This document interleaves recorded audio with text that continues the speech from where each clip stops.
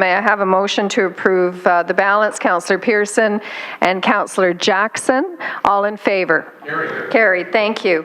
Now we're moving on to public hearings and delegation requests.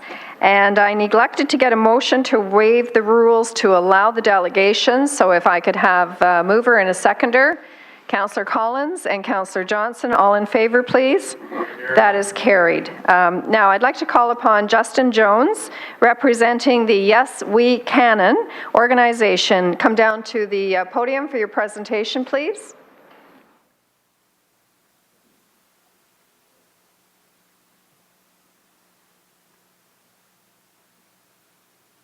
Welcome, Justin. Thank you. Oh, it's a lot louder than I thought. Well, our supporters wear our shirts. I respect the profession of the chamber, so I'm still wearing orange. Still wearing the colors. So good morning, committee members. Thank you, Madam Chair, for the opportunity to speak before you here today. I'm here today on behalf of more than 2,500 Hamilton residents that signed the Yes We Canon petition once again to offer my support for the Cannon Street Cycle Track project as it's being presented today. First off, I'd like to thank city staff. They have really been wonderful, keeping us involved in the process in really what I would say is an absolutely unprecedented level of participation in a project of this scope and scale. So thank you to city staff, particularly Al Kirkpatrick and his team. They've been really great. The last time I was here talking to you about Cannon Street, I brought spades of statistics, data, evidence, all sorts of things to show you how and why that project would work and how, in fact, Cannon Street would work better with the cycle track. Today, I'm going to leave the stats, the figures, the numbers. I'm going to leave that all to the very competent city staff because I think that they know this stuff inside out. So I'm going to be here to remind you guys with a couple of stories why this is so important to our city. So I don't know if a lot of you guys know this about me, but I'm not a born and bred Ontarian. I was actually born and raised in a town called Carstairs, Alberta. It's about 40 minutes north of Calgary, and it's the kind of place where if you can't see your destination from out your front door, you're getting in your car and driving there, and that's the kind of world that I grew up in. I remember when I turned 16, the first thing I did was take my driver's test, run out and buy a 1984 Chrysler Fifth Avenue. It was basically a couch on wheels. I relied on a car very heavily. I didn't come from, I didn't move here from Amsterdam. I didn't come from a cycling family. In fact, most of my family actually thinks I'm crazy that I actually get around the city on bike, surprisingly. They're all back in Alberta still. So I went through my teens relying on a car. I moved to Edmonton when I did my undergraduate degree and I started walking a bit more, but I still relied on a car to get through most of the things I needed. It wasn't until I moved to Toronto at the age of 23 years old that I got so tired of waiting for the Toronto Transit Commission streetcars that I decided that it was time to get on a bike and get to my destination quicker. So that's the reason I'm telling you guys this story is because I think it's indicative of hundreds of comments that we received during the Yes We Canon campaign. We heard a lot of people that said, I want to ride my bike more, but I don't feel safe. I was fortunate enough when I was living in Toronto to have a bike lane literally right in front of my apartment building. So every trip that I made during that first year while I was building the confidence on my bike after not being on one for 10 years was in a place where I felt safe. And that's unfortunately not the reality for over 50,000 residents in downtown Hamilton that are in the area that's surrounded that's bordered by Victoria, all the way over to Kenilworth, where there's no safe cycling infrastructure. So those people aren't allowed to do the kind of thing that I did. The Cannon Street Cycle Track would make cycling much more accessible to many people, and the experience from all around North America has shown that this type of infrastructure, the physically separated, bi-directional, high-visibility cycling infrastructure, gets more people on their bikes. And it moves cycling out of the realm of people that look like me, the 18 to 34-year-olds, and it also moves it out of the realm of what I like to call mammals, middle-aged men in Lycra. I'm sure we've all seen several of those on the road. So it gets more women, children, seniors, people that aren't experienced cyclists. It gives them an opportunity to ride and feel safe. The way I look at this, Council, is I don't want to force anyone to get out of their car. That's not my objective. But I want to know when I choose to get out of mine that I feel safe. And more importantly, I want to know that when my wife goes for a ride, when my friends go for a ride that haven't been on their bikes for a decade, that they feel safe too. And that's what the Cannon Street Cycle Track project is all about. All over North America, consensus on the importance of cycling infrastructure is building. Last year, at the United States Conference of Mayors, civic leaders from all over America released a resolution, and it read, and I'm going to read this verbatim because I think this is important. Communities that have invested in pedestrian and bicycle projects have benefited from improved quality of life, healthier population, greater local real estate values, more local travel choices, and reduced air pollution. That's from the United States Conference of Mayors 2012. That sounds pretty good, doesn't it? Cycling infrastructure, it attracts young talent. It makes our communities more vibrant, safer, better connected. It increases physical activity levels.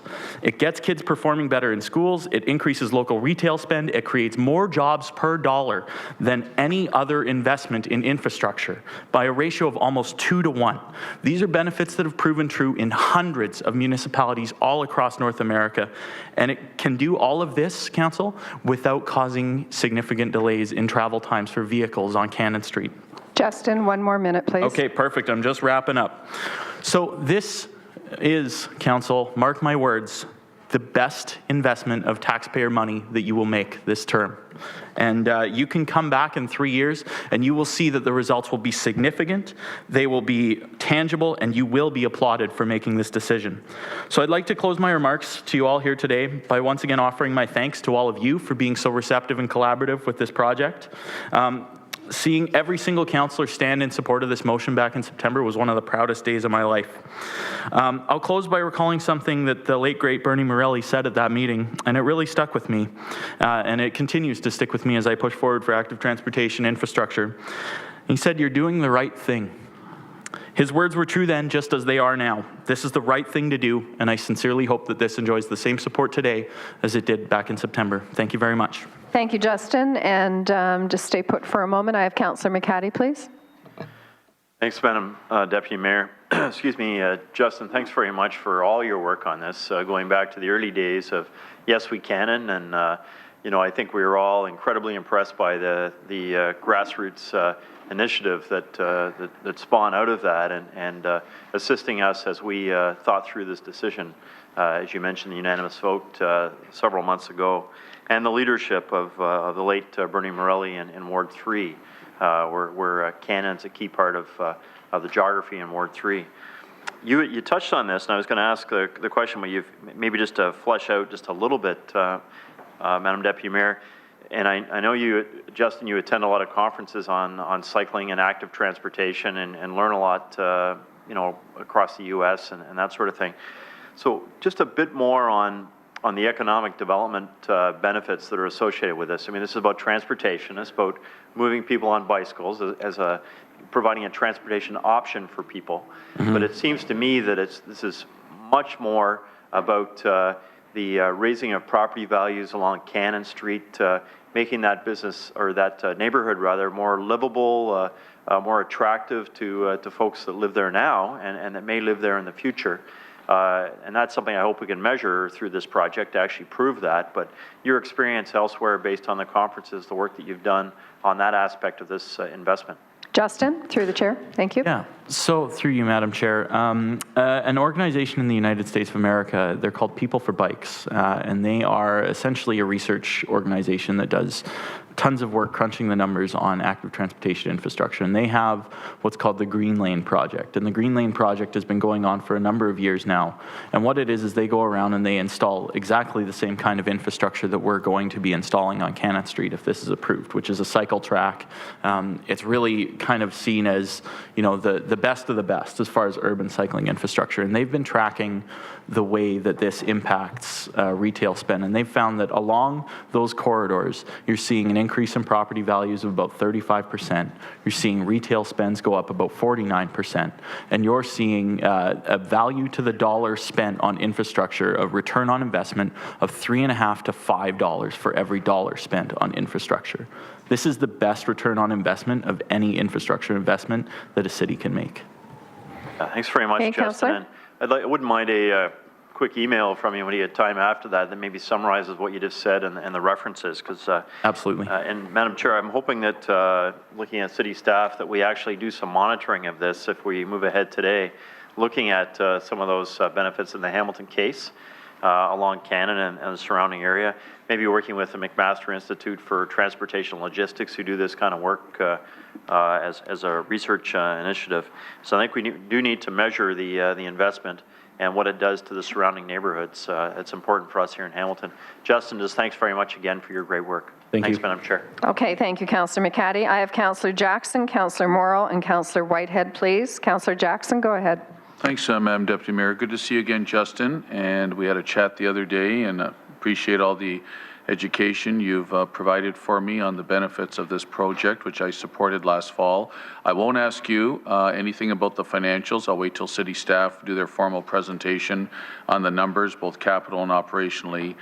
Justin, you know, if this continues and goes ahead and gets ratified today and next week at council, whoever's here on council in the next term, Madam Deputy Mayor, there'll be people both within City Hall, within City Council, within the community who aren't necessarily sold on this kind of cycling infrastructure to the degree and the amount that we are going to hear about today, and who are going to say that it could have been used in other areas of traditional, more traditional type of infrastructure, roads, sidewalks, water main replacements, etc. You know, the onus, I would suggest, Justin, is going to be upon you and the cycling community to ensure this infrastructure is well used. Madam Deputy Mayor, through to Justin, maybe for a comment, please. Sure. Justin? So I find I'm 100% with you, Councillor Jackson. I think that we need to be making sure that this is based on evidence, and you know, evidence from hundreds of North American cities, everywhere from Charleston, I can't remember if it's North or South Carolina, I always get the two confused, to places like Indianapolis, to places like Pittsburgh, where they have no grid and an incredibly hilly geography. When they've installed these kinds of infrastructure, they have seen ridership absolutely spike. And so, you know, if Hamilton happens to be the one example of over 400 cities where we're seeing huge increases in ridership across North America, then I'm happy to come up here and eat my words in 3 years, but I really don't think it's going to happen. Thank you, Justin. Councillor? Appreciate the sincerity of that response, Madam Deputy Mayor. Thanks, Justin. Okay, thank you. Councillor Morrow, please. Thank you, Madam Chair. I support this very strongly, and it's very exciting to see, and certainly would want to recognize the position taken previously by the late Councillor Morelli, and I support that completely.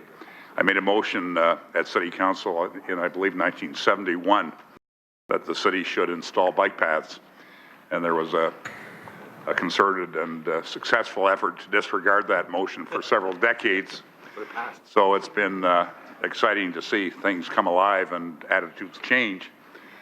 Thanks to people like this gentleman and others in the community who have led the way with provision for bike paths and two-way streets and all the other improvements to the streetscape that make us a more livable city. So it's an exciting time. Thanks to Councillor Farr and staff people, I've been able to get up to snuff on the financing of the project and how it involves wards 2 and 3. Jason's been working very hard on it. The only problem is he keeps coming back at me with different figures. They change, and they seem to go down for a while and then back up. So I'm trying to do the mathematics for my area rating budget. I'm sure it'll end up the right figure no matter what level it's at, because it's worth the effort and worth the completion of this project. So it is very exciting. I think it's a good step forward for the City of Hamilton. I trust that all on City Council will support it. Thank you. Okay, thank you, Councillor Morrow, and thank you for getting the ball rolling back in 1971. Next on the list, I have Councillor Whitehead, please. Questions for Justin? Thanks, Justin, and I certainly supported the concept. I think pilot programs, that's just what they are, is to test the theory. I hear the commitment and dedication, but to me, at the end of this exercise, because I'm not going to prejudge this exercise, and I know that the costs are going up, but that's not going to deter me from supporting the pilot program. But what really will be the telltale is at the end and the conclusion of that pilot program, cost-benefit analysis, quality of life would be part of that measurement, certainly. but at these prices, we couldn't put too many bike lanes in on the ongoing operating cost, not because it's not a good idea, it's just that we also have this other piece that we have to keep our eye on, and that is affordability in the community. Or what else do we cut to continue the expansion of a great program? So you would support, I guess the question is, seeing the pilot program through and having, and setting a terms of reference, because I think we need to agree on that terms of reference in regards to the measurement of the success or failure of this particular program. Justin? So just to clarify your question, I mean, I think that, you know, it's really important to run a cost-benefit analysis on this entire thing. And when you're talking about this kind of infrastructure, the cycle track, I mean, you know, like I say, the cycle track is like kind of it's kind of like the highway of cycling infrastructure. And so it's not for every road, and it's not something that you want to deploy, you know, absolutely everywhere, because it wouldn't make financial sense. You're right. We want to make sure that we're putting what makes sense where it makes sense. And on Cannon Street, this particular piece of infrastructure definitely makes sense.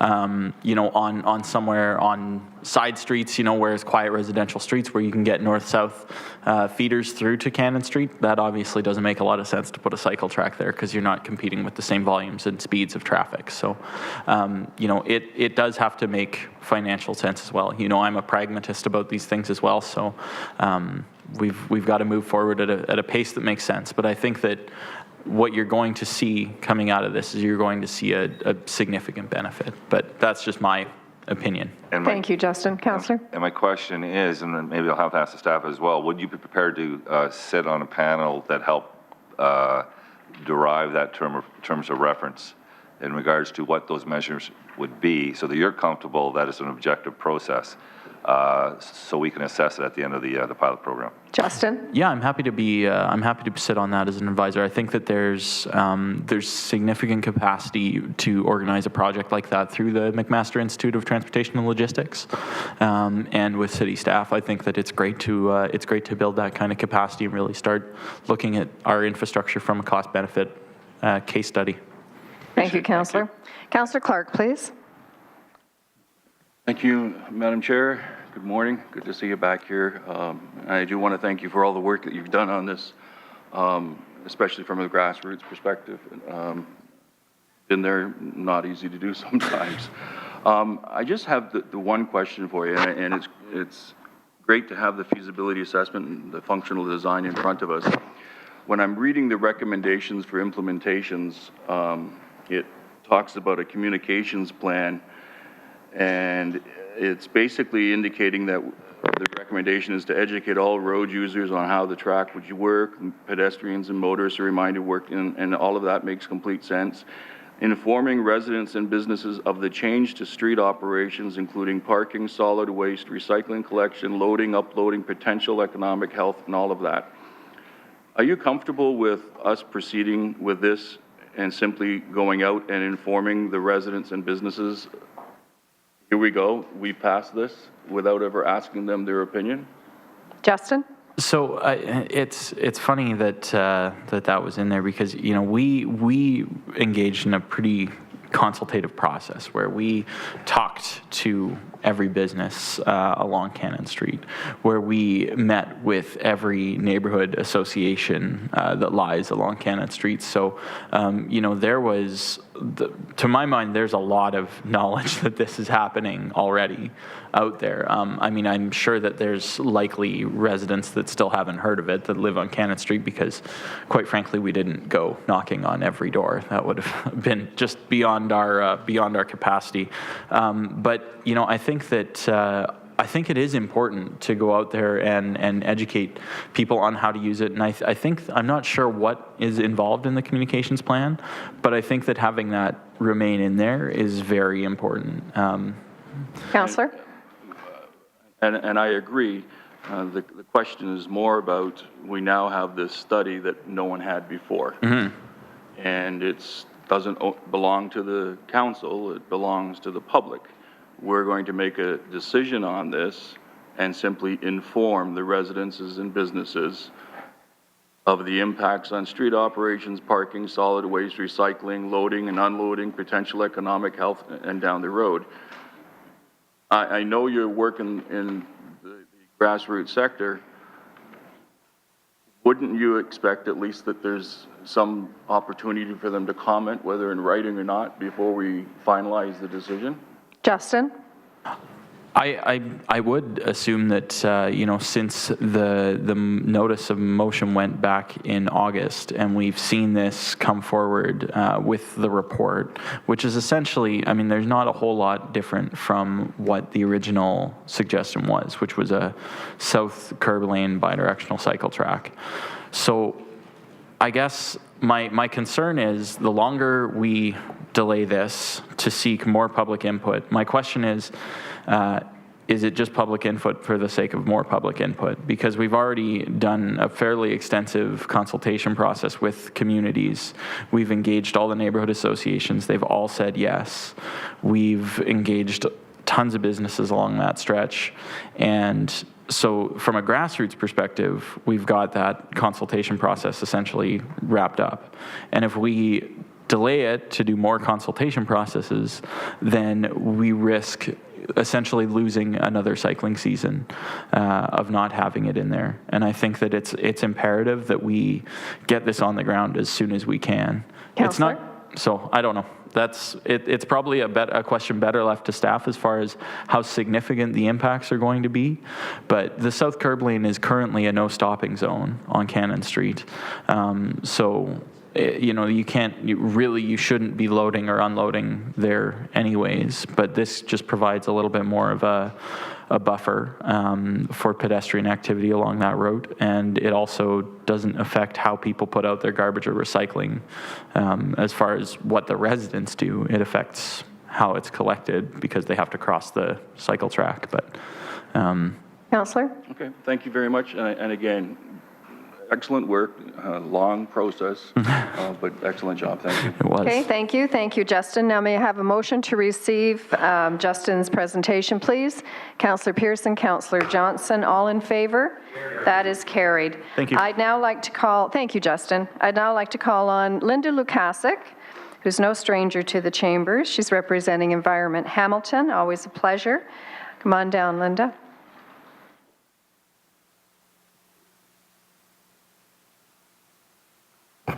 Good morning, Madam Deputy Mayor and members of committee. Good morning, Linda. Thanks for the opportunity to speak to this issue today. And I want to start by saying Environment Hamilton really wanted to be here today to voice our support for the fantastic work that the Yes We Can and folks have done. It's been an incredible grassroots campaign and pretty exciting outcome in bringing us to this point. So we strongly support the recommendation that's before you this morning. We see the great need to improve east-west routes for cycling in the city.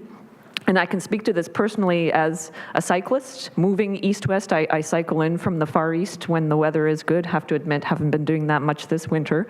But I can tell you it's a real struggle finding continuous east-west routes that cyclists feel comfortable on. So I have the luxury of choosing a route that's south of Main that gets me on quiet back streets. But for a lot of people who are north of Main Street, there really aren't a lot of viable choices. So from that point of view, there's really a critical need if this community is committed to active transportation to providing that route.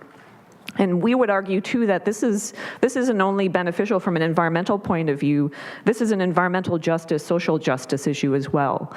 So I think anyone who cycles in this city will know that there are a lot of folks in this community who are cycling because they don't have another option. So for us, this is really important for that reason, too, to provide those viable routes for people who are getting back and forth to work or school by bike. And they're doing it on Cannon Street now in ways that aren't ideal. So I think as a community, we've got an obligation to make improvements and provide safer options for people. On the costs of the pilot, I just wanted to make a few comments there. And one of the benefits of having Don McLean as a co-founder is you can go to Don and get facts and figures. So I asked Don a few questions about costing here so that I could present that to you today. So you can think about these numbers as you're thinking about the cost for this initiative. So Don has made me aware of the fact that the 2014 capital budget allocates $99 million for road construction and rehabilitation. More than a third 1/3 of the $288 million capital budget, spending budget that's approved for this year. Reconstructing 1 kilometer of Lake Avenue in Stony Creek, for instance, including replacing the water mains, cost $2.1 million. And in contrast, the annual capital budget for bike lanes is $300,000, and that was apparently reduced this year to $200,000 based on an argument that some money from last year wasn't spent. So even at $300,000, this is less than 1/3 of 1% of the road's budget. So just to give you a sense of just the spending differences right now. So for us, this proposed pilot really sets us on track, pardon the pun, and really demonstrates a solid commitment to the importance of active transportation in Hamilton. I think you've heard a lot of good reasons from Justin about why this would help to do that. The benefits of this approach in Hamilton go far beyond the environmental. They include human health and socioeconomic advantages, as I've pointed out. And I would argue, too, that this initiative is going to have extremely positive benefits from an aesthetic and quality of life point of view along Cannon Street. I think it's going to go a long way to making that stretch of Cannon look a lot better and feel a lot better for anyone, whether they're driving through or walking or on a bike cycling through that area. So please, we're really urging you today to support this recommendation and to get this project moving forward. Thank you. Thank you very much, Linda. I appreciate that. I have Councillor Whitehead, please. And I have no problem with the capital side. It's the ongoing operating side, and you didn't talk about the operating. I think in this report, there's indicating, I think, 700,000 or whatever on the operating side. So do you know if Don or anyone has broken down those kinds of numbers in justification? My understanding is that's just over 700,000 for 3 years. Don didn't dig into the details of those numbers for me. I have read, I know there was an interesting analysis done in Raise the Hammer, if any of you follow Ryan McGreal and others who write for Raise the Hammer. And I know one of the things that was highlighted there was what people feel is a very high cost allocation for 3 years of snow removal in that curb lane, $180,000. So people are questioning whether that's a very realistic number, or whether it's a lot higher than it actually will be. I appreciate that, and that's why I'm committed to the, regardless of what's there in the estimates. At the end of the day, you don't really measure that until the conclusion of the pilot program or on an annualized basis. We'll have a better idea. Those might be very conservative numbers. We might find that those costs are considerably less than that. But I just want to know since that is in the report, what the view was. Thank you. Okay, thank you. Councillor Clark, please. Thank you, and thank you again, Linda, for coming out and assisting us with our decisions on this item. And you're correct, I've got lots of questions on finance, but I won't go there with you. I will be asking staff some questions. The same question I asked Justin. You've been a planner, you've been involved in many organizations. This is the first time that the public has seen the feasibility study, and I would suggest that not an overwhelming number of people in the city actually knows there is a feasibility study now completed on this particular project. The comment or the question about the communications plan, do you think it's sufficient simply to inform the residents that we now have this plan and we're supporting it and moving forward with it? Or should we be asking for their comments? Linda? They've never seen this. Through you, Madam Chair, no surprise, we're strong supporters of good consultation. But I would imagine, and again, I've never been involved in planning the implementation of a cycle track, but I would assume that there would be opportunities along the way to tweak the design and make sure that it works in a way that people are happy with. I guess the reality at the end of the day, and I think you as councillors all know this, you're never going to make everyone happy.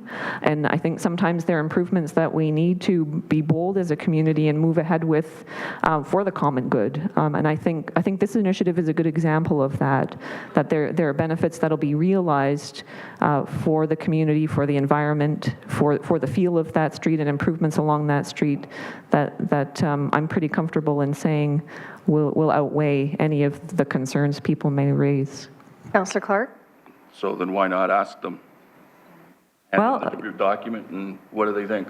Linda? Yeah, I don't see why you couldn't as part of the process, but I would hope that you can make the commitment to move ahead. I think I share the concerns that Justin Jones has raised about the need to really get moving on this piece. This is a critical infrastructure improvement for our community that we wouldn't want to see delayed for another year. Councillor? Thank you. Okay, thank you. And a motion, please, to receive Linda's presentation. Councillor Johnson and Councillor Pearson, all in favor? Thank you. Sean Burke, would you please come down to the podium? He's representing Hamilton Bike Share. And just a reminder, Sean, you have 5 minutes, please. Thank you, Madam Chair. I have a PowerPoint. Is it possible to, it's just a short PowerPoint? Carolyn, can you assist with that, please? I gotcha. You want to speak before the presentation? This final presentation, is it okay to move 7.3 up in the agenda, which deals with this issue? I will appeal to your good nature, Madam Chair. That would be seconded by, I'll move it, seconded by You're Councillor McCann. assuming good nature here, Councillor. We'll have a discussion about that once we get the presentation up and running. Go ahead, Sean, please. Thank you, Madam Chair, and thank you for the opportunity to speak today. I'm speaking on behalf of Sobe Hamilton, otherwise known as Hamilton Bike Share. As you know, we're getting 750 public bike share bikes deployed in the city this summer. I have been helping the parent company get things rolling on the ground, and will hopefully be moving into an operational capacity there once things launch. So that's why I'm here. And I'm here to speak in support of the Cannon Cycle Track. Oh, thank you. So the city's words, I just did some quick research this morning on the city's website. The City of Hamilton provides a combination of off-road multi-use paths, on-street dedicated bike lanes, and on-street signed bike routes to serve recreational and commuter cyclist needs. Cycling as a means of transportation helps address environmental issues such as pollution and climate change, and it also improves your personal health through increased physical activity. 1/3 of all Hamilton commuter trips are within 5 kilometers of work, not even including school trips. That's a travel time of 25 minutes cycling at an easy pace. So this is on the city's website, is the stance about our support of cycling and why we should support it. As was mentioned earlier, our roads budget, the number I got from maybe it was a preliminary, was $97 million. I'm focusing on Lower Hamilton right now because that's what's going to be most affected by the Cannon Street cycle lanes, and it's also where the bike share system is going to be launched. So, and for space and time, it's hard for me to fit the entire city on one. So these are our current bike lanes. There's a few nice long continuous stretches, but it's very broken up. The city cycling map includes a lot of routes that are suggested riding, mostly in mixed traffic, fine for people who are very confident already on their bikes, but not so great for getting new people out on their bikes. This was also in the budget, was already mentioned. We're reducing it by $100,000. So we're spending $200,000 on a network that looks like this. Getting rid of the roads, you can see that it's really broken up. This adds the Cannon Cycle Track, a very necessary east-west link. The majority of traffic in this city moves east-west. We need a link for people no matter what mode of transportation they choose. HSR has very good east-west links. The road system offers very good east-west links for car drivers, but for cyclists, the picture is not so great. And here it is overlaid again. The Cannon Street Cycle Track capital investment is less than 1% of the entire roads budget, but it will increase the Lower Hamilton number of kilometers of bike lanes by 33%. It's a pretty good bargain. This is just a quick note about where the money is coming from. I'm sure you all know that already. And these are just some notes. A small increase in the number of cyclists helps to recoup the investment in bike lanes. It's all about safety. People will go out of their way to use the bike lanes, so I believe that the concerns about them not being used will prove to be unfounded. People will use these lanes. As part of the bike share project, we did an electronic and in-person public feedback period. This is one example of feedback we got from one citizen. As an avid year-round cyclist, my main concern for the bike sharing program is about infrastructure, as it seems the program is putting the cart before the horse. We received a ton of very positive feedback, and we received a few constructive comments. I won't call them negative. The most common constructive comments were along the lines of this, where we need more infrastructure, and also people who wanted the bike share system to be more extensive. They wanted it in more neighborhoods, reaching greater parts of the city. So really, it's not negative commentary. It's very constructive, forward-thinking commentary that helps us to determine what we need to do in order to make this a bike-friendly city. Bike share can work with minimal infrastructure. I am confident that it will succeed here, even with the current network, because we have a very tight city grid, but it will be much more successful if we have the infrastructure to support it. And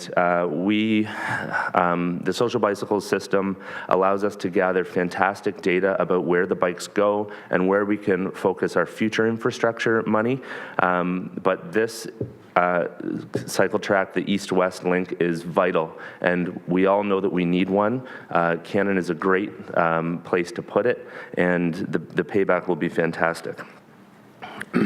I'll also suggest that, just for those who aren't aware of the funding for bike share, the capital expense was covered through Metrolinx, and the operational expense will be fully handled by a local nonprofit that's going to be set up to run the show. So it's expected to operate with no future input from the city.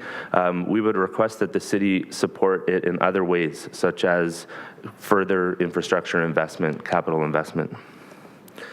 So I'm asking, through the chair, for council to vote yes unanimously. It would show great support for cycling in Hamilton, and we're all going to benefit from this. Thank you. Thank you, Sean. Good presentation. Appreciate it. I have Councillor Clark, Councillor Jackson, and Councillor Farr. Councillor Clark, please. Thank you. Excellent presentation. I don't know if you can get that flipped back to your map. I think so.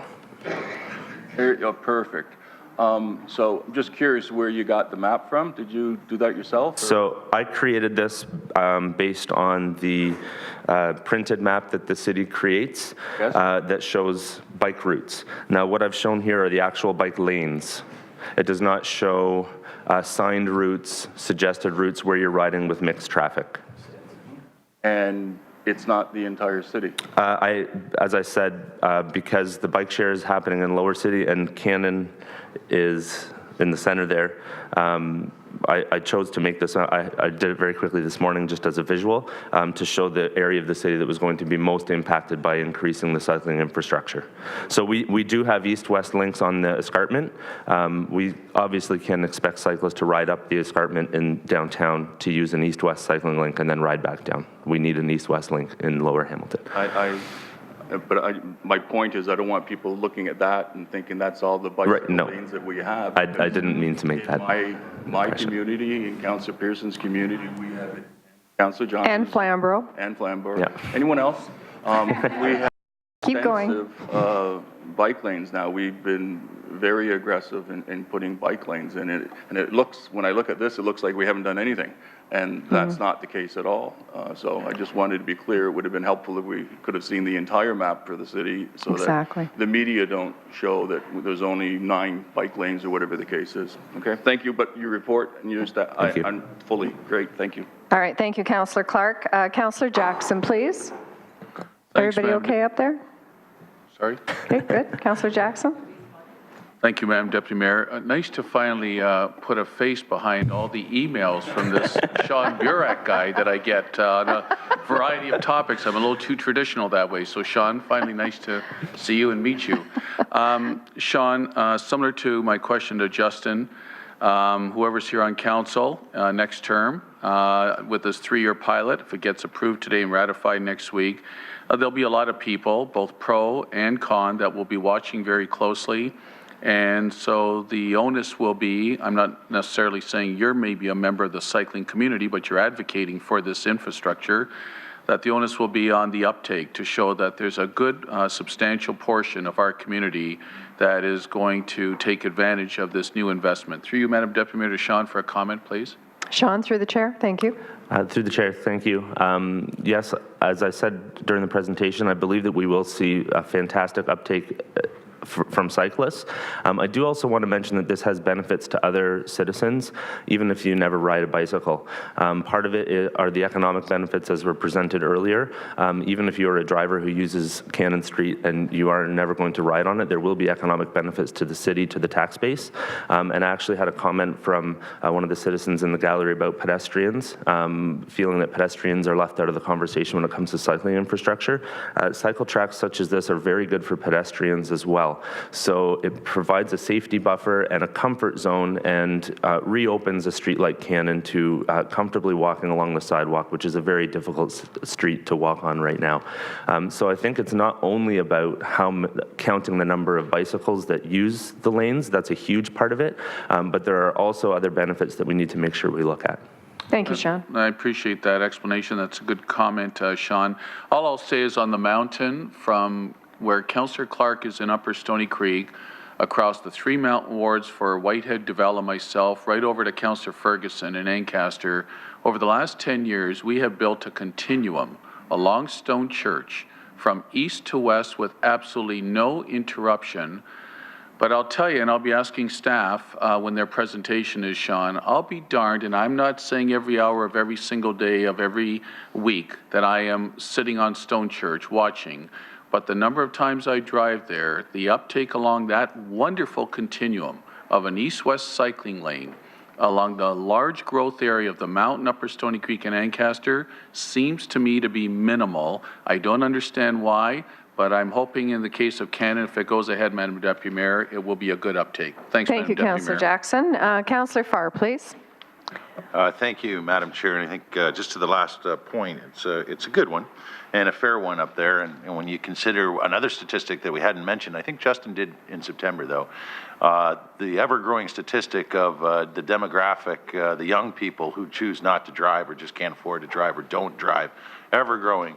We'll probably continue to see even more uptake in areas, not just here, but throughout our city. If I can, through you, ask Sean to go to that slide that had the 33%. There it is. So a 33% lane increase in kilometers through you, Chair, across the city. So this was, again, Area. just the picture that I'm showing, just to give some insight into investment in the lower part of Hamilton where we lack the east-west And system. have you and your group at Bike Share, who do great work through you, Chair, looked at any projections, knowing that, and you know, Sean, Hunter's on its way in the spring, long overdue. We put it off last fall due to weather and challenges. And Councillor McCaddy, through a participatory budgeting process in Ward 1, will see an extension of this Cannon Street lane right to Dundurn. Do you know the percentage, once you factor that in short order, that'll be in place through you, Chair? Through the chair, I have not done those calculations. I'm actually personally in the middle of doing a study like that of all of our cycling infrastructure. I'm happy to send it out to council when I have that, because it's interesting information to have, even aside from this project. Okay. So that'd be great. I appreciate all the presentations, Linda, Justin, Sean, and I'll receive this presentation and move that we move item 7.3, seconded by Councillor McCaddy, up in the agenda so we can follow. Well, before we get to that, I need to receive Sean's presentation, but I first need to check, are there any more speakers? Councillor Clark, did you want a second time, or are you on the motion? No, I'd like to speak to the motion before it's a All right, vote. so we are not doing the motion until we follow the right procedures. move to receive. Councillor Farr, on this item, Councillor Marula. Just quickly, not to belabor the point, I support what's before us, but I think in all fairness, we should incorporate and separate commuter lanes to that of the recreational cycling as well. Because when we look at our recreational cycling components, we have probably one of the best networks in Ontario. And I'm an avid cycler on those trails. And the valid point is that from my home to City Hall, I don't feel comfortable cycling. And so that is a very valid point from the east-west component. But let's give a little bit of credit, or if not a lot, to our recreational trails, because I believe they're second to none. Thank you. All right, thank you, Councillor Marula. So I'm no further speakers for Sean.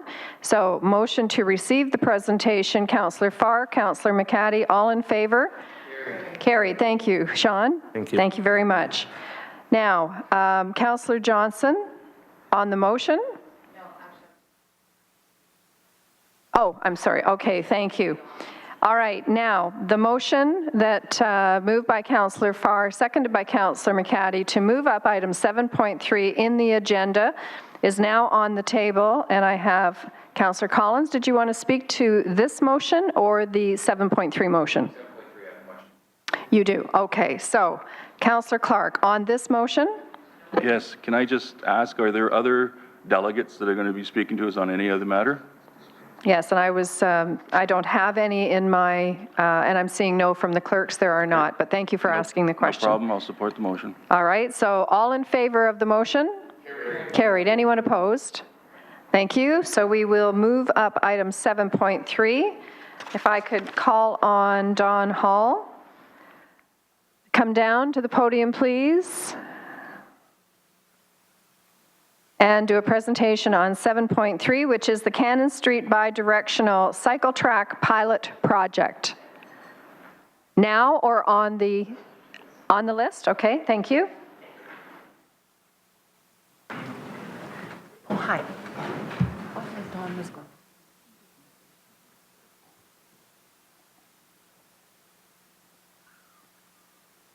So is Don Hall and Al Kirkpatrick not coming down? Thank you, Madam Chair. We're here. Oh, there you are. I have the pleasure of introducing this report, Madam Chair. At the podium is Norma Moores, who is one of our principal consultants on this assignment. Norma is a PEng and an associate with IBI Consulting, who we engaged to undertake this project, and is also Canada's only certified complete streets instructor.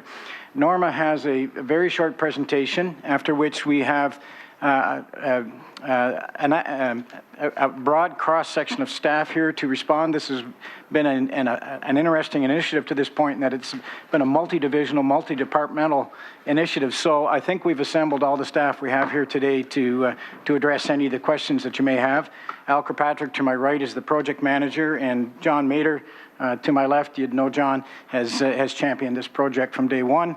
We also have staff from all other departments here today that we think would be necessary to address your questions, Madam Chair. All right, thank you. So just to be clear, there will be no staff presentation. The only presentation is the one in front of us. Yes, Madam Chair. And it will be Norma Moore from IBI doing the presentation. Welcome, Norma. Please go ahead. Good morning, everyone. Thank you, Madam Chair, councillors. It's my pleasure to be here on behalf of IBI Group. We were retained to do a feasibility study and a functional design plan to help us put together a cost estimate for this project. So our report really covers off looking at a variety of different assessments in terms of the impact of this project, both benefits and other impacts. And we met twice with the Transportation Coordinating Committee to get feedback from staff and a long list of departments that continued to inform the report as it progressed. It was very quickly put together, but very comprehensively involved many staff to provide their input into the report, as listed there. The summary really is that it can work. We can fit this bikeway into Cannon Street. There are some impacts, but we really do believe from a technical perspective that it can work. What we really are seeing is reducing, our recommendation is to do a design that would reduce Cannon Street from 4 lanes to 3 lanes during the peak periods west of Victoria, and reducing Cannon from 4 lanes to 2 lanes east of Victoria, where traffic volumes are much lower. That it would require prohibiting parking during the AM peak period west of Victoria. That's a new condition of parking. We do prohibit it during the PM peak period now. And introducing all-day parking between Victoria and Wentworth. East of Wentworth, there is already all-day parking. And the pilot project really is a new type of bikeway that would introduce new ideas, intersection crossing markings, different types of separators and other things that we could test out to see how well they would work work over the 3-year period. The main issues to overcome is that it's a really tight corridor. There are pretty narrow lanes in Hamilton, and Cannon is no exception. So really achieving design criteria for all the modes, whether it's transit, traffic, cyclists, pedestrians in that corridor is challenging, but we believe we have a design that can work. Maintaining access to the infrastructure and utilities on the south side, of course, is one of the big concerns because of the cyclists who are riding against traffic in that contraflow lane. So imagine a truck pulling over to do maintenance, and we have to have a plan in place to help divert or detour those cyclists who are oncoming to traffic if the bike lane is blocked for maintenance. And the bikeway separator itself will cause some issues with changing the way waste collection is done, street maintenance, emergency service, and the like. I'll go over those in a little more detail as we walk through the assessment. And basically, we looked at a couple of different strategies for implementing the cycle track. Strategy A and B. Strategy B is looking at retrofitting that cycle track within the existing lane along the south side of Cannon. So we're leaving all of the lanes as they are, except for that south lane. So we end up with 3 general purpose travel lanes during the AM and PM peak period with that parking permitted in the north, except during the AM and PM peak periods. The cycle track is in the south curb lane. The separator, because the lanes are fairly narrow on Cannon, the travel lanes, the separator width will be about 0.4 to 0.5 meters wide. But east of Victoria Avenue, we see a change in the traffic volume. So there the strategy was different in that we would look at restriping all of the travel lanes so we could get a little bit more space for a better bikeway design. That would allow us to have 24-hour parking along the north curb, except where we have bus stops. We would have 2 general purpose travel lanes on that section of Cannon. The cycle track again is in the south curb lane, and it gives us a little wider buffer for that cycle track, up to 0.85 meters and many locations along that section of Cannon Street. So this is what it would look like sort of in cross-section. The blue area around the cyclists is the area that they need to operate. The dark blue is sort of that essential maneuvering area. The light blue is that sort of lateral clearance that helps cyclists feel comfortable when they're passing each other, when they're passing barriers, or when they have other traffic passing. And when we have large trucks and motorists, we like to have sort of that 1 meter separation between the cyclist and that traffic. So this type of cycle track in this corridor is a good design that can help provide that additional buffer from moving traffic. So this is showing what it would look like from Hess to Victoria. We have the 3 lanes of traffic. The north lane would permit parking in the off-peak hour, and the cycle track is in the south lane. It's a little bit narrower than what we would like at 2.8 meters, but it's still quite a reasonable facility for the cyclists.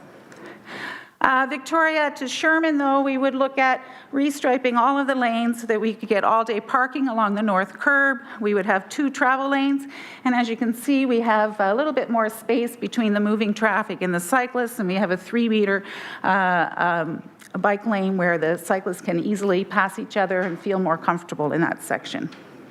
And that's where our traffic volumes are lower. At bus stops, though, we need to widen out that parking lane a little bit. We don't want the buses overhanging into the travel lane where they would get sideswiped, so there would be a little bit of widening of that parking lane, taking that width out of both the adjacent travel lane and out of the width of the buffer between the cycle track and the travel lane, so that the bus can fully pull over at the bus stops without overhanging the adjacent lane. And looking at different designs for the separation between the cyclists and the motorists, we really focused on what types of separators could be implemented as a temporary sort of pilot project and didn't require reconstruction of the street. They could be retrofitted to the existing street, and we looked at examples across Canada for this type of separator. So where we have that width is about 0.5 meters to 0.85, we can put in a painted buffer, and we're recommending some delineators spaced about 6 meters apart along sections of Cannon. But where that buffer is a little narrow, we want a little more positive, separation between the motorists and the cyclists. So the second example is in Ottawa, where a concrete curb is bolted to the road, some flexible delineators at either end where there's breaks in that curb, and that would be used where that buffer is a little narrower. Where we do have, though, the additional width, where we're restriping the whole road east of Victoria, we actually can fit in some planters. So we're recommending sort of 8 key intersections where we would put in 4 planters that would add to the aesthetics of the street. So this is just a rendering of what it could look like. Not as many potholes as we probably see out there now. I'll talk about that a little bit in our contingency. But basically, we have cyclists traveling in both directions on one side of the street with that painted buffer. We're recommending a green line that would highlight that this is not a conventional bike lane and give it a little bit of distinction from that. Now to go over the assessment in terms of the feasibility of this from a policy level down to an operations level. So at a policy level, we see the cycle track align with a number of city initiatives, including the Cycling Master Plan, a number of initiatives at the community level regarding complete streets. It aligns with the Pan Am Precinct Multimodal Link, the Urban Hamilton Official Plan, the Transportation Master Plan, and also with the Hamilton Bike Share being within the Bike Share service area. In terms of cycling, I'm afraid I don't have a map of the whole city, but it does show the bikeway map from the city of Hamilton, and there is really a lack of a strong corridor that connects into the downtown, that connects to Ferguson and to the Bayfront Trail. So it is a key link in the cycling network. We have included in the report a number of summary reports from other sources, including the one that Mr. Jones recommended that you take a look at from the People for Bikes about economic benefit of cycling. It is in the appendix, and it talks about the various indicators for the economic value of these types of cycling infrastructure projects. But there's also a great benefit to individual and public health, to air quality, to tourism, to local businesses. And as Mr. Jones also mentioned, there are really a big toolbox of different types of bikeways that we can use in trying to make a city more bicycle friendly. A cycle track really is appropriate for this type of corridor. We wouldn't build this type of infrastructure everywhere, but when we talk about the speeds and volumes of traffic on Cannon Street, a cycle track operating in 2 directions on one side of the street is an appropriate type of bikeway. We looked at a number of the elements that are included in Complete Streets. This is really a cycling project, so we didn't do a thorough analysis of all the complete street options for Cannon. But we see this project contributing to a number of the Complete Streets elements. A couple that I'd like to highlight is it does provide a buffer between the sidewalk and traffic. It gives cyclists access to both directions, so you're not going to have that wrong way riding on the road or on sidewalks. And it does allow for that all-day parking east of Victoria. In terms of the pedestrian assessment, I can't tell if that's a cat crying or a siren. Go ahead, please. In terms of the pedestrian assessment, what we'll see is that pedestrians will have fewer lanes to cross at crosswalks, which will be an advantage to them, and they will have that buffer between the sidewalk and the traffic. But they will have to take caution when they cross the cycle track. They will have cyclists who will be coming in the opposite direction of the general traffic, so they will need to take caution, and that would be part of that communication plan to all users to let them know you need to look both ways as you cross that cycle track. No changes to accessibility in terms of pedestrian accessibility would be incurred by implementing this bikeway. In terms of transit assessment, we looked at Route 3 and got information from HSR on how well that route is operating. And there's very little recovery time right now with that Route 3. So if there's any increase in travel time, there could be concerns over how well that Route 3 could accommodate it. So as the pilot project unrolls and you may monitor it, there could be a need for additional bus service, another bus on that route. East of Victoria too, where we're restriping the entire road and putting in the permanent parking, we're looking at slightly different design at each bus stop. So if you want to move a bus stop, then you have to go in and shift some pavement markings to change where a bus stop is. This is a little bit graph to show some of the traffic volumes. The yellow and green bars at the bottom are the traffic volumes at all the intersections, signalized intersections along the corridor. And theoretically, the yellow line at the top is what you could carry at full capacity with 4 lanes. And the green line is what you could carry on Cannon with just 3 lanes. So you can see that if we look at from the west of Victoria, the traffic volumes are just below operating at a 3-lane capacity. So we do have spare capacity now. We're going to take up some of that with the bikeway and come a little bit closer to that theoretical capacity for a 3-lane road. But as you can see, volumes do drop off east of Victoria, so where we would be reducing it to 2 lanes, again, during the peak periods, when traffic is the heaviest, we would be just below that capacity for 2 lanes. Oh, and there's the increased travel times that we've modeled with our traffic models, so a 4% increase in the AM and 9% in the PM, so 20 to 35 seconds. And we are concerned about whether traffic will divert to other corridors. When we looked at the city's model, it looks like about 100 vehicles will probably divert to other parallel streets. In terms of parking, there would be no changes to the snow route regulations along Cannon. We see that parking in the evenings west of Wellington is not used very much. We see that we really need to add that AM peak period prohibition for parking at this time to address having 3 full traffic lanes during the heavier AM travel period. But we would be introducing that all-day parking between Victoria and Wentworth. So we have basically 84 spaces that would now have an AM restriction, and we'd have another 46 spaces that would be all-day parking. Loading and unloading is can be a concern, especially if you're adjacent to a cycle track. The loading and delivery zones are signed on the north side of Cannon Street. So any loading or unloading would be in the no parking zone on the south side. It's generally signed as no parking.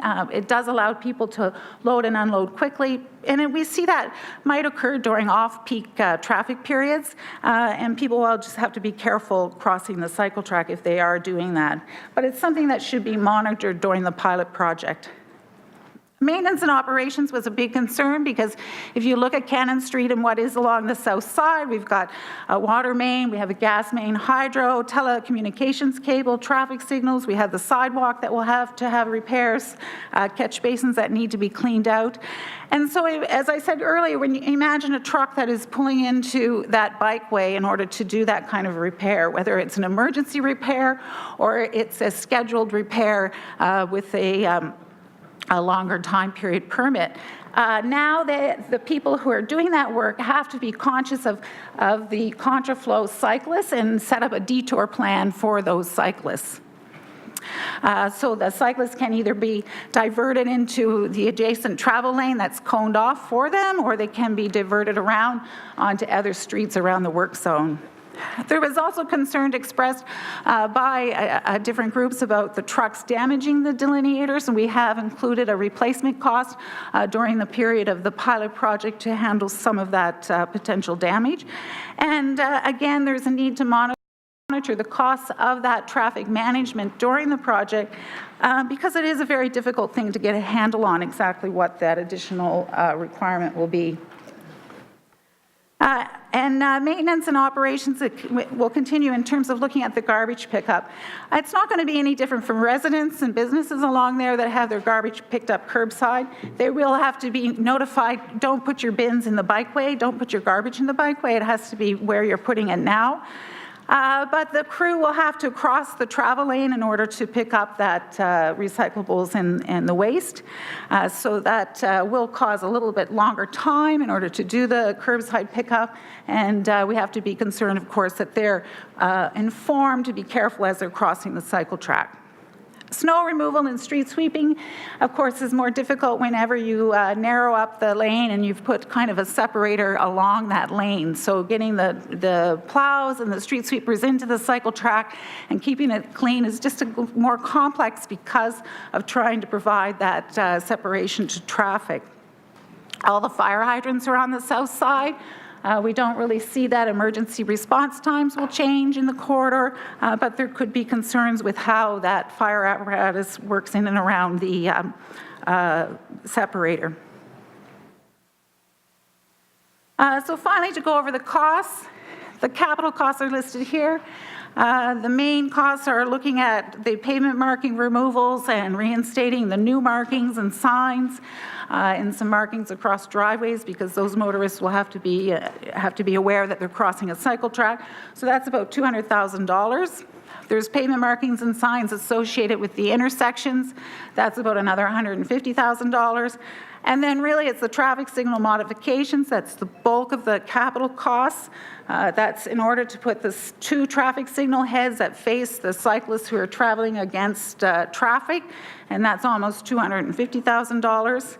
We've included a fairly significant contingency of 25%, and this is really to cover off some improvements to the pavement condition, make sure that there's no large potholes in that section of the bikeway, and any other unknowns, engineering and administration, contract administration. So the total with the contingency and engineering and the CA comes up to $867,000.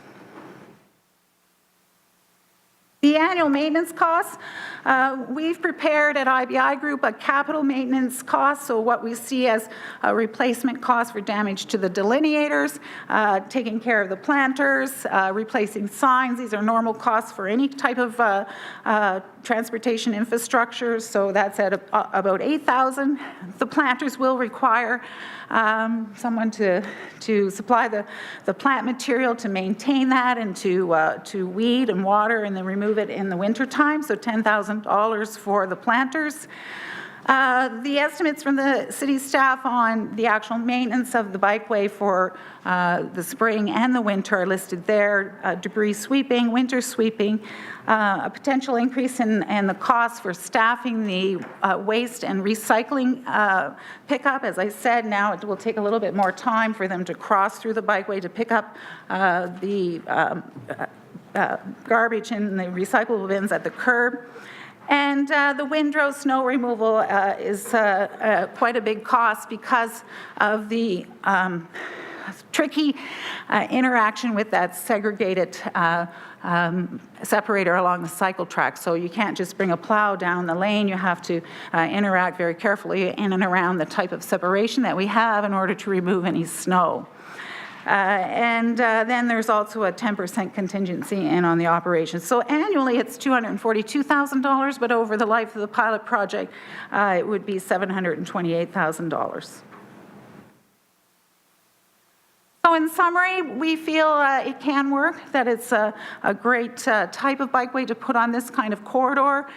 We see 2 different design ideas for it, that west of Victoria we fit it into the curb lane and we prohibit parking during the AM peak hours so that we can keep the travel times during the peak travel periods still reasonable.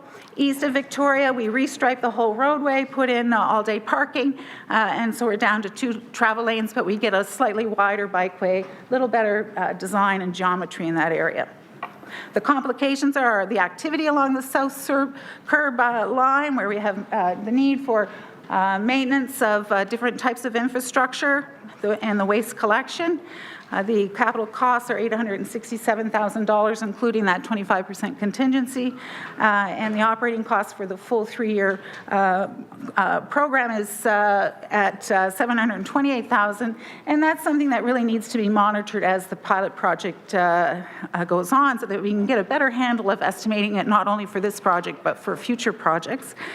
A recommendation would be to have a communication plan, and as Mr. Jones had said, there is a lot of communication around this, but we really need to reinforce to users how the bikeway would work, and also let residents know, remind them where to put their garbage and those kinds of things. And then the monitoring plan would include some of the data that the city routinely collects, but additional data to understand some of these issues that we've talked about today. So thank you very much for your time. All right, thank you, Norma. And get yourself some water. We've got quite a list of questioners. So I would like to just remind my council colleagues that at this time we're going to have questions only, please, for the presenter and for staff who have lined up out there. If you do want to get on the comment list, please let me know when you finish asking your questions, and then I will put you on that list. So I have Councillor Collins, Councillor Clark, Councillor McCaddy, Councillor Johnson, Whitehead, Jackson, and Pearson at this point. If I've missed anyone, please let me know. And we'll start with Councillor Collins, please. Questions for the presenters? Yes, thank you, Madam Chairman. And Norma, terrific presentation, very detailed, and a good summary of what's contained not only in the report, but the, I guess, the added booklet that we received as well. Number of questions. First and foremost, I think you spoke to the issue of EMS, and it says not likely to interfere with EMS times. Can I understand what the comments were specifically from our EMS staff in that regard? Norma, go ahead, please. If I may, through you, Madam Chair. What we saw that coming back from the fire department was more concerns about how they would interact with the delineators, if a fire hose would catch on it or something like that. They didn't really have any response to whether or not they thought their response times would go up or down, but our calculation of the delay to traffic during the peak periods is pretty small, less than 9% in the PM peak and 4% in the AM. Along a similar type of bikeway where they removed a travel lane for putting in a cycle track in downtown Ottawa on Laurier Avenue, they actually tracked the response times before and after removing a travel lane, and there they saw no difference. So based on that experience, and also we talked to people in Vancouver with a similar thing, based on the experiences in Vancouver and Ottawa and the response back from fire, we don't see that as a concern. Okay, that's good to hear. For most of us, and I don't think you were here when we originally received the first information report, and it was stated at the time that we were looking at a cost of between $500,000 and $600,000, and I think Mr. Davis from our Public Works Department said, you know, it's likely to reach $800,000, and now we're looking at something that's a little bit different than that. In terms of the, I'm trying to make sense of the contingency line first and foremost, where it says 25%, and that is not the norm in terms of what we would include in any of our construction projects. If memory serves me right, it's usually between 10, 12, could be as high as 15% in some cases, but that's an exception to certainly what would be considered the rule through our own budget process. So to see the 25% contingency, that number jumps off the page, and it does contribute to the, I think, one of the reasons why we're looking at $1.5 million rather than the original stated, you know, between 500, 600, even 800,000 if we use Mr. Davis's number, which was a guess at the time, and that's why we have this report in front of us to really narrow down at the true costs. So the 25%, and I just want to expand on that. I heard through your presentation that it includes the maintenance of the road where there might be some deficiencies with asphalt. We want it to be a surface that certainly allows people to travel on it safely. Reduce our risk management claims, obviously, at the city, increase public safety in that regard. So I understand that. But the city already has a budget to maintain this road. So regardless of whether or not the delineators were there, we would call our Public Works Department and say, you know, could your operations staff travel down to Cannon Street? There's, you know, 10 potholes on Cannon between X and Y intersections. Please fill, and there's no increase in cost. So it almost seems like we're double counting in that respect. And can you help me understand how we've arrived at the scenario you've presented in the book and rationalize it with our current service provisions. Norma? Through you, Madam Chair, at a functional level of detail, we don't have the benefit of a detailed design plan rolled out from one end to the corridor to the other. So typically a contingency will be carried a little bit higher if we only have sort of a functional design plan. So that's one reason why it's higher. We haven't done, for example, an inspection of all of the traffic poles to see whether or not they can handle a mast arm for additional traffic signals. We've assumed 20% of them may need to be replaced, so that could go up or down. So the contingency does include some of those estimates based on the fact that we don't have a detailed design plan yet. In terms of the pavement condition, and maybe staff can help me with this a little bit, but the municipal regulations have a minimum level of service requirements for potholes, but cyclists are more vulnerable to irregularities in the pavement, so there may be sort of additional attention have to be paid to that would be over and above what would be regulated for other travel lanes of the roadway. We also need to look at the catch basins, make sure all of them are bicycle friendly. That's not an inspection that we would have done during functional design. So there's sort of a combination of both the fact that we have a functional design level of detail, and we know that cyclists are a little bit more vulnerable to some of those conditions that they have to be looked at carefully. Councillor? Is there someone Yeah. here who's I don't think so. no? So in terms of the, most people who read this report would consider this almost the detailed design of the project. When do we reach that stage? If this is sort of the functional, we'll narrow it down to certainly understand what the true cost is. When do we reach that stage? Through you, Madam Chair. Norma? Through you, Chair.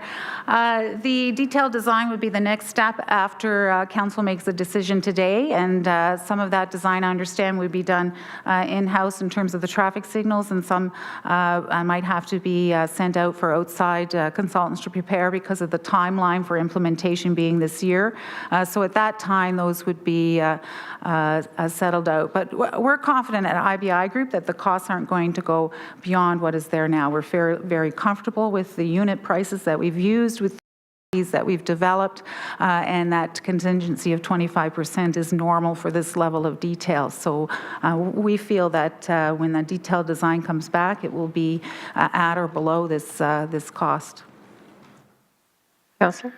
Okay.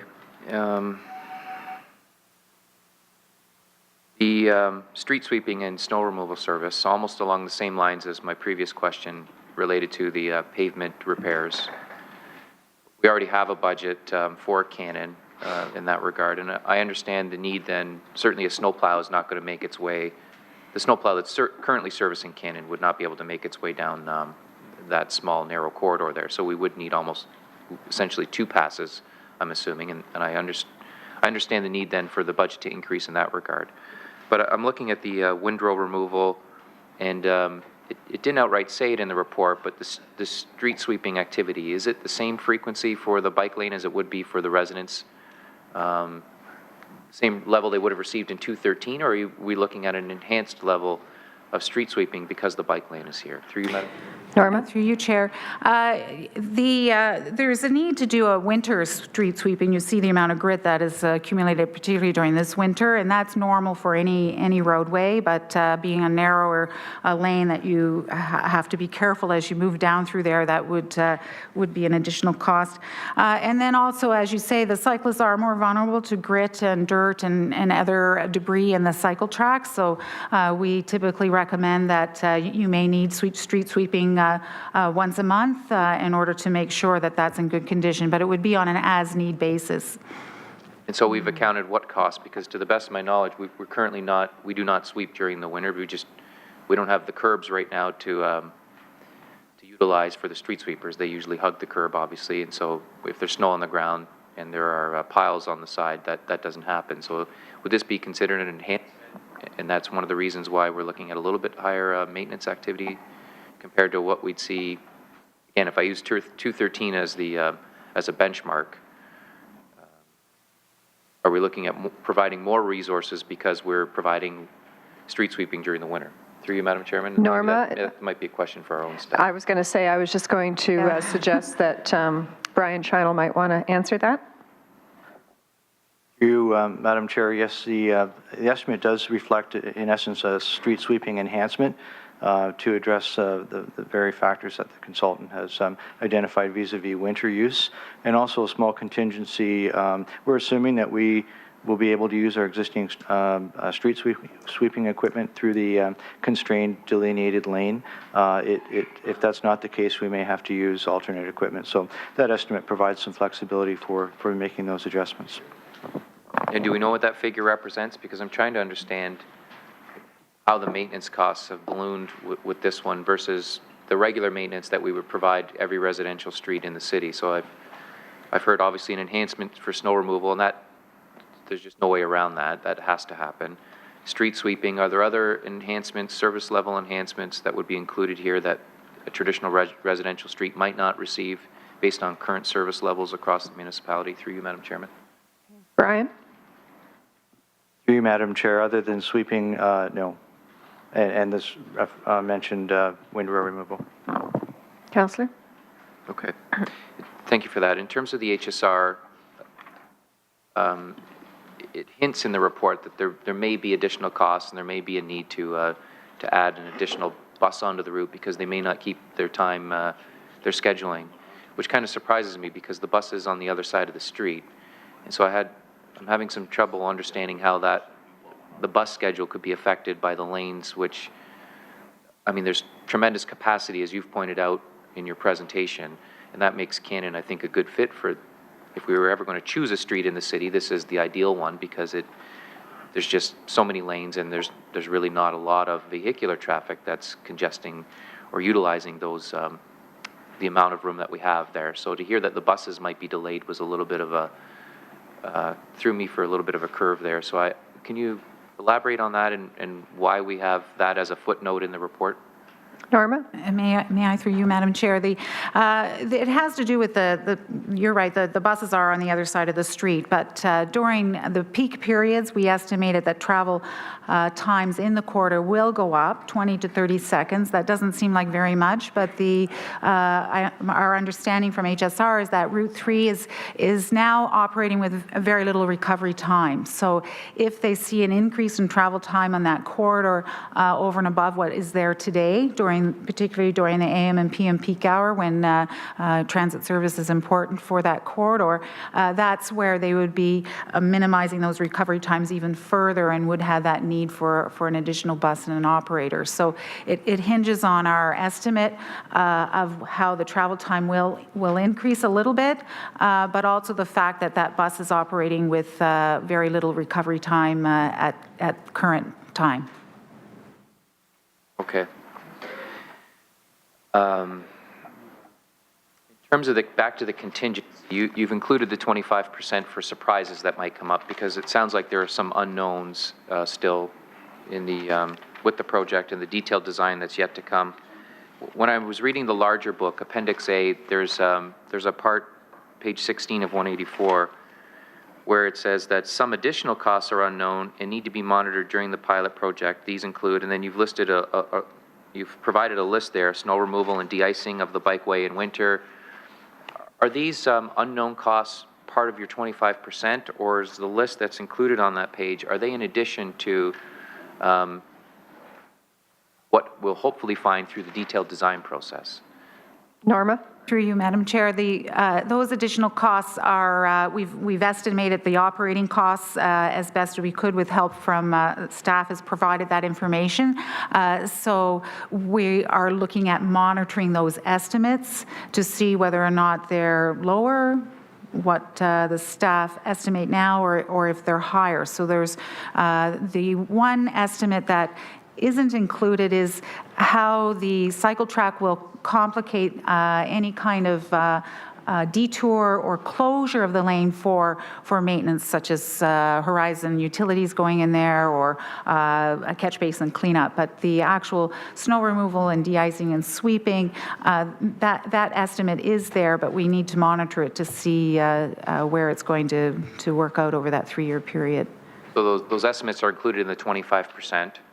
but they could be higher, or they're not included in the 25%, and we just don't know the cost yet? They're included, there is in the operating cost, which has a 10% contingency, so they are included in that operating cost. All right, and my last questions would center around the expansion of the project. I thought originally our recommendation was to include it from certain streets, and it seems, I forget what page it's on in the report, but we've expanded it now to Hess, and originally it was Bay. So when I originally heard the number in terms of the $1.5 million versus the original $500,000 to $600,000, I thought that might account for the additional cost because the scope of the project has now increased. What can we account? Is there a per meter cost that you have for the project, and we can say that by expanding the scope, that original estimate of $500,000 to $600,000 is no longer valid because we're now providing more bike lanes on a longer route? Norma? Through you, Madam Chairman. Through you, Chair. There is a small additional cost. Mainly, there's about a $17,000 cost for each traffic signal to deal with the infrastructure surrounded and providing the signals for the contraflow cyclists. So adding another signalized intersection is putting that cost up, and then there's a per meter cost for additional signs and pavement markings. It is one block extension of the project over how many blocks is it? 35, 40 blocks. So it is a small increase, not a significant increase. But it was an important extension because of the way that the Bay Street travel lanes are configured. It's a very difficult place for cyclists to transition on and off of the bikeway until changes to the travel patterns at Bay Street are taken care of. So Hess Street is a more easier place to handle those transitions for the cyclists entering and exiting and coming in from side streets to Cannon. Okay. Sorry, Madam Chairman, there is one other question. And Not a problem. It's because you're, I think you were introduced as sort of the expert in the field, and it's great to know that you're involved with this project, and we can rely on that expertise.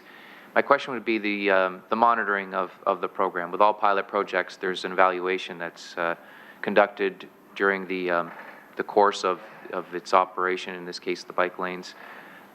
We've had other pilot projects where unfortunately they haven't been as successful. We're going through one right now downtown with the BRT, and I'm certain we'll have a very vigorous and healthy, spirited debate when that one's presented to us. How have you monitored and evaluated other infrastructure improvements like the one we're considering today in other municipalities? What do you come back with in terms of the scorecard or report card in terms of whether it's been a success or not? What are we to look for in that regard? I know Councillor Jackson made some great points earlier in terms of the usage. We obviously want people to use it. But what's considered, what's the litmus test in terms of considering it a success or not? Through you, Madam Chairman. Norma? Through you, Chair.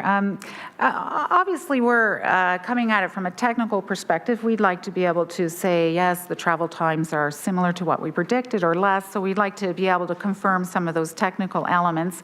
But I think success is also hinged on the stakeholder response to it, and monitoring plans that we recommend in other communities have a component of some kind of survey or interview with residents and with businesses along the corridor to see how, and pedestrians and cyclists, to see how they accept the corridor. So the monitoring plan should not just be based sort of on the technical traffic and the staff response to how difficult or easy it is to maintain, but reaching out in terms of some type of survey or street intercept survey that would gauge the response of the community around the acceptance of the project. Thanks for that. Thanks, Madam Chairman, and thanks, Norma, for those answers. All right, thank you, Councillor Collins. Councillor Clark, please. Good morning, thank you. It's an excellent report, similar to many others that we've received from IBI over the years, and we come to expect it to be excellent, so thank you. Thank you. Just a quick question off the top, because when I'm reading the executive summary, it indicates that the council made the decision to look at a bi-directional cycle track on the south side of Cannon between Sherman and Bay, and yet immediately the map underneath it, it's been extended on. So I'm just wondering how, with the terms of reference and the scope that was provided, how you came to decide to extend it to Bay unilaterally. or beyond Bay. Through you, Chair. When the city staff retained IBI Group and we were asked to look at the terms of reference and the staff recommendation from council, we took a review of or to determine, what level of effort it would take to do the assessment. And we saw, as I had mentioned earlier, that the way that traffic moves at that bay and Cannon intersection is very problematic for just ending the cycle track at that location. So it's very difficult for the cyclists to be able to head south from that location. They can go north on Bay, they can continue west, they can't come in from the east on York because they would be traveling against traffic. So that extension was really to look at the improving the functionality of the cycle track so people could actually get on and get off. It could be moved further to the east, but getting to the Bay Street corridor to the Bayfront Park was important. So it was that sort of functionality of how do you get people on and off of this cycle track safely without encouraging them to ride the wrong way on York or to ride against traffic on Bay. And then knowing that in the future there was, I understand staff can probably help me on this, but a further extension of bikeways west of there could feed into this cycle track from Hess too. So it would perhaps be compatible with future bikeways. Councillor? But we haven't made a decision on the future bikeways yet, so that's why I'm just curious Right. that it's unusual to have a unilateral addition to a study without the support or ratification by council. So I just found that interesting. If I may, the questions with regards to the communication plan that I don't know if you heard my questions earlier. You've been doing this work for a long time. IBI's been doing this work for a long time. I am struck by the fact that the communication plan seems to be presumptive that we're just going to simply go out and tell people that this is coming, based on the fact that the city really hasn't done any consultation, that the consultation work were done by third-party groups and presenting it to us. Are you comfortable with us just approving it without having any consultation with the residents and the businesses along the way? Norma? If I may, through you, Madam Chair. We have met with some of the key stakeholders who are working with the community, such as Mr. Jones, to describe what the project is about at this point, what the functional design is, what our assessment is. I'm familiar with doing lots of consultation for a variety of different projects, but I think I would have to defer to council and staff if they felt that the history of this project has seen a good dialogue with the community today. Through our process, we were asked to make sure that we had some meetings with stakeholders to involve them in looking at how our project was progressing. But there was no reach out to the businesses and residents along the street.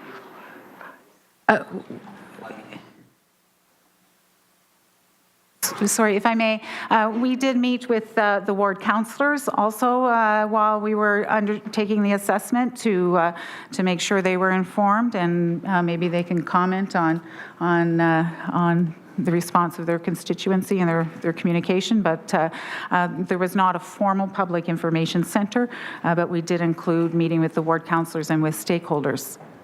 Okay, so your understanding, we now have the feasibility plan. The feasibility plan has never been seen by the public or the residents or the businesses, and you're indicating that you're comfortable, IBI is comfortable without having an actual consultation process. Norma, go ahead, please. If I may, Chair, I wouldn't say that they've never seen any of this. As I said, we did meet with some stakeholders and with the ward councillors on the assessment. So it was a fairly quick study, and it's a fairly thick report. But we did have some meetings during the project to consult with some of the key stakeholders. Thank you. On which page is it? 78. We're dealing with maintenance and operations assessment. I'm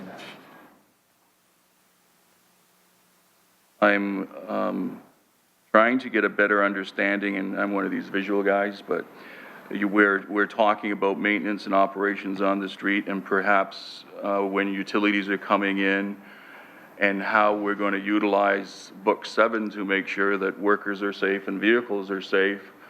And I'm trying to understand how we maintain the bicycle route, or where we put the bicyclists when there's that type of maintenance. So I'm hoping that you've experienced it in other municipalities, but I can't, if you could help. Through you, Chair.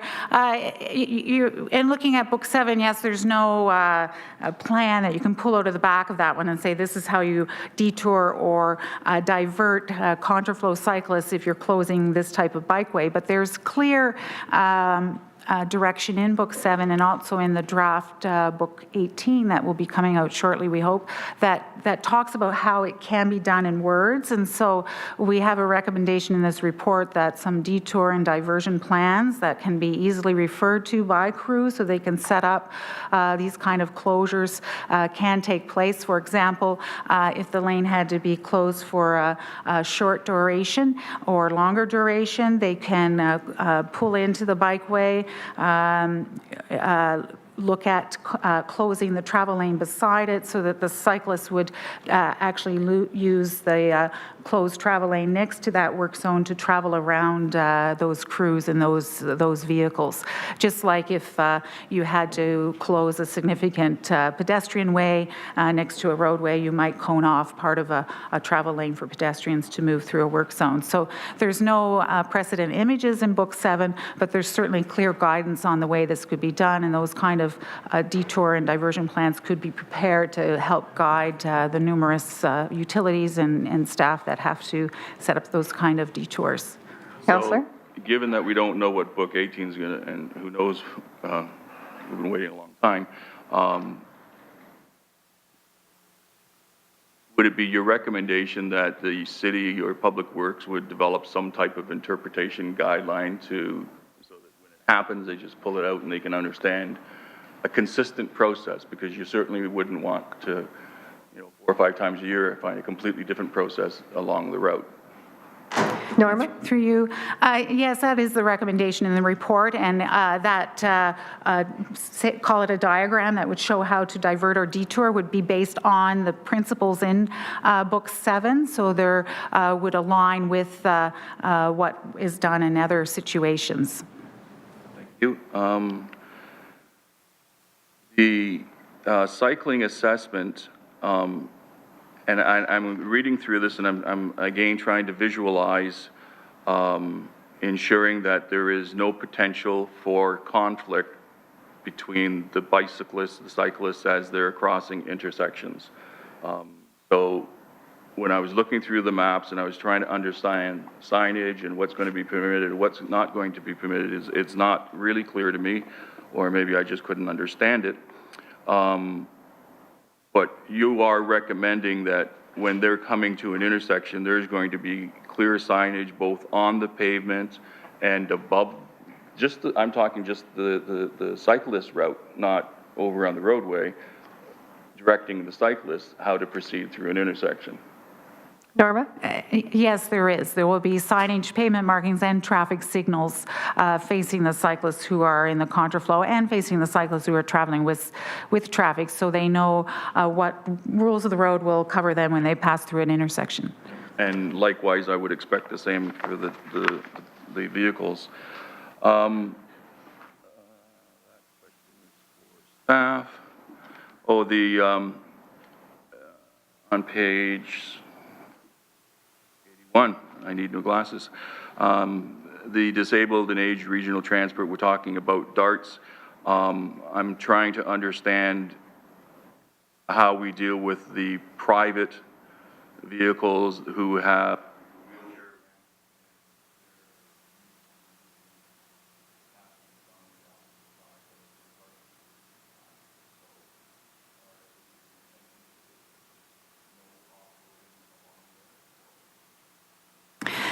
Through you, Chair, I'm not sure if I've seen a vehicle with loading on the driver's side. That's a private vehicle, but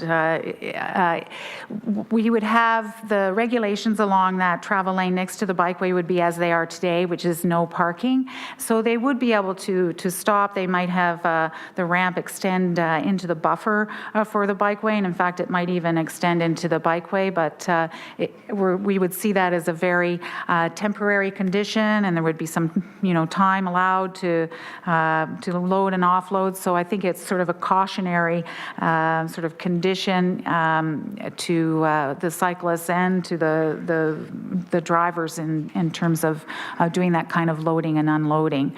It's preferenced, of course, to do any kind of that kind of loading unloading at side streets or rear lanes. There are a number of homes along there that only have frontage on Cannon. So we do see some stopping to load and unload that would probably occur in the travel lane next to the bikeway.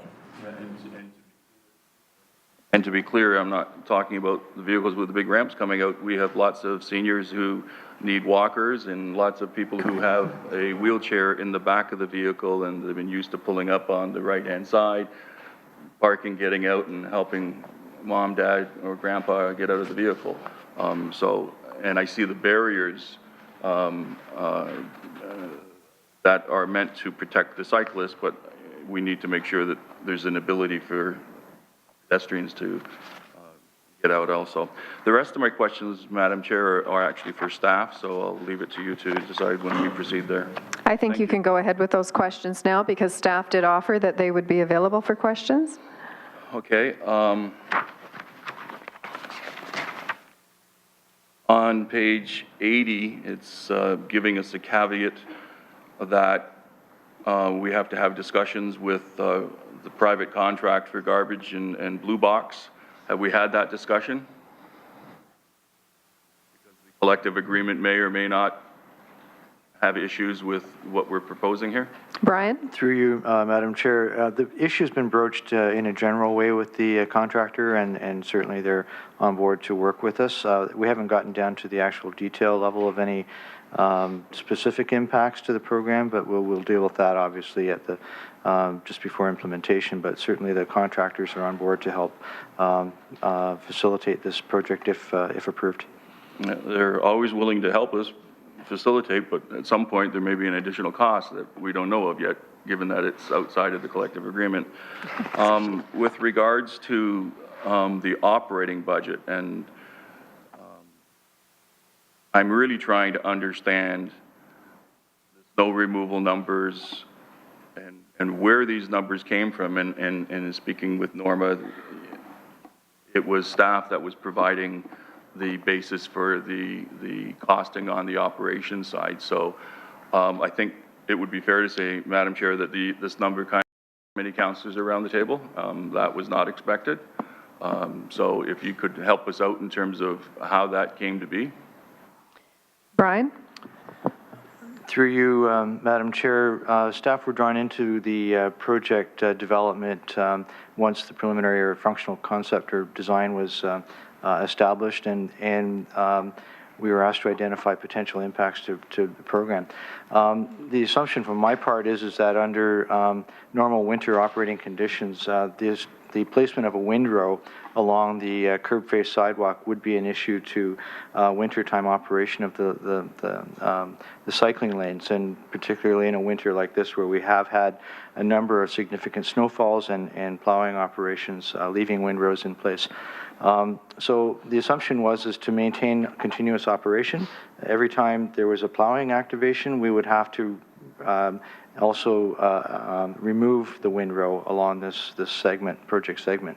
The vertical delineators created a bit of a challenge to that and have complicated that operation. So the budget estimate that's included in the report is an incremental cost over and above what normal plowing operations would require to essentially remove the windrow within the designated lane, working between the curb and the delineators, every time there's a plowing activation. So that includes, I think we used 5 activations on, as a basis for the estimate, and I think that the estimate was $36,000 per cycle. A lot of that cost is in trucking material to the dump site, and the use of smaller scale material to work within the confines of the lane. So that's where the price comes from. I think if the delineators could be substituted with something less vertical, we may be able to reduce that cost using larger scale equipment, but that's we're simply responding to the proposal as it's been designed. Councillor? I'm going to cross over if I can. Yeah, oh no, absolutely. How's it been handled in other municipalities? Because I mean, if we were to extend this program, we would end up with a significant operating budget just to clear contraflow bike lanes, and I don't think anyone is expecting that. So, do they remove the delineators in the winter months and use cat eyes or something like that in the roadway, or how do they? There must be a more efficient way of clearing snow. Through you, Madam Chair. Different communities have different strategies. In Montreal, for example, they actually removed the cycle tracks in the winter when they first created these types of cycle tracks in the late 80s and early 90s. Now they're seeing the demand for cycling is high, so they've established a white network of priority cycle tracks that they keep clear. City of Toronto has made a commitment to the cycle tracks that they're implementing to make sure they're the right width that can handle the equipment they have now, and they are determined to maintain them. That was part of a larger winter cycling strategy, so they don't really see the cycle tracks as an additional cost, and they do probably more snow removal in the downtown where their cycle tracks are, perhaps in Hamilton.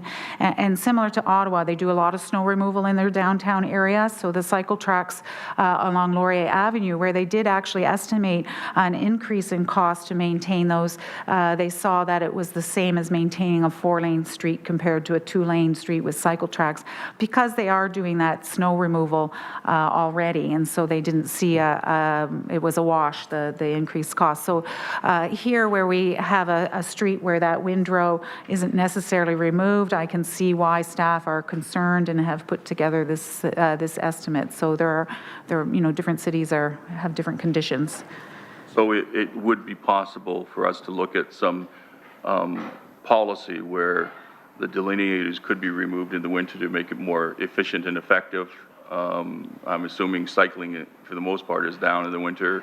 There are a few steadfast folks out there with very warm clothing, and perhaps cat eyes or something could be put into the one lane that's the delineator, so that traffic can still see it as they're coming down the road, that there's that delineation. Can I just get agreement or disagreement? Councillor? Okay. Councillor Don Hall would like to answer that, please. The simple answer is yes. In fact, those are alternatives we want to explore over the course of the pilot. And that might help us at least with some of the operating costs that is giving so much of us around here a little bit of indigestion. Pepto-Bismol has been flying out of my office. With regards to the HSR, I'm really trying to understand what the potential risk is to increase the operating costs just because we're putting in a contraflow lane. I heard Norma's response, but I'm really trying to understand that. I know we're always trying to increase the budget, Don, but we don't want to use bicycles as the reason why we're going to increase HSR budget. Thank you, Madam Chair. This initiative, as in all of the initiatives, we wanted to provide as transparent a proposal as we possibly can and identify all of the potential challenges that we'll have to overcome so as not to candy coat the proposal. With respect to the Cannon Street route, routes have what they call as elasticity. It's recovery time at the end of the line for the bus operators. This route in particular is at its maximum stretch in terms of elasticity, so it would only take a few minutes of delay along the Cannon Street route to compel us to add another bus to allow the operators to get the recovery time at the end of the line to get back on schedule. Councillor? Okay, and do you have an estimation of what that delay risk would be? How many minutes? Don? I think 2 or 3? 2 to 3 minutes, yes. Okay, so we might as well have just added what the cost is in to what it is going to be to HSR, because it will happen from time to time, so.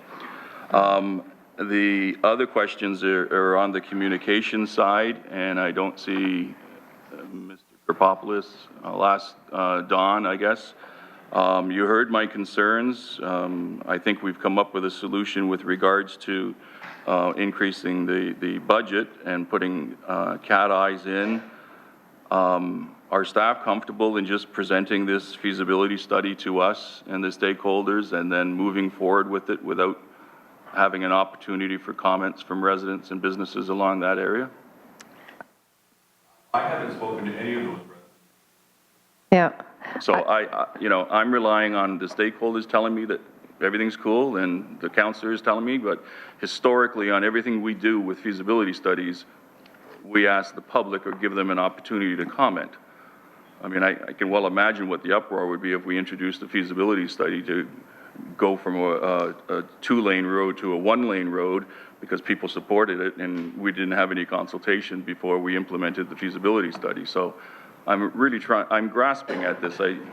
I'm looking to staff to perhaps make some suggestions in terms of how we could have the minimum of consultation.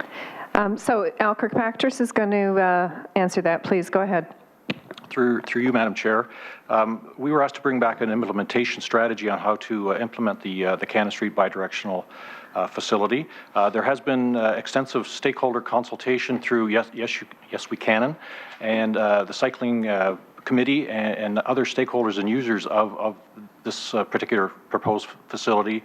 Part of the communication plan is subject to receiving approval from council, is to let the residents, the businesses know how we're going to be using this. We would want to hold some kind of an information session to let people know, see the detailed design, whether there's some tweaking as far as planters or delineators or how we're going to implement things. It would be an information exchange session that we would want to do. We'd also want to put ads in the paper. We would want to identify information for the residents, not only on Cannon but adjacent to Cannon, so that they're fully aware of what we intend to do with this particular project, as it's a 3-year pilot. Councillor? Yes, and the end of the comment is most apropos. There's a difference between telling the residents and businesses this is what we're going to do and informing them that this is what we intend to do and asking for their comments. So I'm getting that you're okay with just this particular communications plan without actually having a consultation. Again, through you, Madam Chair, again, the staff direction was to bring back the information that you have before you. Again, we do feel it's necessary to provide the public with how we're going to be rolling this out, and again, addressing any specific questions that they might have that may impact them. There are certainly changes to parking in the area that we want to bring to their attention, how they are to put out their garbage, as Norma mentioned, and other day-to-day operations, so that they're informed, and we can try to address any problems that we may not be aware of through the implementation. Councillor? Thank you, Madam Chair. If you can just put me on the list for comments at the appropriate time. Yes, I will. Thank you. And I'm seeing a very big public meeting in the future. Councillor McHattie, next, please. And this will be questions for Norma and for staff. You're okay? All right. Thank you. And Councillor Johnson, next, please. Questions? All right. Now, do either one of you want to go on the comment list? Both of you? Okay. I've got you on the list, but there's a lot of people ahead of you. Councillor Whitehead, questions, please? Can I ask,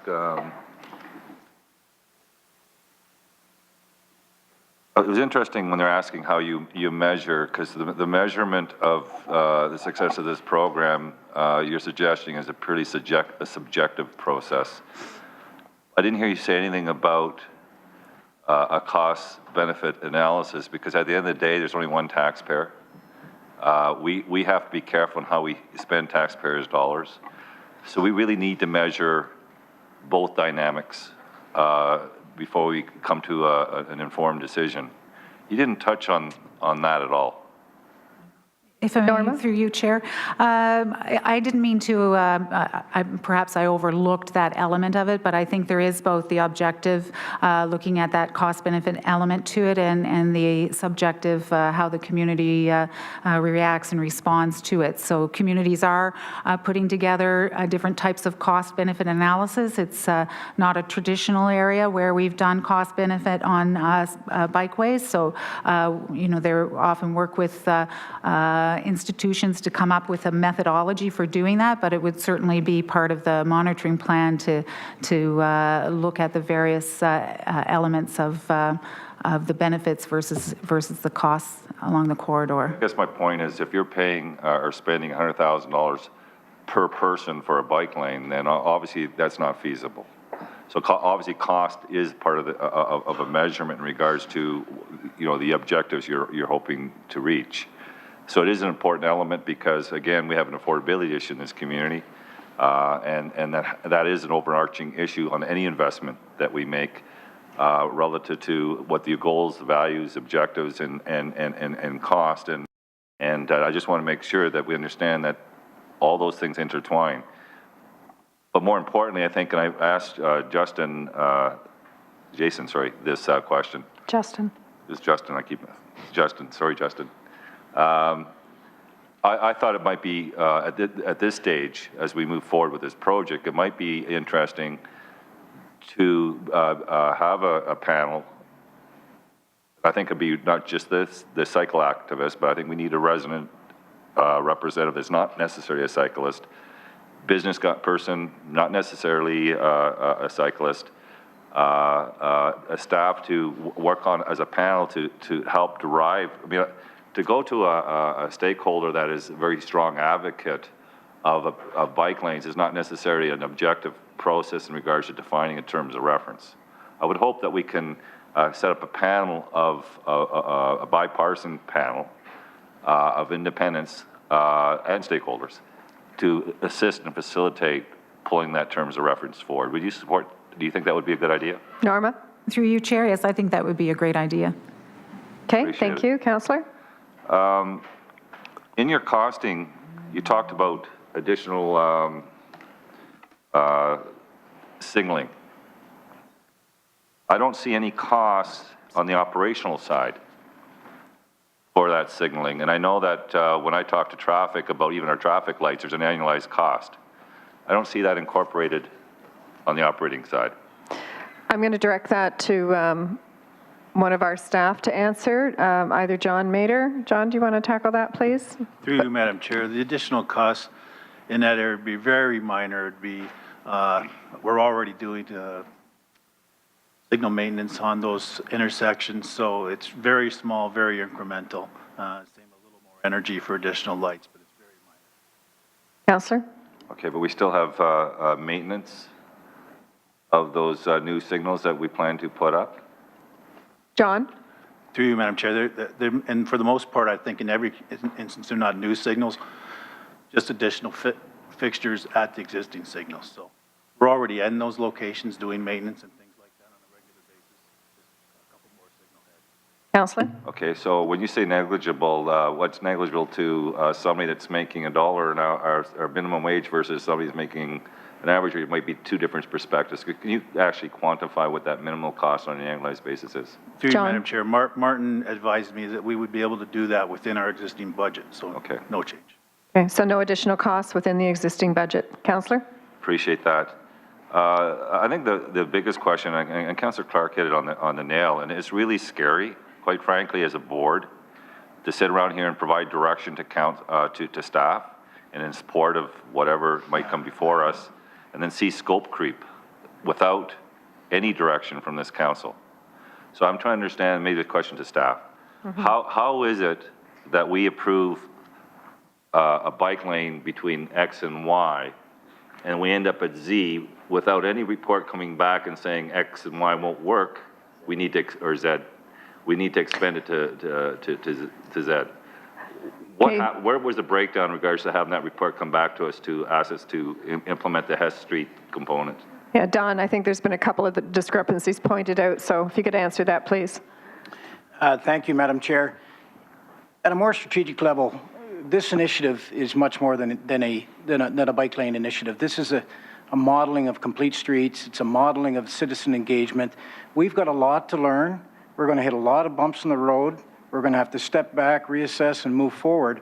In this particular case, the additional block arose from our citizen engagement. When we actually walked the route with the Yes We Can folks and other advocates of this initiative, it quickly became apparent that that additional block was necessary to maximize the functionality and the opportunity for success of this initiative. So yes, we were directed to stop at Hess, but as a result of the citizen engagement component, which is a new area for us and one that I think we're all buying into as a desirable direction for the city to go in the future, it became readily and easily apparent to us that the additional block dramatically improved the functionality of the overall route, Madam Chair. Councillor? So, Madam Chair, it's not a justification argument here. No, exactly. This is a process argument. I'm not questioning the merits, but that's a discussion, debate that we could have had when we realized that the Bay Street piece wasn't going to work. I remember the extensive discussion, debate when it first came forward, and we said Bay Street was the stop point. If through stakeholders and functional design or whatever, there was a strong rationalization to extend it to Hess Street, I'm not disputing that, and that's a debate we could have had. The problem is I'm seeing a functional design without any authority, extending the scope of this project to Hess Street without direction from this council. Actually, Don, before you answer, Jerry Davis would like to make a comment, please. Thank you. Through the chair, understand completely the the discussion with moving it.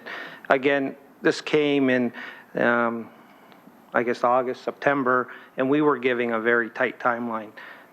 And the discussion was at that time Sherman to Bay, and we looked at it. But when we actually got into it, we realized from a professional point of view, moving cyclists and that, we had to go to Hess again. So we brought that here.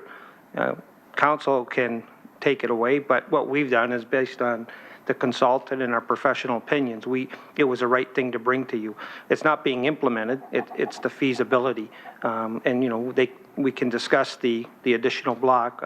I think it's been explained, but that was a decision we made at a staff level to bring to council. So we're not doing something that's outside of the process because it's truly just a feasibility study at this time for council to approve. So we made that decision moving forward, again, because we were on a tight timeline and they wanted it back as soon as possible in order to implement it. So it was a staff decision to bring it to council. Councillor? Madam Chair, I understand and appreciate that. We've had how many GICs in the time that we had originally had this discussion that simply we could have an information report and saying, look, Bay Street's not going to work. Can we extend it to Hess Street?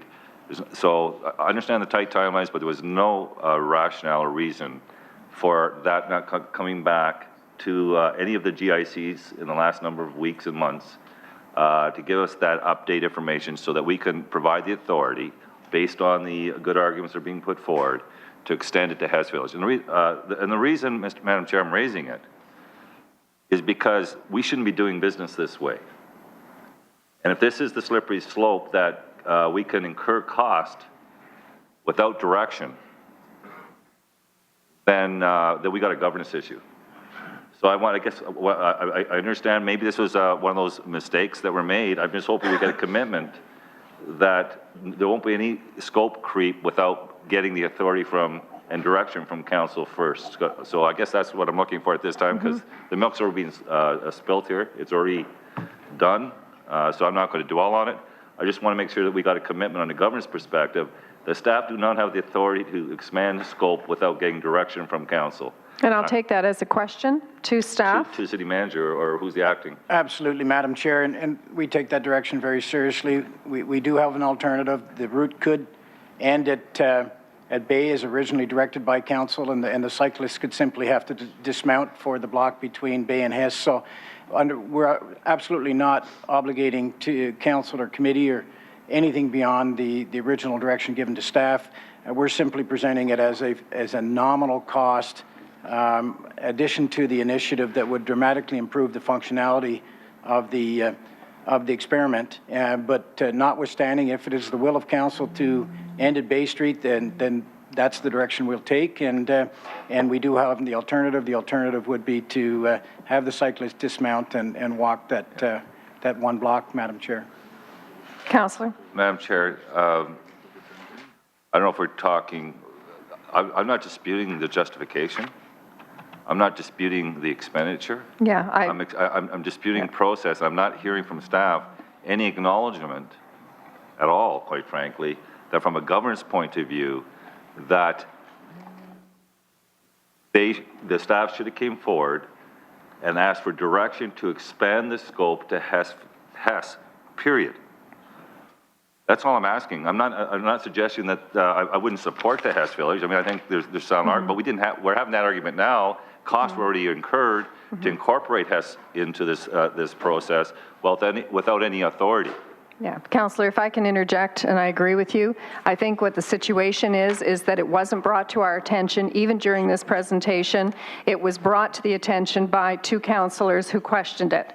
And I think that's the part of the process that needs to change, and what the good councillor is asking is a commitment that that won't happen again.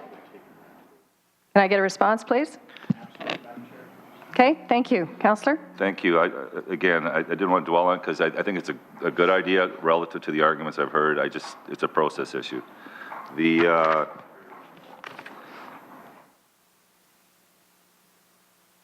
driveways. Is there any driveways that may be impeded or create difficulty? I know there's not many on that side in the where the 3-lane is, but have we defined some, and is there any concerns with their ability to egress and egress as a result of the delineation? Norma? Through you, Madam Chair. No, the driveways would have an opening in the cycle track, and just as if pedestrians or a cyclist was riding on Cannon, they would yield as they do now. So we don't see any impedance to people accessing it from the driveways. Councillor? So there's no concern. And risk management will tell you, we have people that back out, and if you got a small pole that's very difficult to see, you can easily turn into that pole. Are these collapsible pieces that we have here? To you, Chair. Yes, they are, and we would make an opening in that separator wide enough, certainly, to allow them to turn onto Cannon Street. When we did the conversion on James Street South,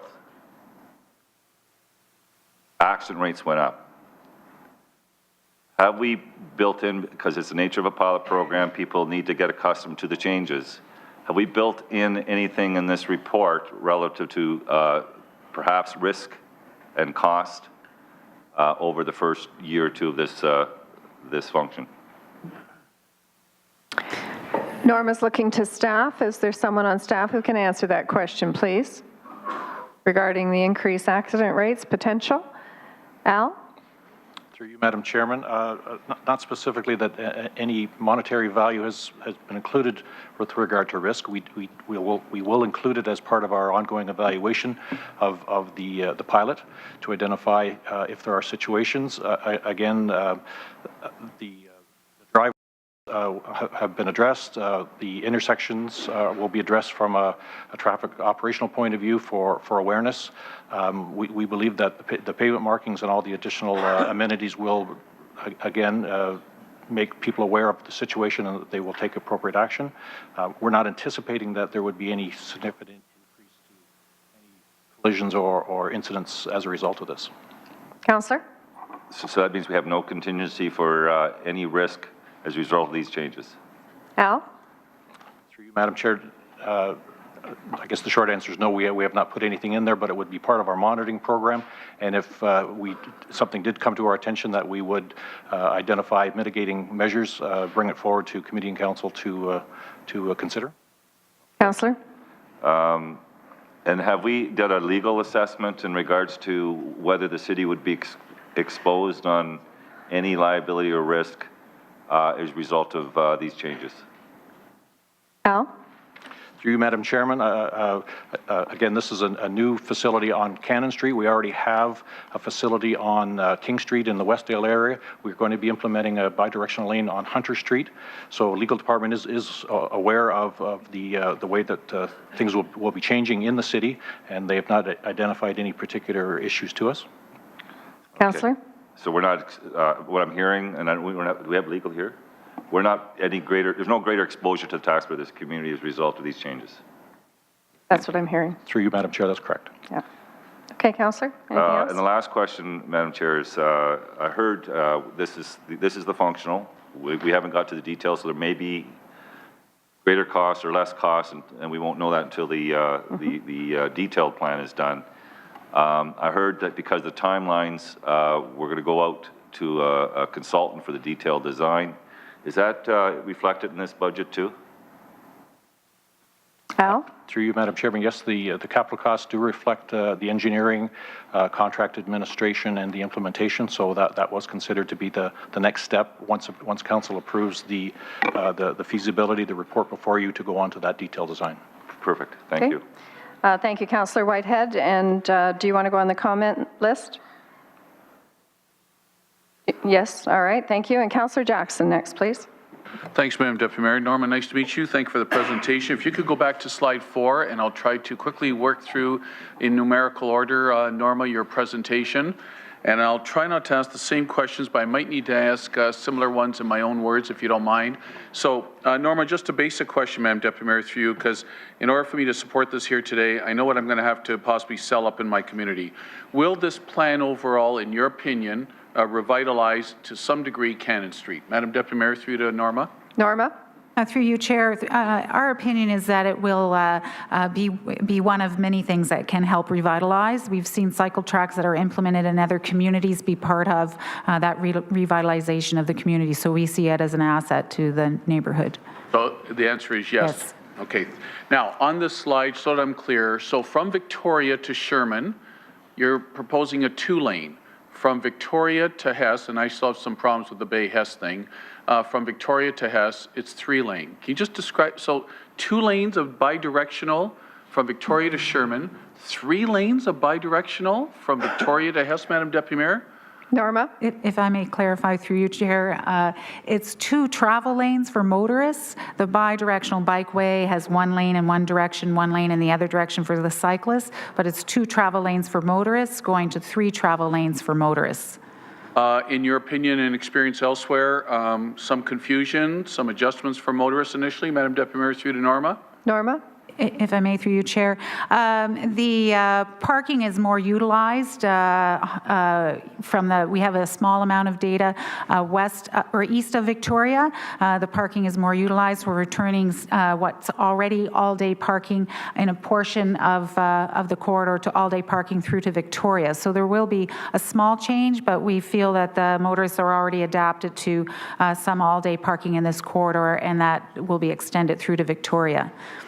Councillor? Thank you. Slide 8, please, Norma. So, Norma, are you proposing a combination of all these different barriers? Are we going to go with one for consistency and continuity's sake, or are we going to do a hodgepodge of all 3 through you, Madam Deputy Mayor? Norma? And through you, Chair.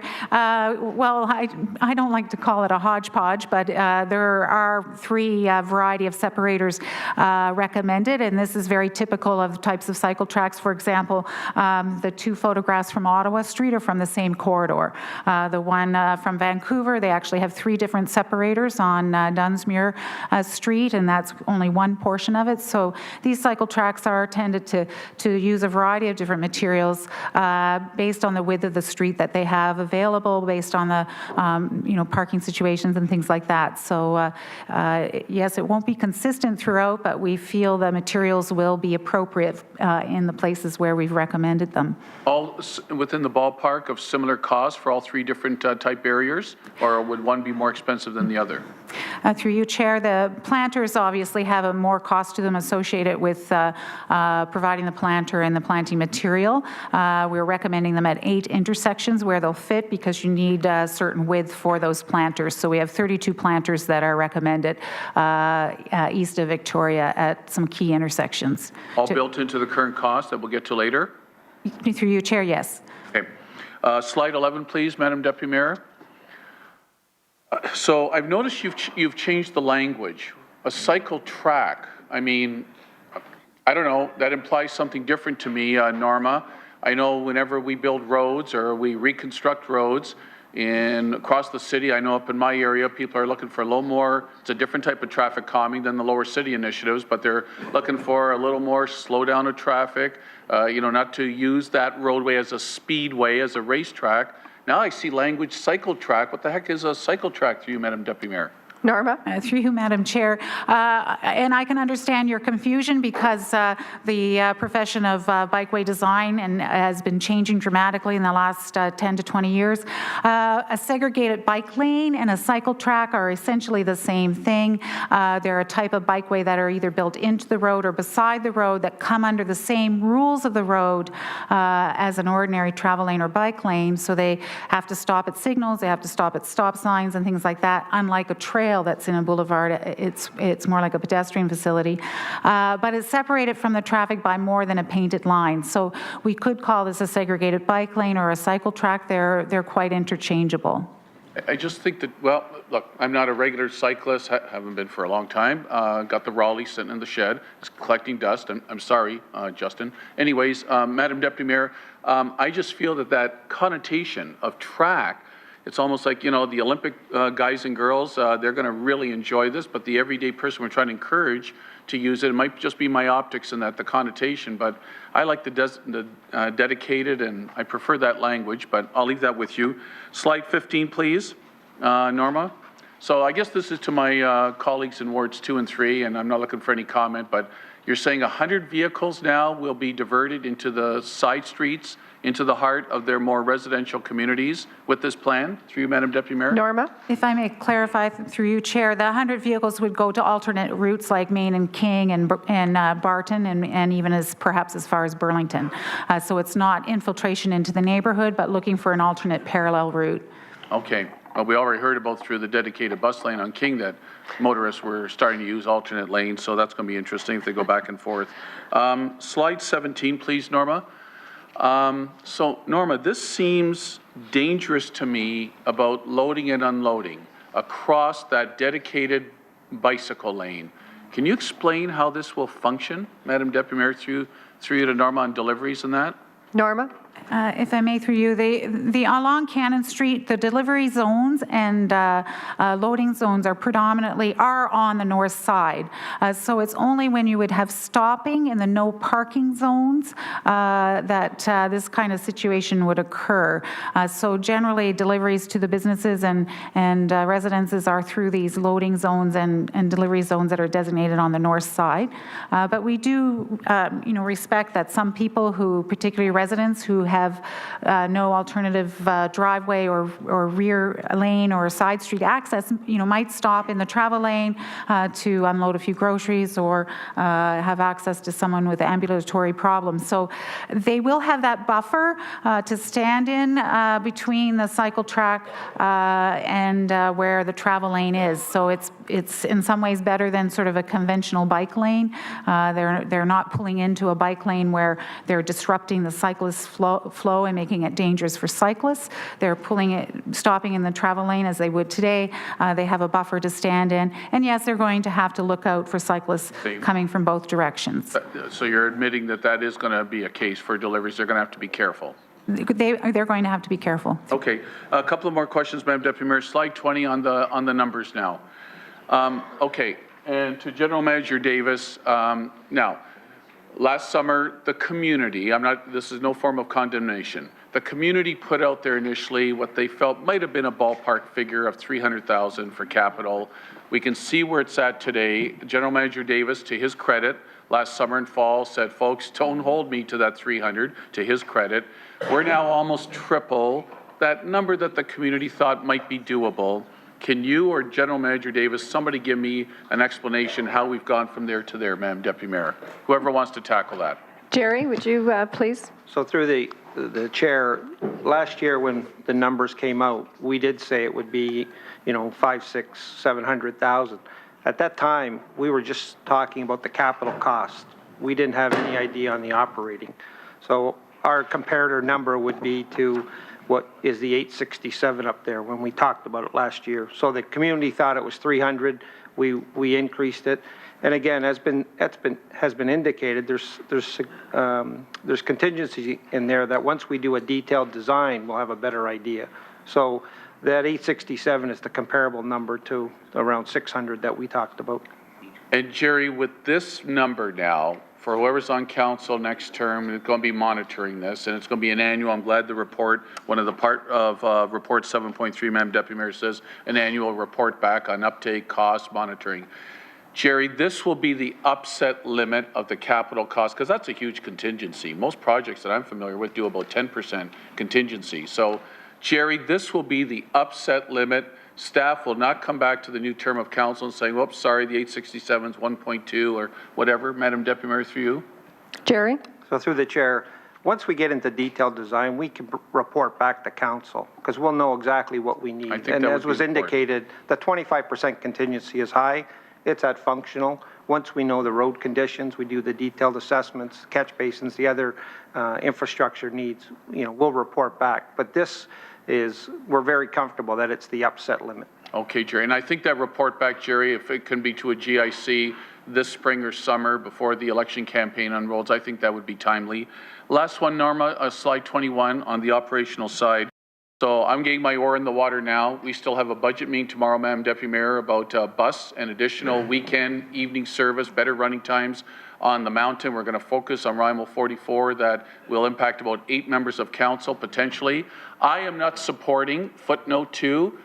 I will not support footnote 2 for even the possibility of an extra bus or bus driver, given the fact we're still trying to get even rudimentary weekend service or evening service for HSR on the growing population on the mountain. So any notion of number 2 for me right now is parked or put aside. If that has to be a part of the consideration, then I won't support this. I'm not trying to be petty on one point, but I won't support it on that notion. Madam Deputy Mayor, through to maybe Don Hall for a comment, please, on that.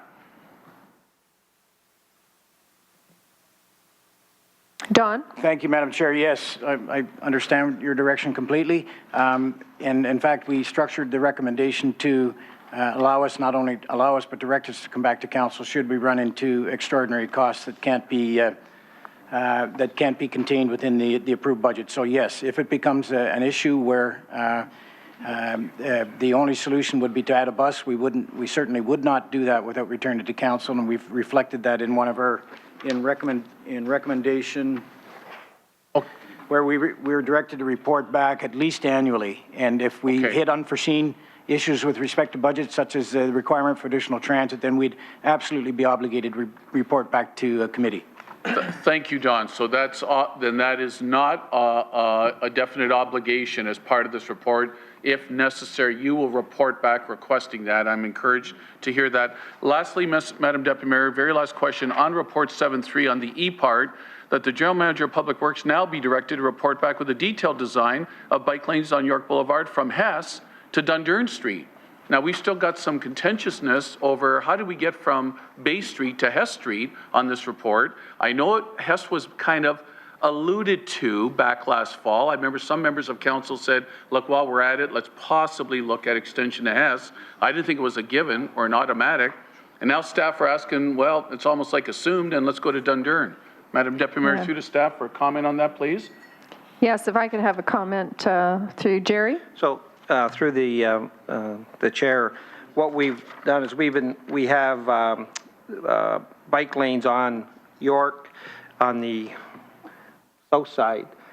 These bike lanes would be able to connect. But again, this is something that, in working with Councillor McCaddy, he would fund it 100% from his Ward 1 area rating. We haven't extended the scope of the work at all.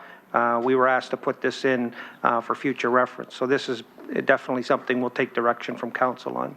Okay, so again, Jerry, this is not an assumed E part is like almost like, because once it says detailed design and implementation, that for me means it's over, it's going to be going ahead. So if, I don't even know if we're still doing Hess today, but if we are, then to go to Dundurn, there's got to be some language of the feasibility of and reporting back. Jerry, just comment on that, please, or? Jerry or John Mader? Okay, then through you to All right, Councillor so McCaddy. Yep, could I ask Councillor McCaddy just to comment on this, please? please. Madam Deputy Mayor, I appreciate that very much. Thanks, Councillor Jackson, for asking me. This issue was talked about when the Canon issue was with us last time. We provided direction to staff to come back, and here they are today.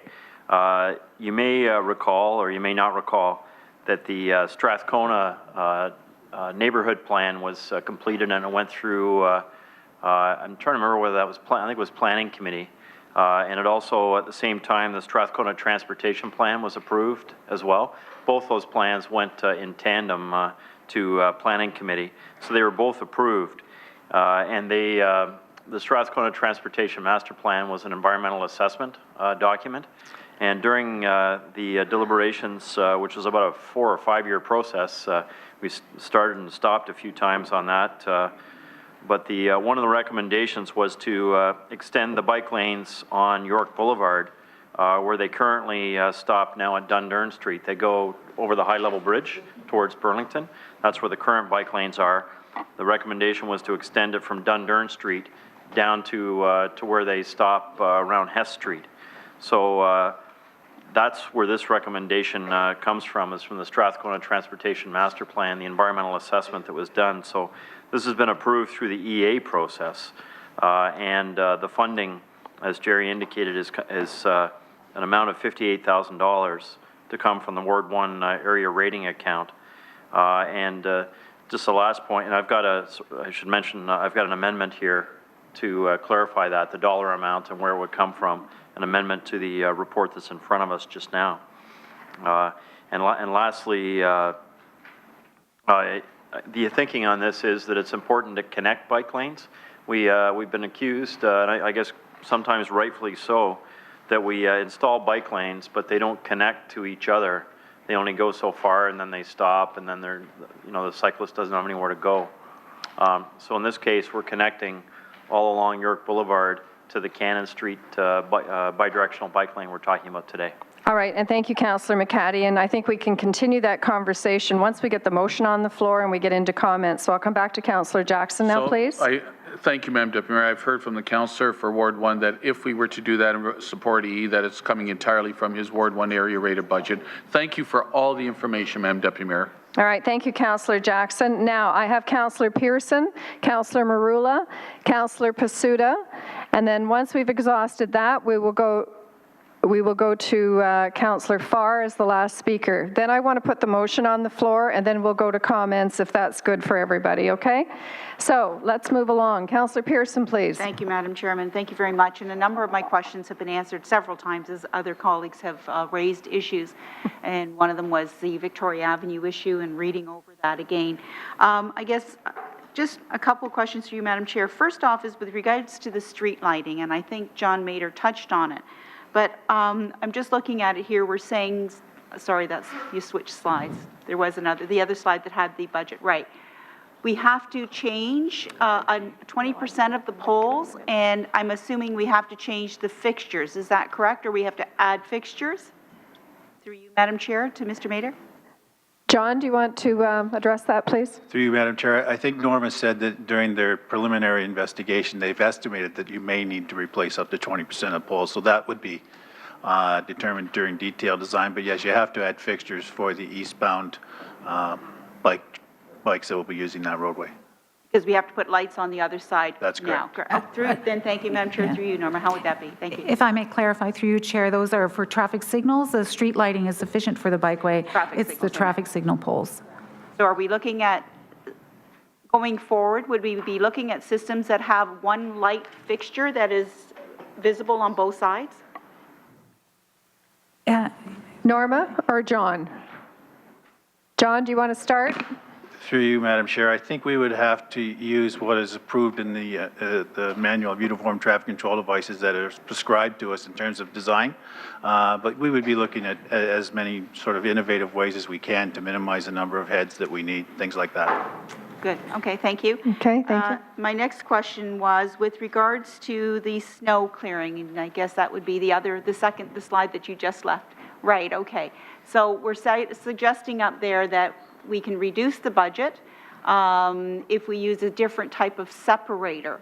So I'm assuming you're proposing not just a curb, because that would help. It would be almost those 3-foot curbs. Would that be correct through you, Madam Chair? Norma? If I may, through you, Madam Chair, the type of separation is just not, it would have to be flush, like some kind of low cat eye in order for the plow to plow right over it. So even the smaller curb that is like a curb stop, or a precast concrete curb that we've recommended is too high, even though it's quite low.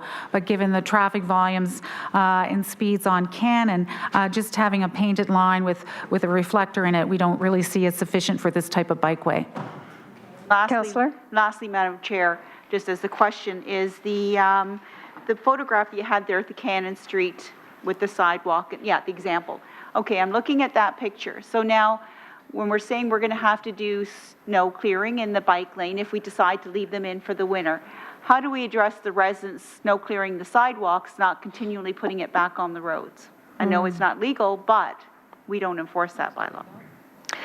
So, Brian, would you like to answer that, please?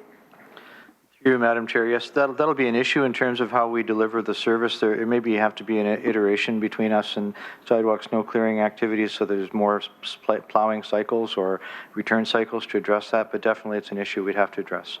Or we may end up taking a position that we'd have to provide snow clearing on all the sidewalks that abut this bike track. Brian? Through you, Madam Chair, I'm thinking at this point in time, it wouldn't be a change to the responsibility for the property owners to address the sidewalk snow clearing, but it would be a change to our normal plowing, and that we may have to recycle back a few times after the event to make sure that we've taken the material off the road that's been plowed. Councillor? And I guess it's unfortunate this has been a worst case scenario year, so we're all anticipating the worst. Thank you for that answer.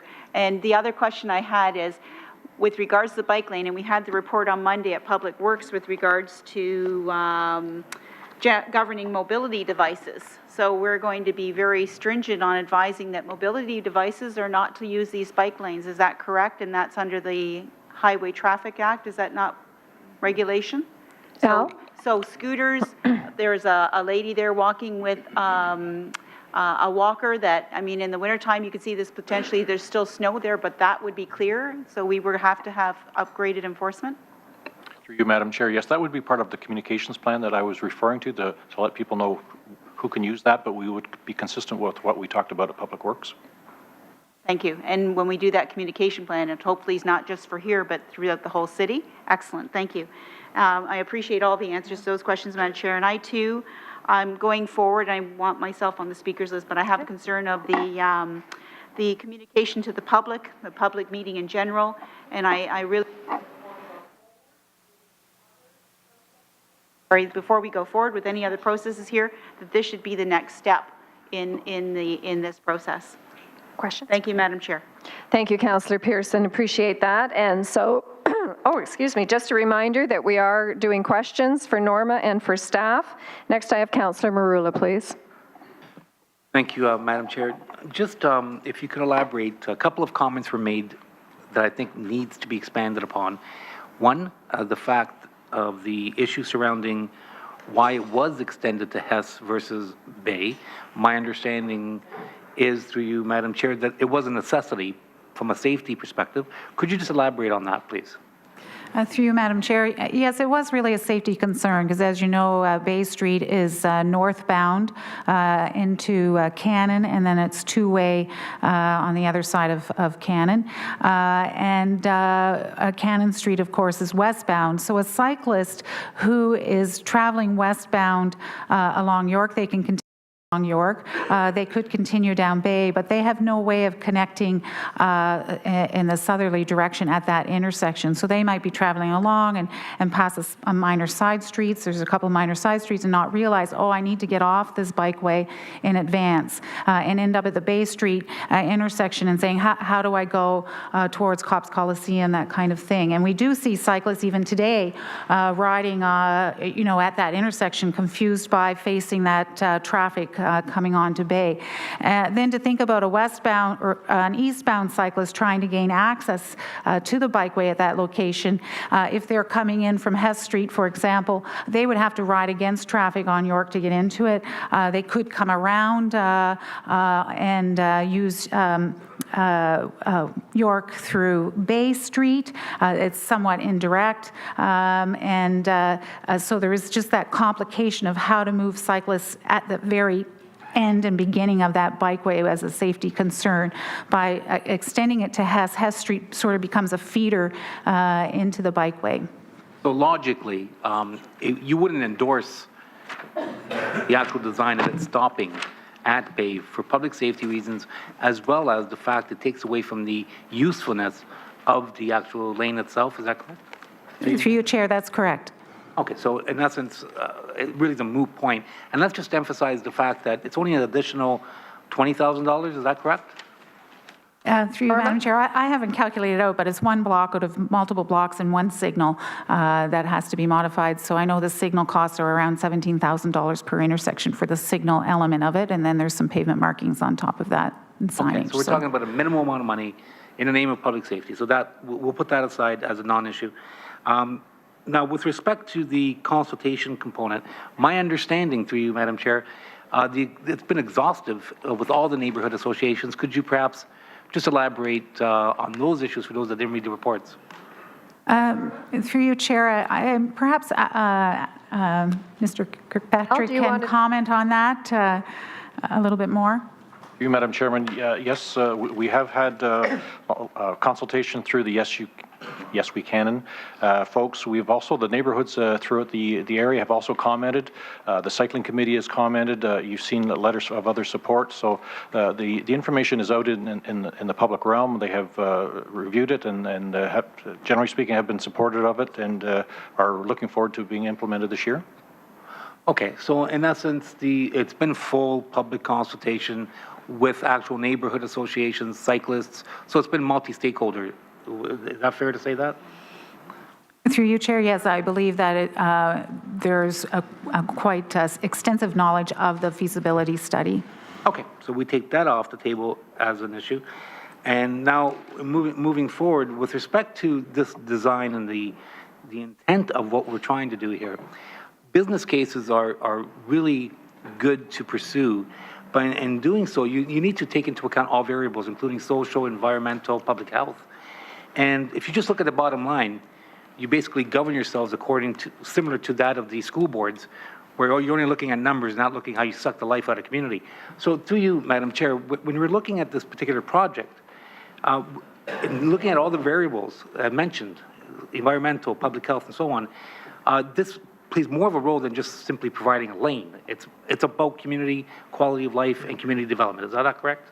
Norma? Through you, Madam Chair, yes, and we've listed a number of documents that are provided in the report. For example, the economic benefits of sustainable streets, which directly talks about cycle tracks or segregated bike lanes. So there is a body of knowledge out there that supports the additional benefits to the livability of the community, public health, economic benefit to the neighborhood. So if you look at this simply as an expenditure without looking at what the returns of investment are, then again, you're taking a variable off the table that really is important, that needs to be put on the table. So anyone that's just looking at the numbers and without incorporating all those other things are actually in a position where they should take that off the table as well. So at this point, I'll just discontinue my questions, and if you could put me on the list for comments, that would be greatly appreciated. I will put you on the list. And I appreciate your time. Thank you. Could I have a motion to put Marula on the list? No, never mind. Okay. Councillor Pasuta, please. Thank you, Deputy Mayor Partridge, and I'll be fairly quick. Just going to pick up on a few things that my fellow colleagues had commented on. Councillor Clark talked about the snow and activations. I think Brian had mentioned through you, Deputy Mayor, that Brian had mentioned there's usually 5 activations in the wintertime. Any idea how many so far this year? Brian? This season. Through you, Madam Chair, I should know offhand. It's probably about 8 or 9 as an unusually high demand winter. Councillor? And if I'm reading this right, each activation looks like it would be about $36,000. So that would be, we might even be double that then, I mean, as far as our total cost. Brian? Possibly. That's true. In a winter like this, it could be significantly higher than the estimate, but we base the estimate on an average. Okay. A point Councillor Pearson picked up, and I was looking at that slide down there, and I was going to bring this up, and Councillor Pearson got ahead of me. But once again, the sidewalks, in particular a year like this year, and if Don McLean is right in his predictions about global warming and where we're heading back to the old days, it looks like. So individuals clean their sidewalks at different times, and there's nowhere to put the snow, particularly this year, it goes on the bike lane, so we would have to keep going out and cleaning it and de-icing it. So that would increase costs too. Brian? The de-icing component was not a factor in our estimate, but yes, it would be certainly something we'd have to monitor and respond to. It is something we presently apply to the existing roadway, so I'm not sure that it would be a significant incremental cost, but we'd have to monitor that. Councillor? Okay, thank you for that. One of the things I picked up on here, and I don't even know why it's in this report, it's page 11 of 16, and it's about solid waste and recycling collection. And it gets into here in the second bullet point on page 11. The residence frontages are wider than the collection crews ride with the truck, cross the cycle track, and cross between parked cars if present. Pick up the bins, cross the, I haven't got my glasses, sorry, but pick up the bins, cross the cycle track and empty the bins. They then either toss the bins across the cycle track and over the parked cars if present to the curb or across the cycle track. Why would anybody even be considering tossing any kinds of bins across a cycling track and over cars? Why would that comment even be included in this report? Brian? Liability, once again. Through you, Deputy Mayor. Yeah, absolutely. Through you, Madam Chair, I would defer to the consultant on how that appeared in the report. Norma, do you want to comment on that, please? Through you, Madam Chair. We did interview a number of municipalities to understand curbside collection with these type of cycle tracks, and an earlier version of the report was commenting on how this type of collection is observed in Montreal. So it wasn't a suggestion that this type of behavior take place along this corridor, but it was an observed behavior of this type of collection in Montreal. Councillor? Well, Deputy Mayor, it's in our report and it's inappropriate to be in here, and I'm not going to be responsible for any liability. Thank you very much. Yes, thank you, Councillor. And I will tell you, my office gets a lot of calls from residents complaining about exactly that, bins being thrown. So next I have Councillor Farr and then Councillor Duval. Questions for the presenter and staff, please. Thank you, and I really appreciate all the great questions I've heard from my colleagues to this point. I actually, while I was listening to these questions and very informative answers on this project, which I don't need to elaborate on how much of a support I have for, I did a virtual tour. In addition to the tours, Madam Chair, I've taken with Al and John Mader and staff and all of the meetings that I've had, and Nora included. I did a virtual tour while I was listening, and I went from Wellington, so the main corridor of the downtown, to Hess. And I looked specifically on the north side. So I went from the Wellington Tavern, and then next door, Electric Motor Service, Professional Cleaners, where I get this done. Lockwood Motors, went through to past the legendary Matina Pizza and Beasley. A few more homes were in the mix there. Barton Radiators there, Delta Star, goes on and on. Particularly at James and Cannon, Mixed Media, Burnt Tongue, I know they're supportive. West of James, the James Market Wholesaler, hearing big Toronto Bucks coming in, and they're going out soon, rumor in the community. Some more residential, massive municipal parking lots leading us to McDonald High School and ultimately the York Boulevard there. So not really an over influx of businesses through you to Norma. Each that I've mentioned, every one I put a little circle P around, they have parking. So they have ingress and egress to get to that parking, because as we've learned, for those who didn't know, there's never been loading or parking or any of that on the north side where we're intending to put these contraflow bike lanes anyway. We are not going to, with this design that's before us today, take away any of that ingress and egress to those businesses, each and every one from Wellington to Hess, mostly residential after that as we head east. We're not taking anything away in terms of how their businesses can operate and their customers can get in and out, right? Norma? Through you, Madam Chair, that's correct. We're not changing any egress or ingress for businesses or residents along the corridor. Councillor?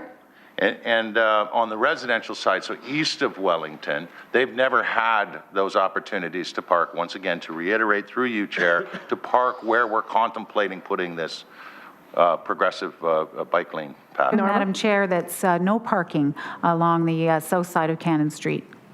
And that picture right there, really, if I'm living in one of the homes there, and I now have that buffer to anybody who regularly, and I know Councillor Pearson drives it, so we probably all have had some occasion, literally sometimes vehicles, and then you've been on this section for some time, are actually moving faster in the outside lane, the lane closest to the sidewalk, than they are in the inside lanes. And if I'm living there, knowing that the contraflow bike lane is now going to be in front of my house, a major buffer is now going to be in front of my house, I don't have to worry so much about my senior parents or my kids who also live in that house with respect to that flow of traffic. And through you, Chair, you have seen how quickly those cars can move right next to that sidewalk.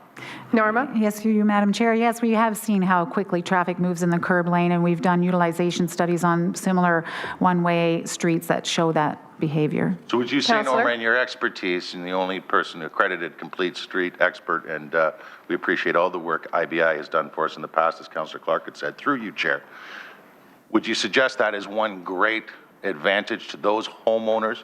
Forget their assessment growth, their homes are going to be worth more, their neighborhoods are going to be more appealing, all of that. The safety, though, would you suggest that that's an extremely good selling point when I and people like Dave Stevens and others who've already represent all the NAs along this stretch, right to Sherman, all consulted, neighborhood associations, when we go out and do further chats with the people living directly and mail-outs and so forth, they'll probably look at that as the #1 incentive for this project? Through you, Madam Chair.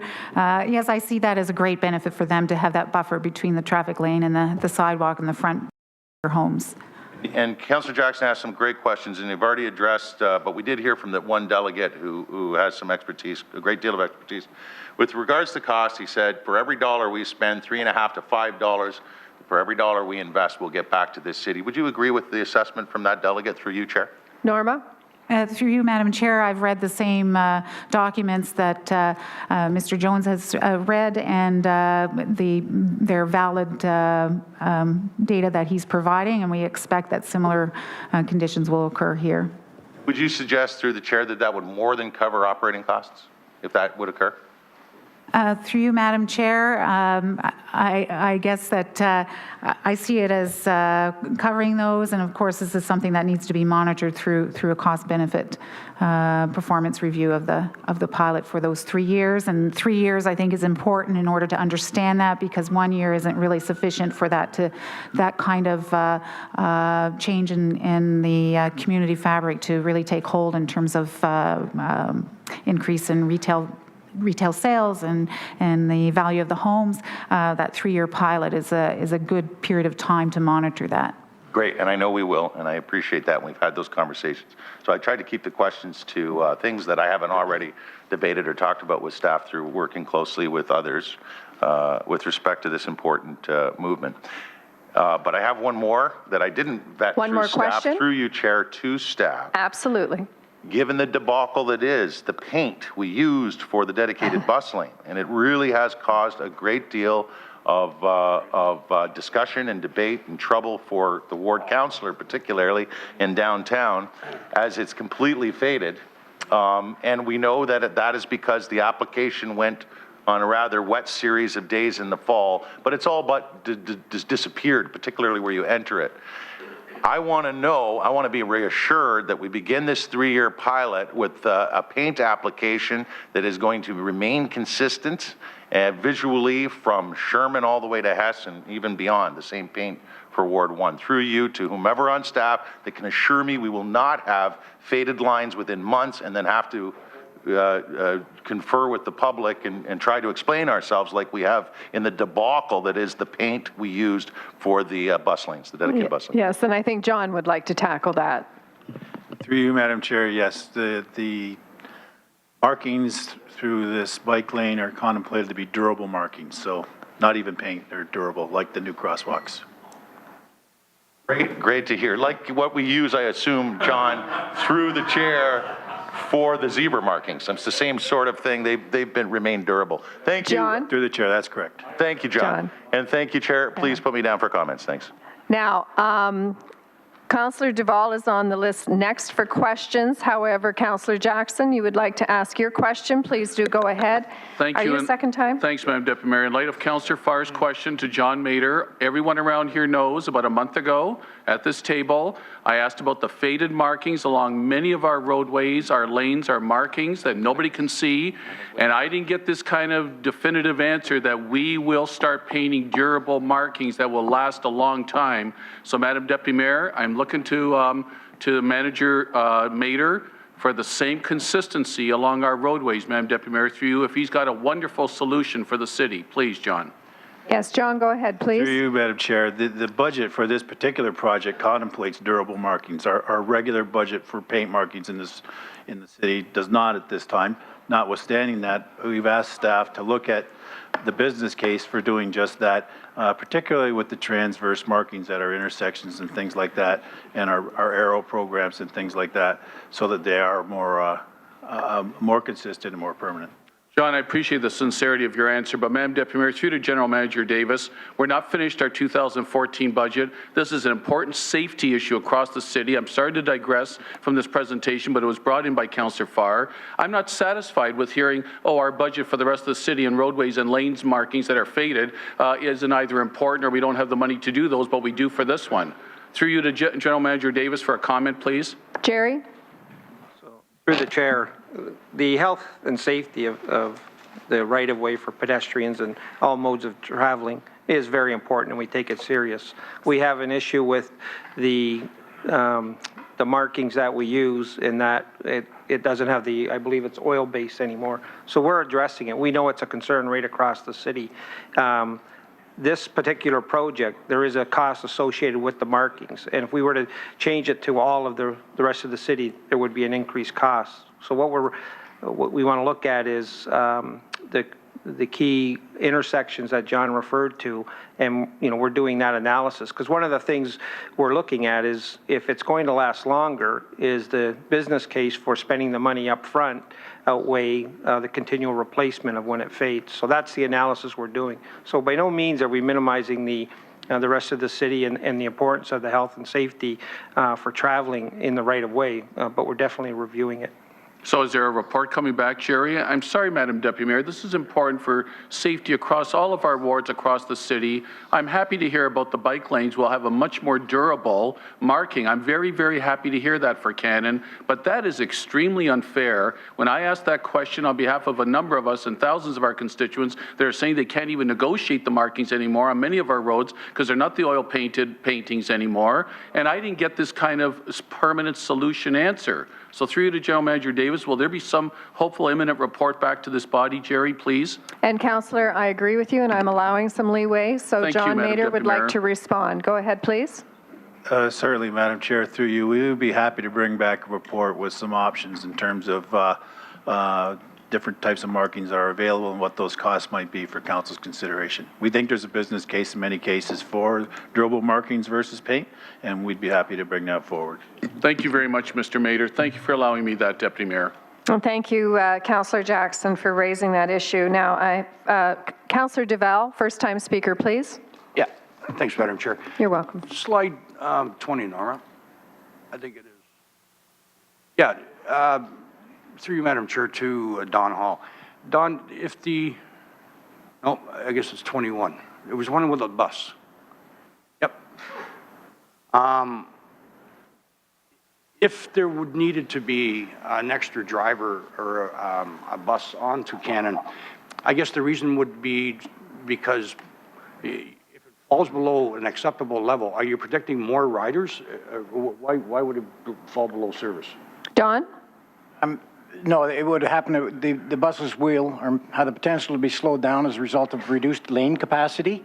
And if that in fact happens, then the bus operators won't get their relief at the end of the line that is currently scheduled there. So, and again, that's a major cost, and I've already assured at least council that we cannot exceed budget on this initiative without coming back for further direction from council, Madam Chair. Counselor? All right, thanks. So, Don, if hypothetical, we needed one, because that happened, do you have an estimated cost what that would be? A peak period bus runs in the order of magnitude about $150,000 to $175,000 a year, and we see the peaks as the primary challenge here. A full-service bus runs in the order of $500,000 to $600,000, maybe $700,000 a year in operating costs if it's running full 24/7, Madam Chair. So an additional 175 approximately? In order of magnitude, yes, Madam Chair. Okay. Counselor? And through you, Madam Chair, if somebody can, maybe Norma can, on the picture of the bike lanes that we just had, yep, where would DARTS unload if that was necessary to have DARTS? Through you, Madam Chair, DARTS unloads on the north side, on the opposite side. So where you see the cars that are parked, they do not currently load and unload on the south side, and they confirm that none of their operations would conflict with the bikeway. Okay, so we do that already, then. That's what you're saying, right? And what about taxis?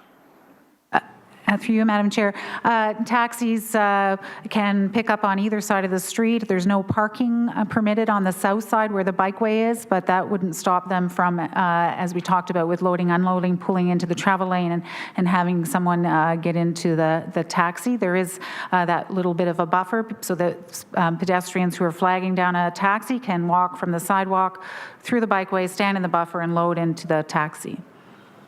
Counselor? Okay. Now, on the snow clearing, on the cost, I understand it was about $180,000, one row removal. I don't understand, there's a cost already that we have to make snow plowing down that street.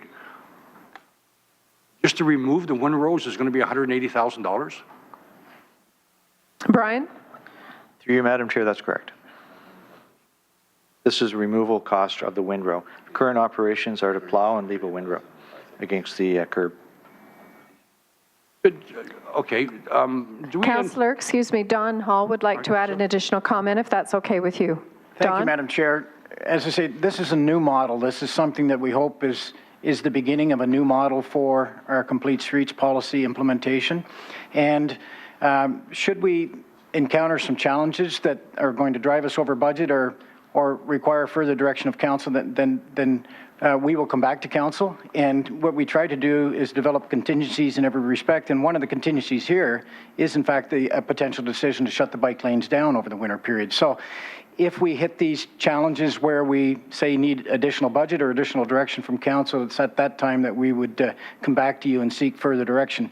One possible alternative, if the removal of the windrows was prohibitively expensive, then we could come back to council and get your direction on whether or not to absorb that additional cost or, in fact, shut the pilot down for a period of time over the winter. So we want to work through this, and when we hit challenges, when appropriate, come back to committee and council to provide you with advice and seek your direction on how to overcome these challenges. But we absolutely anticipate these challenges, and we absolutely anticipate having to come back to council over the period of the pilot to help work through some of these challenges that we can't currently anticipate, Madam Chair.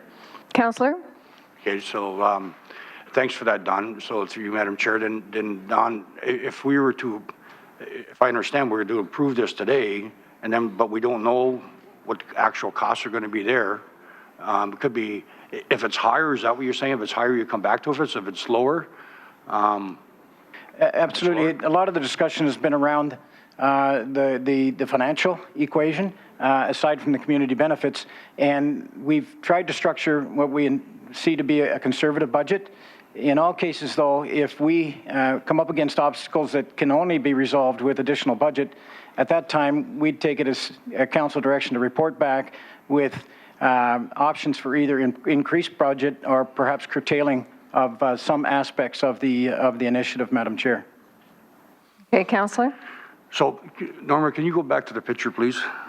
I'm kind of having a hard time. The 180,000, take the windrow off, I guess, is it both sides that we're talking about? Yes? Brian? Through you, Madam Chair. No, it's just on the south side to provide access, clear access. Yes, but on between the lane. bike lane and then on the roadside. that what I'm That's hearing? correct, yeah. Right? 180,000, that's, do we clear bike lanes at all throughout the city in the wintertime? Brian?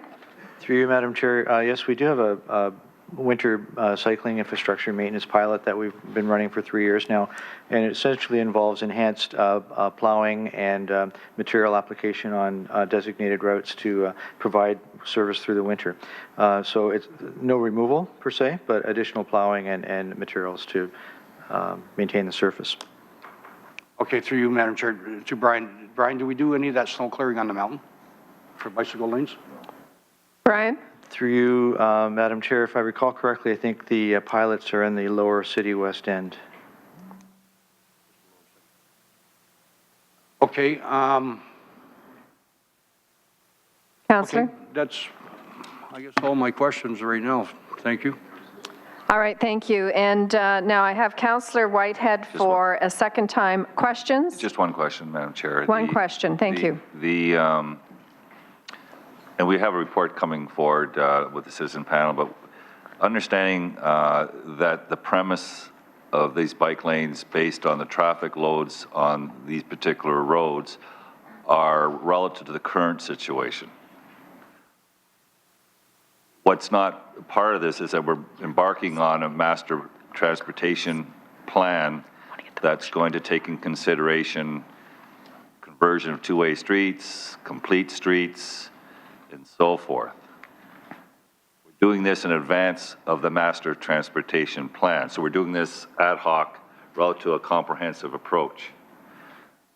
Would it be safe to say that by doing this now, you could create a great, and it may impact on decisions relative to conversions because of the traffic load and where it may end up going? For example, Cannon Street, which could create a higher volume, which would create a conflict. I'm just trying to understand, are we now, by locking on this pilot, providing constraints in regards to the master transportation plan? Don or Al? I would suggest there's potentially a relationship here, but they're mutually severable. The discussion around one-way, two-way, as a result of our meetings with yourself and Councillor McCaddy in the City Manager's office, were a business case analysis of whether one-way to two-way conversions were the best use of our limited human and capital resources, and that the conversion of one-way to two-way should be weighed against using those resources elsewhere in the city, both financial and human. So I think there's a relationship there, but mutually exclusive, not of significant impact on this particular pilot, Madam Chair. Councillor? Okay, so I believe I'm hearing the answer that by taking the lane out, because we have the capacity today, when we embark on the master transportation plan, and we consider creating greater constraints to create complete streets and perhaps two-way conversions, that this decision today will have absolutely no implication in regard to those decisions. Through you, Madam Chair, note that what we're doing here, again, is a pilot. It will not impact the overall citywide transportation master plan that we're bringing forward. We are looking at one-way to two-way conversions. That's on a modeling point of view. This is somewhat localized, so there would be no impact of what we're doing here and the project that we're bringing forward. Okay, thank you.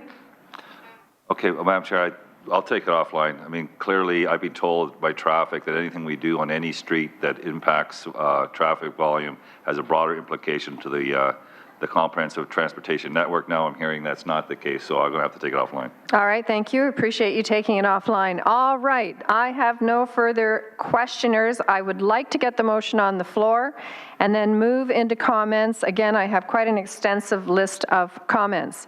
So to get the motion on the floor, I'm going to come back to Councillor Farr. You've asked to move the motion, and who is your seconder, please? Councillor Morrow. So the motion is now on the floor. And I have Councillors Collins, Clark, McCaddy, Johnson, Whitehead, Pearson, Marula. Is there anyone else that would like to be on the list at this point? All right, Councillor Collins, please.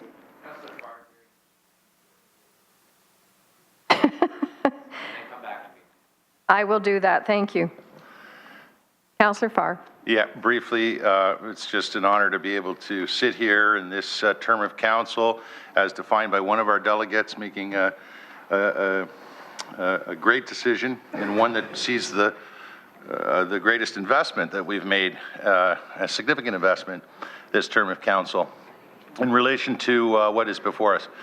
I really did appreciate hearing all the good discussion and debate and questions, and obviously one of the standouts was from our committee members, some of them, how we're interacting with the public and engagement. Obviously, it's most important. We recollect, I'm sure, not long ago, putting a Cannon Street study group together in addition to the Queen Street study group. Very open process, invited a lot of people here to this council chambers, broke down into groups, actually walked this portion of Cannon Street. Actually, we began at Victoria, but one of the outcomes of that study group, that public engagement process, very much talked about what's before us today. Consultation has gone on already with, I see Dave Stevens up there, and a very key player in the community process that is the Jamesville study, also past president of the North End Neighbors Association. We talked to Dave earlier today, more than willing to continue necessary outreach, more than willing myself to be part of that outreach. So that in conjunction with, the virtual tour that I shared, where a lot of the businesses, primarily in the heart of the downtown area, have available to them parking, where we have learned today as well that no ingress or egress functions at those existing businesses. So getting their deliveries in, getting their customers in and out, none of that will be affected with what is before us here today. And finally, with what is before us here today, I mean, quite obviously, a lot of us believe in the community, and I'm with them, that this is very significant as it relates to where we want to go with complete streets, to where we want to go with mobility, where we want to go with offering solutions to our transportation demand management and all the people on staff that work toward those goals and ensuring that we do have these options in our city going forward. This is progressive. This is important. This is a connector to our Pan Am precinct, and it'll work well with all those who currently ride, with those who are on the fence and worried about safety issues and maybe don't ride. They possibly, I think many will now. I know I'll be one of them. And for those folks who are going to be taking advantage of bike share as well, which is coming in the spring, is unanimously, I believe, endorsed and accepted by this council. So I'm very pleased and privileged and honored to be working with a group of people who understand the value of what's before us, both around this table and in our community, and honored to be moving what's before us here today and utilizing, I think, quite importantly, $333,600 of the Ward 2 Area Rating Capital Reserve to make this so. Thank you for the time. And thank you to everybody who's here today in support. Okay, thank you, Councillor Farr and Councillor Collins. Oh, before we do that, could I have a motion, please, to receive the presentation? I forgot to do that. Councillor Collins, Councillor Morrow, all in favour? That is carried. Councillor Collins, please. Thanks, Madam Chairman, and my comments will be brief. I do want to thank all of those individuals, both with our staff, our consulting partners, as well as those people in the community who've worked very hard to get us to where we are today. And I'm really hoping for the best, because I had some severe reservations, especially with what we've been through with the BRT pilot project, which hasn't been without its problems. And good to hear today that we've dropped the use of the finger paints and we're now gravitating to something that's going to work a lot better. And so that is good news. But I think what this discussion has done for me through just over the last year or so is that I'm not certain that this works on all streets. And I think that was part of Justin's presentation today. And it was a good point, because when I look at Cannon, I think we're all aware, for any of us who use this corridor, there really are a couple of lanes of capacity there that are are not used. And what it highlights for me is the opportunities that exist in other areas. And this, I'm not suggesting that we create congestion, because that's the last thing we want to do, and it's one of the reasons why I did not support the BRT pilot project. But I think what this project does is it highlights the fact that we have a road network system within the municipality that in some cases is outdated. Cannon's a great example. These roads were built at a time, I'm certain, when industry was at its peak in this city, and we had thousands and thousands of vehicles, more so than we do certainly today, utilizing this transportation corridor. And at one point in time, and I'm glad this photo is up there, I'm certain that the houses that are in the photo here on the screen, they actually had a front lawn, and they probably had no problem allowing their kids out onto the front to play, as many neighborhoods have the ability to do across the municipality.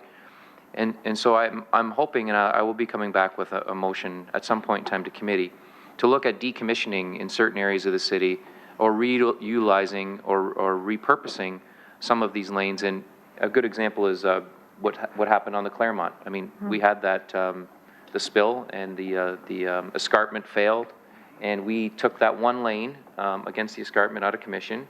And you can imagine now, and on most of our talk and discussion today is focused on the maintenance costs. You start to think about the costs that we've saved with that issue alone, having that one lane out of commission. We're not salting it, we're not sanding it, we're not plowing it, we don't have the street sweepers on it. And so that starts to add up over the course of a year, and then over time, that we start expanding that. Apply that then to Burlington Street and the capacity that we have over 2 decks. And there will come a day, and I've had discussions, just brief discussions with Gary Moore, in terms of what we're doing with those decks and what we're doing with those bridges. And will this council, future councils, have the ability to pay for the replacement of that capacity? And so you could apply that to many streets. Wentworth and Wellington look a lot like Cannon does here, and there's no, I mean, we would all agree that the capacity falls far short of what we're providing in terms of lanes of traffic. I raise that issue to highlight the fact that for as much as this is a pilot project, and this is all about, making it more people-friendly, it's the complete streets theme, but we're making better use of our infrastructure, I think, at the end of the day. And this could be applied for cost savings, not just to improve it for pedestrians and for cyclists, but the municipality should be looking at our entire inventory and looking for examples like Cannon, Wellington, Wentworth, Burlington Street, the list goes on, I'm sure there are others, where we could actually find savings, use those savings to reinvest in our infrastructure. They're out there, they have the ability to give people a better quality of life. And I would love to see the day where, again, these houses here actually have their front lawns back, and I'm certain that was the case, as I mentioned earlier, probably prior to the 60s and 70s. And so I'm supporting it for those reasons. There are dual benefits or multiple benefits that come with this, and I really did want to take the opportunity to thank everyone, because it's certainly not something that I've been intricately involved with, but I know that certain councillors around this table, as well as some of the presenters and key staff people, have been a big part of moving this project forward. Okay, thank you, Councillor Collins. And Councillor Clark, please. Thank you, Madam Chair. Just a quick couple of points. I agree with Councillor Marula in terms of the issue of the additional scope creep, I guess was the terminology that was utilized. It is moot. It's we're here. That was already done. I am a little bit concerned about the governance side, and in my mind, I think to myself of any other project where unilaterally you moved the term or the scope to a broader basis without getting ratification from council. I can't imagine council just saying, yeah, okay, we can do that. And I was a little bit shocked to hear that couldn't even bring it in as an information report to a GIC, just so that we were aware that they were doing that. So I'm hoping Mr. Murray and his staff are hearing that, because we have an excellent working relationship with our staff. We want to maintain that, and it was simply a question of making sure we were aware and not to be surprised in a public meeting. With regards to the white lettering on, I think it's great that it's now the more durable paint.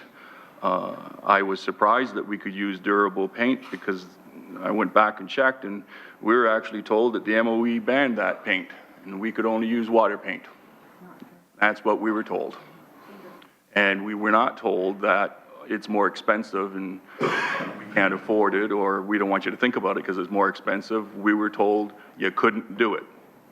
And that's what I was telling my residents. And to hear today the opposite is disconcerting, because the residents don't always understand that there was a misunderstanding. Sometimes they just think, the councilor's not telling the truth. So we do need to clear that up promptly, and I hope we do.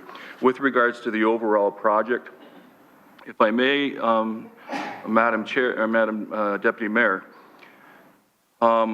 we have bicycle lanes in Upper Stony Creek. They work incredibly well.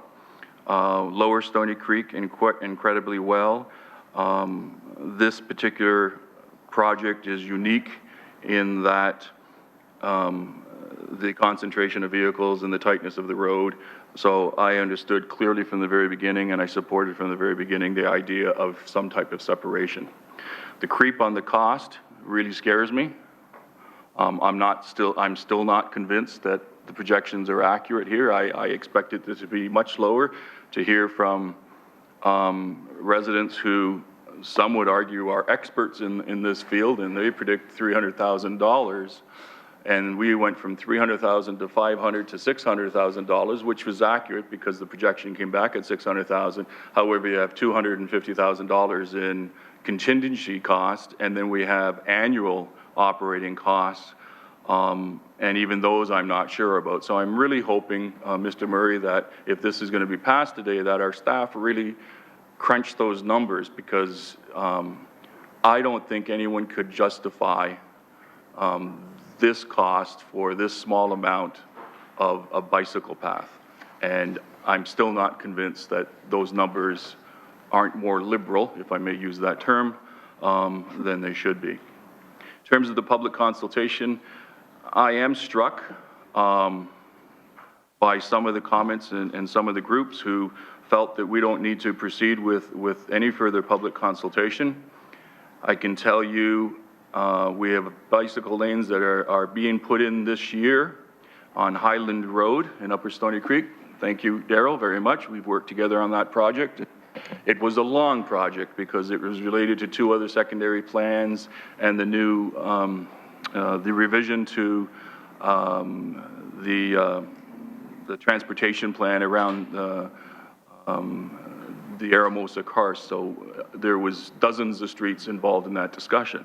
Even after we came back with the feasibility study and explained what we were going to be doing, we still went on and had public meetings with the public, and it was a good thing we did because the public were had gone off the rail and were opposed to it. By the time we had the discussions with the public, they're all back on, and we resolved, thanks again to Daryl, every single issue that was raised. All the objections are gone. I can only imagine if we said, no, we're done, we already talked to you, and we put it out there, what the comments would be if we hadn't had that further consultation. So just keep that in the back of your head. Stony Creek Community Center, a beautiful center downtown, 15 to 20 years of demand. Horizon Seniors, Club 60 Seniors, Village Green Seniors, Boy Scouts, Girl Scouts. I can go on and on with the neighborhood organizations that have been screaming for this and demanding it. 2 councillors ran on it and were successfully elected. We finally got it approved in my term. We sent out and did a feasibility study. Prior to the feasibility study, we met with the residents to find out exactly what they wanted so we could understand it. During the feasibility study, we met with the residents, not specific groups. We had a public meeting, met with the residents to understand what programming would be required. The feasibility study came back, and it was a beautiful study like this, and we didn't pass it here. We took it back to the community for 2 more public consultations and explained it all to them. Good thing we did, because we missed a couple of things, even though we had all that public consultation. And we fixed it. And then it brought here and was passed. I could go on, Madam Chair, with a number of other examples. I can tell you I appreciate all the efforts that the good colleagues have done across the floor. And I appreciate the fact that they feel comfortable moving forward without any further consultation because they believe that they've covered it all. Public, when you come back with a report that's going to spend $1 million and $200,000 a year, and you're not willing to go out and have public engagement, is disconcerting. And we have the wonderful vision in front of us, and we look at it every day, engage the citizens. To say that they're all on side when it hasn't been shared with them, and I'm talking just, have a public meeting, have them come in and talk.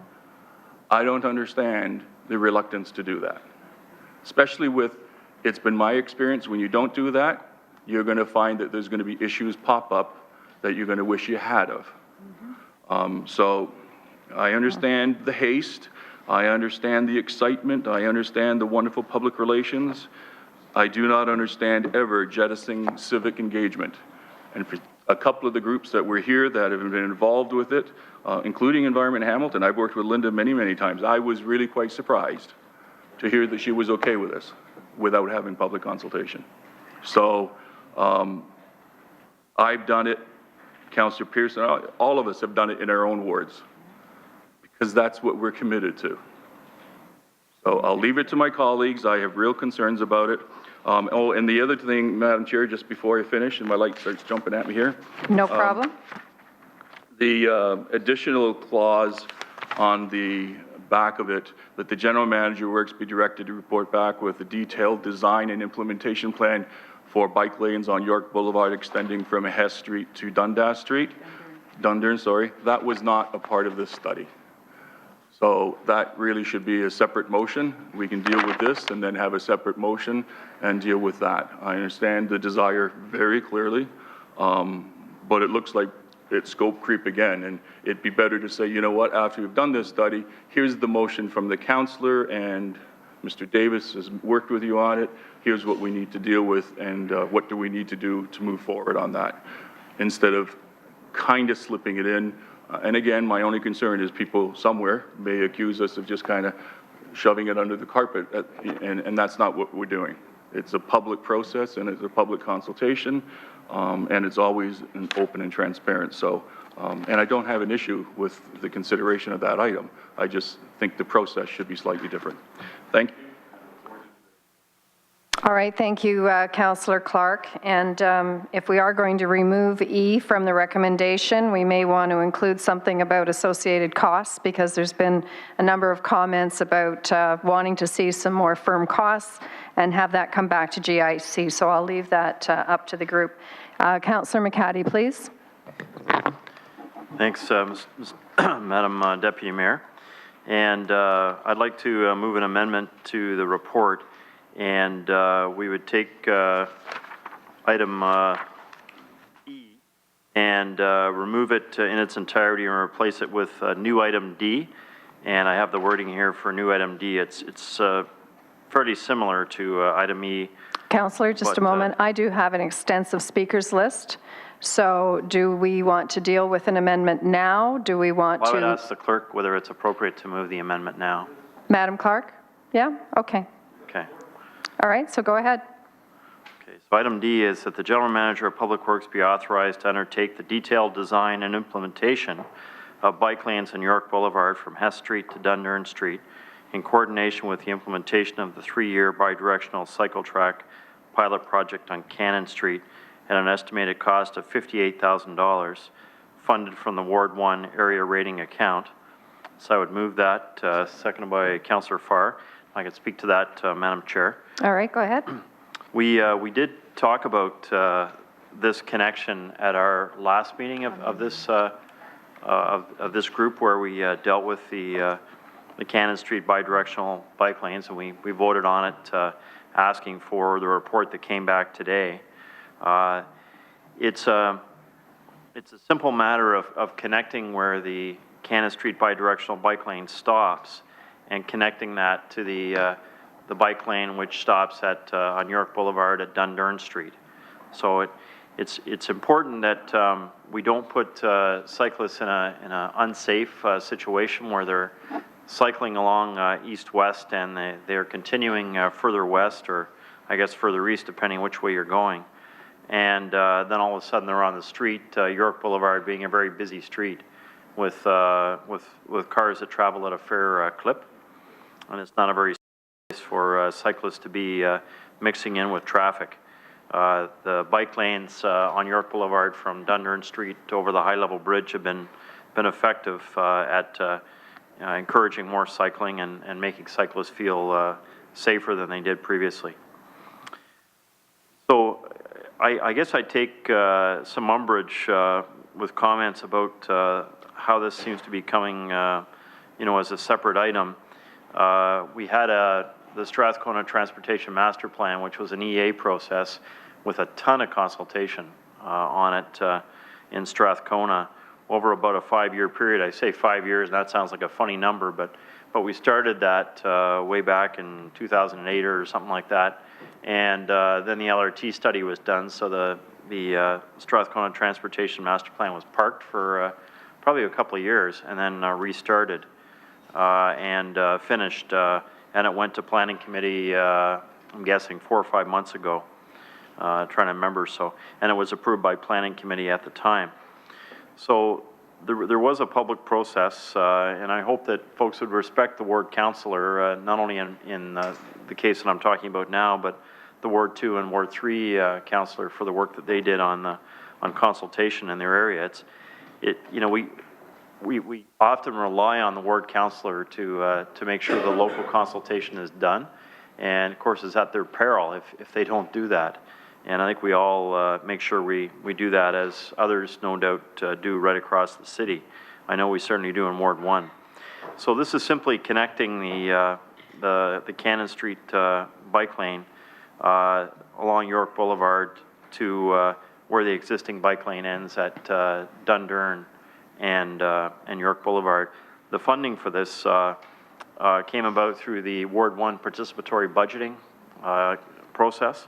So citizens proposed this, it's actually $100,000 they proposed, not knowing exactly how much it would cost.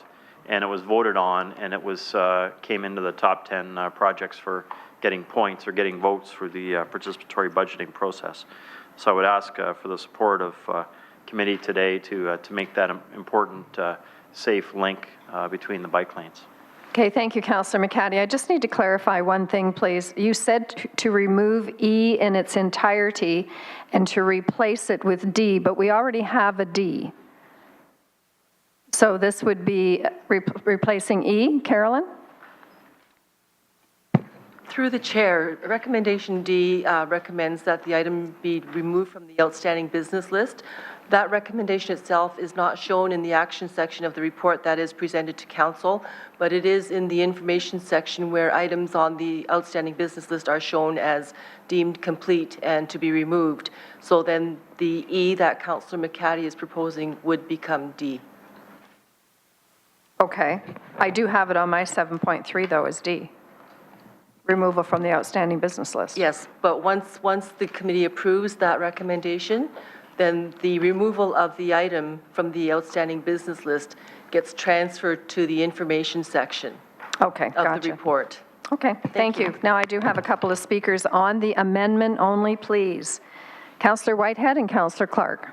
Thank you. I certainly support all the good work that the good councillor has done on the bike lanes.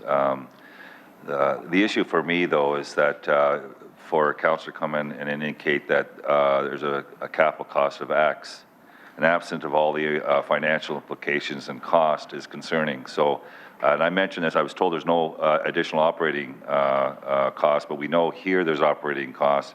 We're talking about linkages all the way through this extension.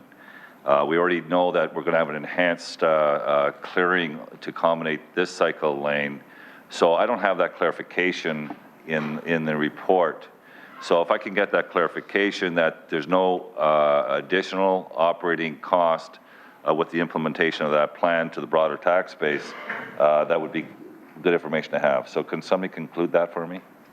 Could someone answer the question for the good councillor, please?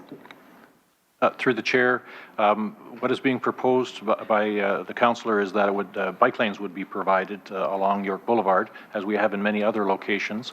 The implementation would be through paint and signs, as we have in other locations, and there would be no there would not be additional incremental costs for this particular facility that we experience in other cycling lanes. Okay, I heard that we currently have a pilot that's happening just in the lower city, not on the mountain, in regards to removal of snow and enhanced service on cycle lanes. Would this be incorporated into that pilot program, or would this be outside of that pilot program? Brian? Through you, Bless you. Through you, Madam Chair. Yes, go ahead. We'll be reporting later this year on this, on the, I guess, the success of the 3-year pilot program. So if it's the will of council to continue the program on, either as a continued pilot or as a bona fide program, we're certainly open to an expanded scope to that activity and service level. So the discussion will take place at that point. So it's not contemplated until that report comes forward that this would be automatically incorporated into the snow, the enhanced snow clearing that's currently taking place in that pilot program. Okay, thank you.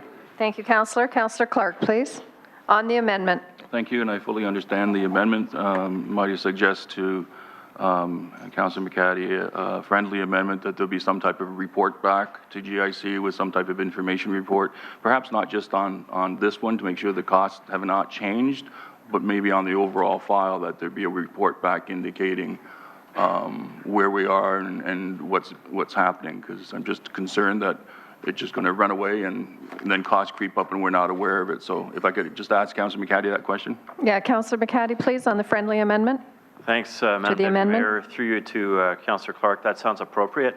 We might want to be a little more specific on what we want staff to report back on, so I'd appreciate if you could just expand on that or be a little more concise so staff understand and I understand as well. So, Madam Deputy Mayor, if I can just ask the clerk then, given that there's more to this than just the last motion, it would be appropriate then to have a separate clause that would indicate a report back to GIC on blah, blah, blah. Yada, yada, yada. Yes. I think that's what got us into this situation to begin with. Yeah, so we're having a tripartite talk here. Absolutely. Just ignore me. It's fine. Yes. So, ignore the woman behind the curtain. Wording. Thank you. Happy with that? Thank you. So have we got that all straightened out? Yeah, okay. So are we voting on the amendment now? Is everybody ready? Madam Clerk, we've got all the wording. Okay, so on the amendment moved by Councillor McCaddy, seconded by Councillor Farr, all in favor? Carried. Any opposed? Nope. Okay, good. So now I'm going back to the comments on item 7.3. And next I have Councillor Whitehead, then Jackson, Pearson, Marula, Morrow, then Johnson. You want, okay. Councillor Whitehead, please. Thank you, Madam Chair. I certainly supports before us. I said it is a pilot program. What I don't support, because of those additional operating costs and because of the, I think arguably, I don't even think it's arguable that certainly there'll be less people utilizing this bike lane in the midst of winter. And looking at those additional winter costs, it begs the question whether we should, like Montreal originally did, was to remove the delineation pieces so that we can lower the cost to the taxpayer, quite frankly, of the snow removal. So I think that is one component I would be moving for consideration by my committee colleagues. But the overall process, all the way to Hess Village, or Hess Street, I have no issue. I understand the safety component. I understand the congruence of the bike lanes and the importance to have that connection. And I think, quite frankly, when you look at where we're going, maybe 10 years ago, you probably wouldn't have received much support for this kind of investment. But clearly, times have changed. There's more interest and more activism when it comes to quality of life. And certainly we know we have obesity problems, so more people we can encourage to safely cycle on bike lanes and have that connectivity across the city certainly does improve quality of life.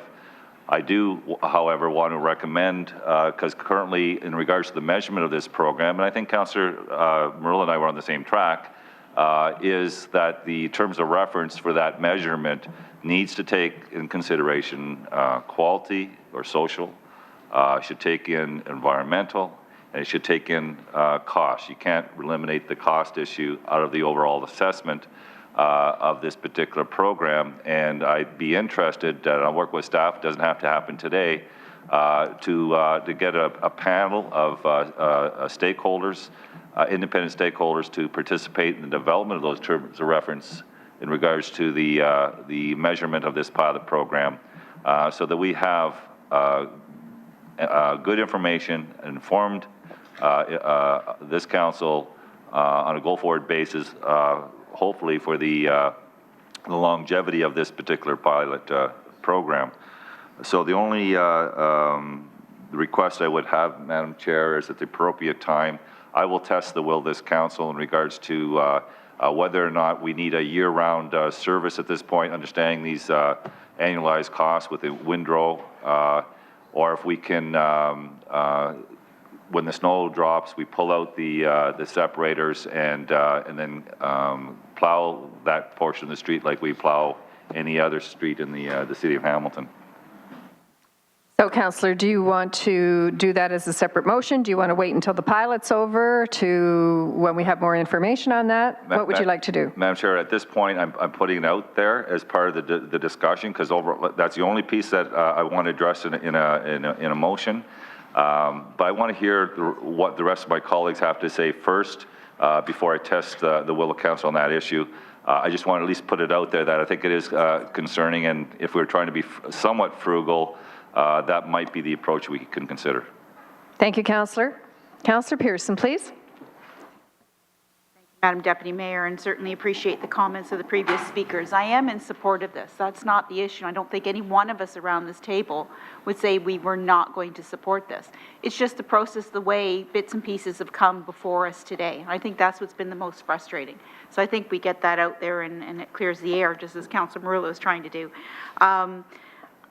I appreciate what Councillor Whitehead is saying, and I'm not sure if I can ask staff, because now that puts a different light on this process. If we were to decide today that we're only going to implement this in, 3 seasons as opposed to the winter season, and the costs, benefits, and negatives to removing all of this every year, because I just can't see removing this. I mean, we're going to be removing markings. We're going to be doing pavement improvements that now we will have put back over the winter. So I'm just asking through you, Madam Deputy Mayor, if staff could just give us some information of what their viewpoint is. I can understand us maybe not servicing it and leaving it, but I'm not sure about removing everything. I mean, that's just a huge amount of cost, and I can see the taxpayers of this community going, what are you doing? Madam Thank you, Councillor. And Don, please.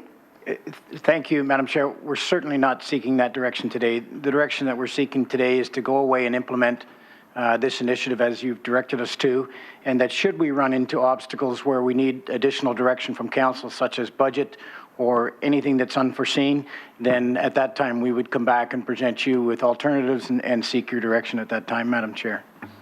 Councillor? I appreciate that. So I'm assuming then at that time, should that come forward, there will be recommendations that may say just leave that section and maybe provide the accesses to the roadway and things like that, but not removing all of the fixtures and starting all over every year. Could that potentially be a recommendation through you, Deputy Mayor? Could we get confirmation on that, please, Don? Absolutely, Madam Chair. We would see our role in this is if we do run into an obstacle that's unforeseen, such as budget, then our job is to report back to you, provide our best advice, provide you with alternatives and a recommended alternative as with any other initiative, Madam Chair. Councillor? Thank you. Thank you, Don. Thank you, Madam Chair. Deputy Mayor, I'm sorry. I feel much more comfortable with that because I think we have to be very cautious of how we go forward. And like I said before, this has been an anomaly year for snow. We've had years where we've had very little, so this may work very well, but we can't anticipate that until that problem comes forward. And I have bike lanes in Ward 10 that sometimes get plowed and sometimes don't. And there's never been an issue where somebody said, well, it's not plowed today. I might have had one complaint in 10 years. But other than that, I mean, people, accept that there's days where they're not going to be able to use these services. So I appreciate that. I'm going to listen to the rest of the comments of my colleagues. I still have the concern that we haven't put this out through the media or whatever. We haven't put this out to the public. At the end of the day, I mean, we try and be open and transparent.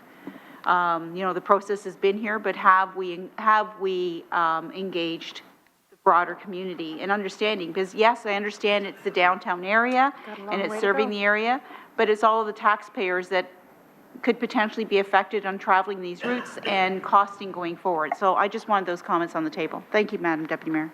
All right, and did Don, please, a comment? Thank you, Madam Chair. We just want to be absolutely clear. We're not recommending that we forego public consultation. We're going to get feedback as time goes on. I guess we had a different starting point with this project, Madam Chair.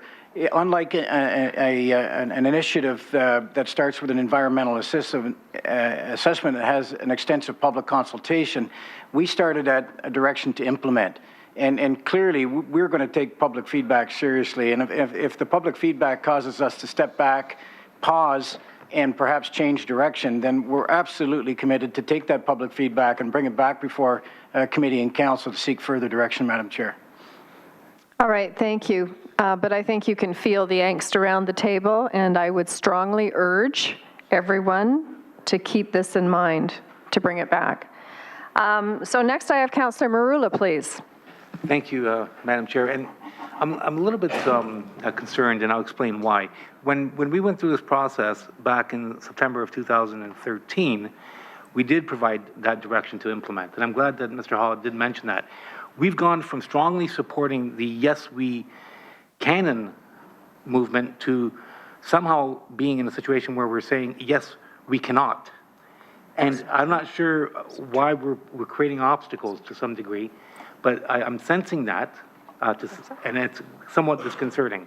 So what we've done is the motions before you, if you read the report or even the summary where it reads executive summary, we supported the implementation, so we're moving forward on that. The strategy that we all supported, unanimously I believe, led to the concept that's before us and the design.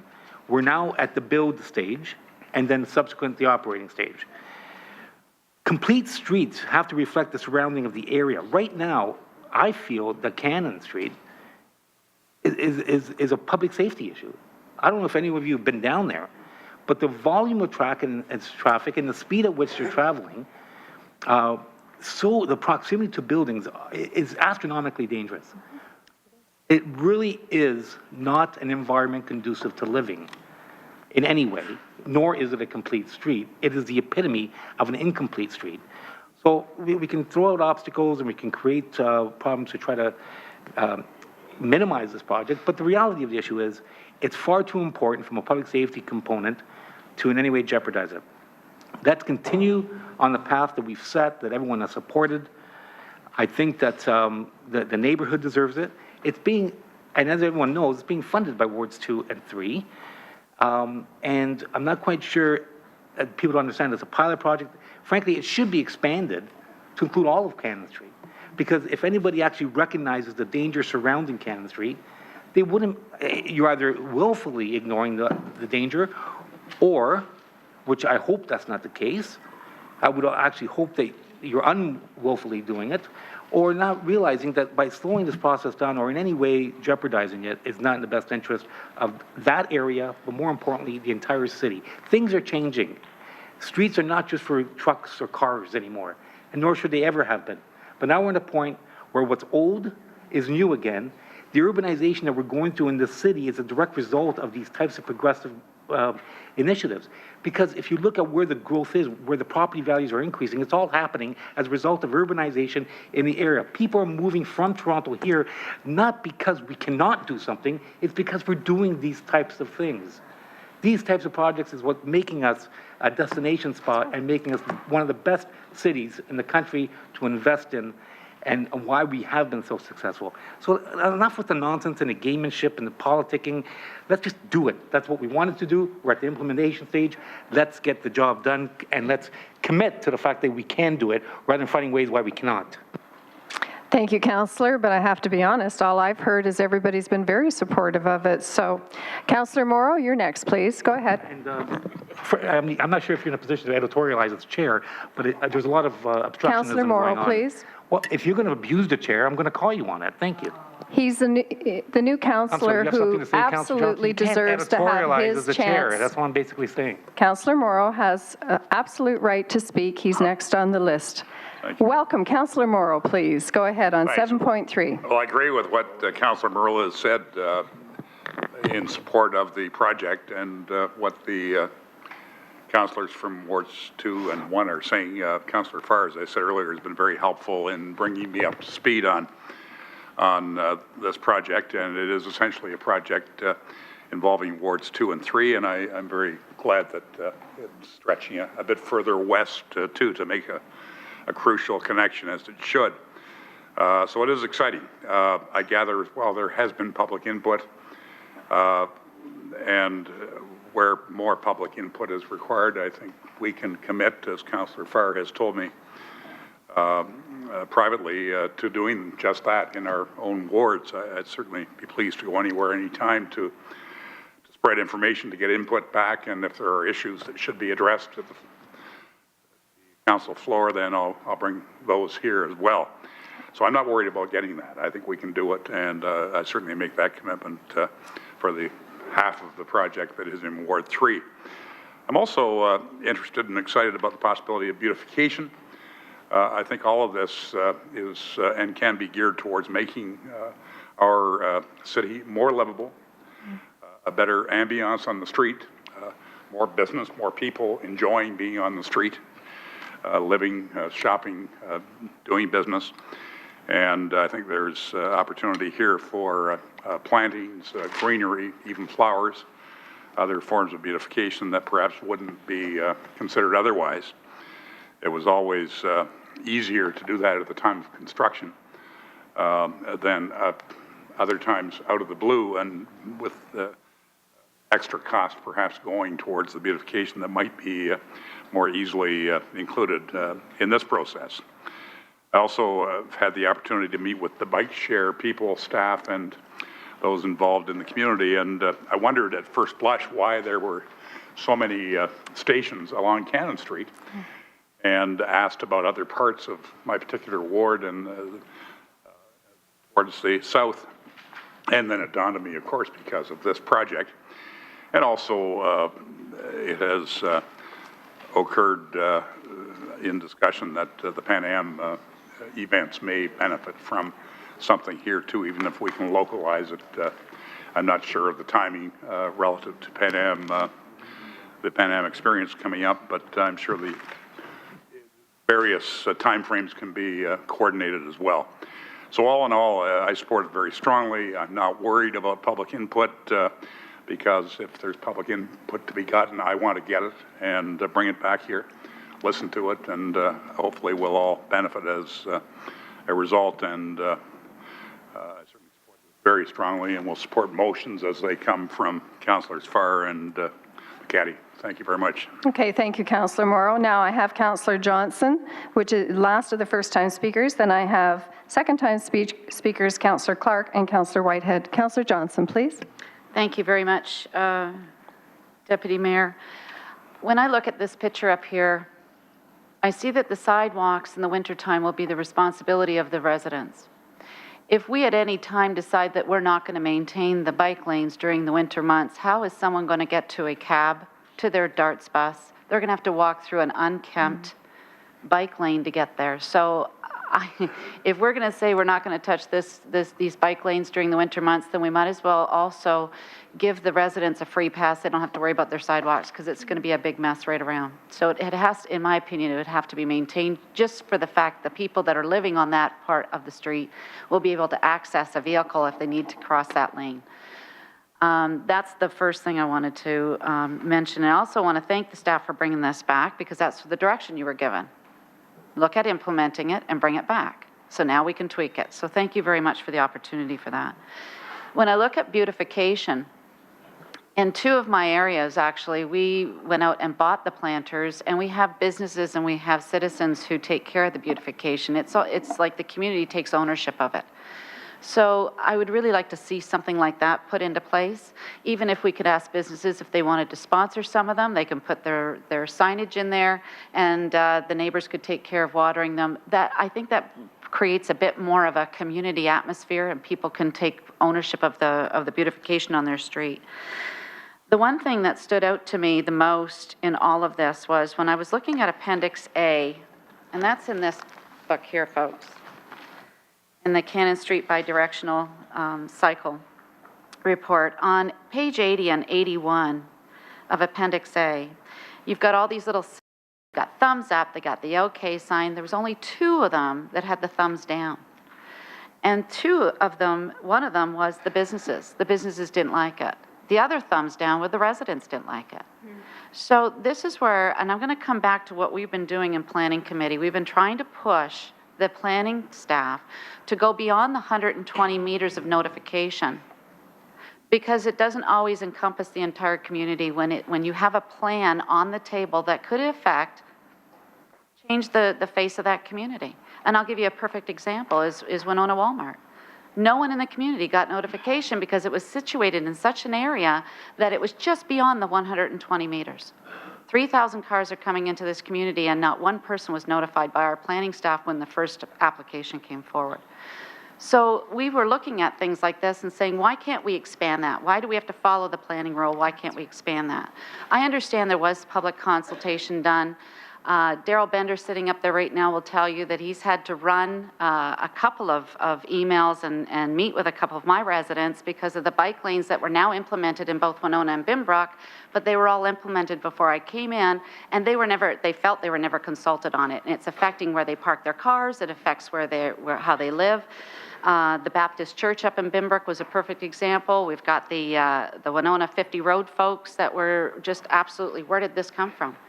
So I really believe that if we're going to go forward with this, I really believe that the stakeholders group that Councillor Whitehead was referring to, if that doesn't come to be, we really need to at least get the people, their input that live on Cannon Street as well, and the businesses that are on Cannon Street, just to get that feedback. As Councillor Clark said, we could be missing something entirely. And we could remedy it quickly, but if we knew it ahead of time, it wouldn't have been a problem. So I would like to hear the rest of my colleagues speak about this, but again, I still think that there's some ownership that the community can take in this with input, with beautification, and also to work with our staff and keeping that way clear for people to use. So those are my comments at this time, and thank you, Deputy Mayor. Okay, thank you, Councillor Johnson. And second-time speakers, I have Councillor Clark, Councillor Whitehead, and Councillor Farr. Councillor Clark, please. Madam Chair, I don't have further comments. I have 2 amendments, and I just need to clarify on process. So Councillor McCaddy and I and the clerk have discussed an amendment, and I don't have the exact wording. Do you have it there, Kelly? Could you just read it out, please? I'm sorry. Madam Clerk, go ahead.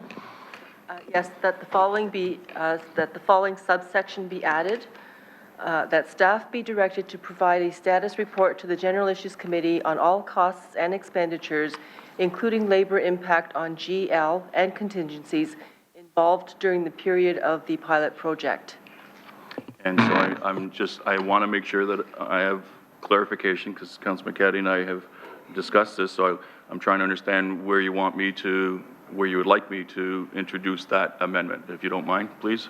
Yes, thank you. And if I can have some assistance from Councillor McCaddy on this, please. Thanks, Madam Deputy Mayor. I would think this would be a new E, a new subsection E, and only a little editorial comment, because we've just heard it now, is costs, talks about costs, and I would just say and benefits as well. But other than that, that sounds great. Thanks, Madam Deputy Mayor. Through to Councillor Farr. Clark? Councillor Clark, okay. Yeah, thank you. And I'm fine with the friendly amendment, Madam Clerk. So I guess we could remove that one now and then go on to the second amendment. Yeah, and you have a seconder? I'm moving it, and Councillor McCaddy is seconding it. Okay. And you heard it from the clerk. I'm not sure if anyone else needs to hear it again. Yep. That staff be directed to provide a status report to the General Issues Committee on all costs, benefits, and expenditures, including labor impact on GL and contingencies involved during the period of the pilot project. Okay, and on that amendment, Councillor Collins? Are we not doing that? Wasn't this whole discussion about keeping track of the costs? This is just specifically on Brian's portion? Yes, please, go ahead. As I read the report, they were projections. As the project unfolds, we usually get report backs on costs that are incurred. This is all this is. Not stopping the implementation. No, I it's just understand that we keep that. infirmed. And Councillor McCaddy is... The question was, we are doing that anyway. I didn't think we'd need a motion to keep track of that. Is that, can I just confirm with staff that we are doing that as part of the recommendation that's here today? I mean, Absolutely. if it's not happening, then I'm certainly supporting that. If it's already happening, then... My only point is I didn't see it in the report anywhere. Ask. All right, can I have staff comment on that, please? Al? Madam Chairman, yes, once this feasibility study is approved, then we go into detailed design, and at that point, then we'd be able to report back to committee on how we're progressing and what the actual costs are. Okay, and is that being reflected in this amendment now? No, that's already reflected in... It's already reflected in the report. Councillor Clark, Well, then please. there shouldn't be any problem with anyone supporting it, because I couldn't find it in the report. It may be redundant, but if I can't find it in the report and I only have staff's verbal comment, then what's wrong with this? We don't have the results of the review of the collective agreement and what the potential cost would be. We don't have any of that. And I'm not suggesting that this stand in the way. It's simply a report back, as we do on everything. The positives and the negatives. Here's the balance. You know, lost profit, the whole thing. And so I do have Councillor McCaddy who is supporting this as a friendly amendment. That's as I understood, that's what you said? Oh, it's a different amendment that he seconded. My apologies. Well, let's test the will. All in favor? Carried. Carried. Anyone opposed? Thank you.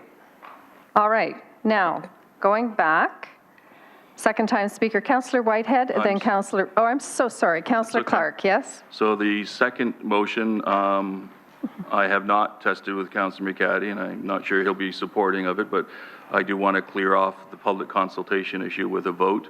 So my suggested motion is it would be moved by me and seconded by Councillor Johnson. Starting today, a 30-day written public consultation on the feasibility study recommendations with an information report back prior to implementation.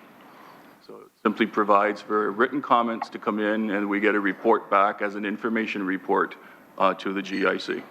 Okay, and I have Councillor Whitehead on this motion, and Councillor Farr, please. Thank you, Madam Chair. And you can actually take me off as a second time on the other, because this is actually what I want to speak to. Okay. And just for clarification, the snow removal, I thought was just moving the pipes out, and then we continue plowing. We just don't remove the windrows, which is the customary way we deal with roadways, but that's a separate issue. On the consultation, and Councillor Clark raised a really good point. And in fact, on the Westmount Rec Center, we went through the same type of consultation program and so forth. But then when it came down to the functional plan, things changed, and it never went back out to the community.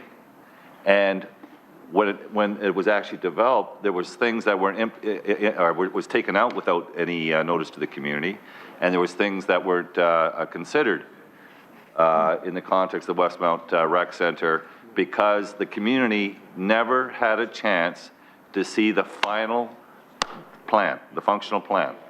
So it is prudent, quite frankly, when you get to this stage, when you have better drawings, and I know it's not detailed, but this pretty well lays out what is taking place, to give the opportunity for those that are most impacted by it, better understanding exactly what it represents and what the positives are, and perhaps even negatives if there are some. But I think it's prudent. I certainly learned my lesson that from the Westmount point on, anything that is designed in my ward, when it gets to the functional piece, I'm going to be demanding it go out to the community to ensure that, and a good example of that, Madam Chair, is that we had Daryl Bender, I had a community consultation on bike lanes on Ryman Road, and they said no. Then we got into a drawing and showed where we can raise those bike lanes off the road, because Ryman Road is a very busy road, and put it curbside. We went back out to the community and we got huge support. What a flip. What a flip when you change a design. So it is, and there is merit, and you know, it brought the Ryman residents on side for the bike lanes. So I think it is advantageous when you have a functional plan to go back to the community one more time and then bring it back with the final implementation. Thank you, Councillor Whitehead. And on this motion, Councillor Farr, please. And then Councillor McCaddy. On the 30-day public consultation motion by Councillor Clark and Councillor Johnson. Okay, so just to remind those who are bringing up this good point, consultation engagement's a big thing for all of us, obviously, and our city manager on down. So there are neighborhood associations that go right across this stretch, every one of them. So we all know neighborhood associations are important in terms of the way we relate to those who live in those neighborhoods. So every one of them's on board for what's here. Order, please. Order, please. Okay, good. Councillor Farr has the floor. We also had a very well publicized, I'm reiterating some points because maybe some weren't heard. Very well publicized. What we wanted was an implementation team, and the mover of this motion turned it into a study group, which was fine by us, but we continued as it relates to complete streets or two-way conversions of both Queen Street and the street in question here today, which is Kin. Okay? So we widely publicized that. We asked for folks to sign up. They did, and we did our walkabouts, and from those walkabouts, the result was from that widely publicized study group that got together an endorsement of what's before us here today. We sat in this room and we broke everybody down. We went over to the church on Queen, we broke everybody down, and we did that. So we consulted that way, we walked up and down the street. In addition, and to reiterate, this is not Walmart. This is not Walmart. This is not a Stony Creek Recreation Center or former municipal center.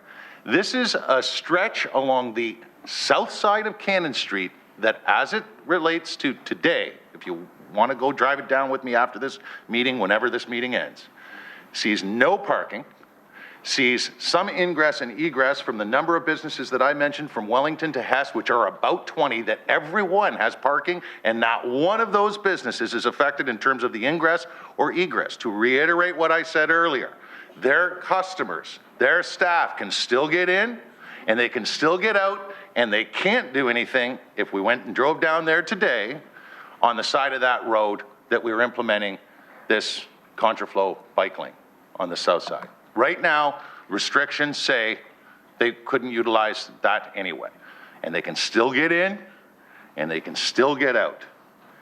We have already committed that as we bring this forward, absolutely, I'm more than happy to sign off on a letter to all of the businesses on the south and north side of Cannon Street, from Sherman on down to Hess and even further, about the great news that we're bringing to their businesses out front and to their residents out front. That house right there on Cannon's got to be worth about $70,000, $75,000.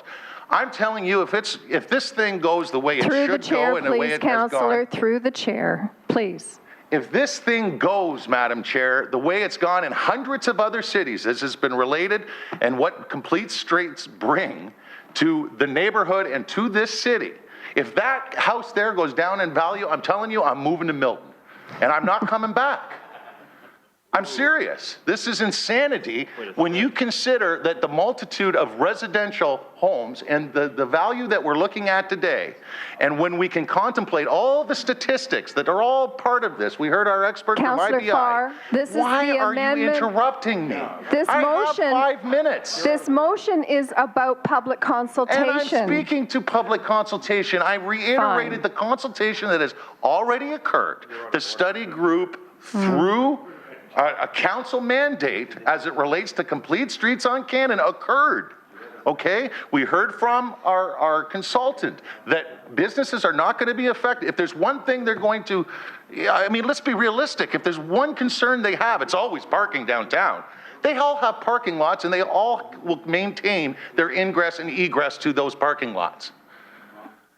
We have a design here that is form-fitted for the south side of Cannon Street, and we've had hours and hours of good work and consultation with good people that have been sitting through this debate, no matter how it's strayed over the last couple of hours.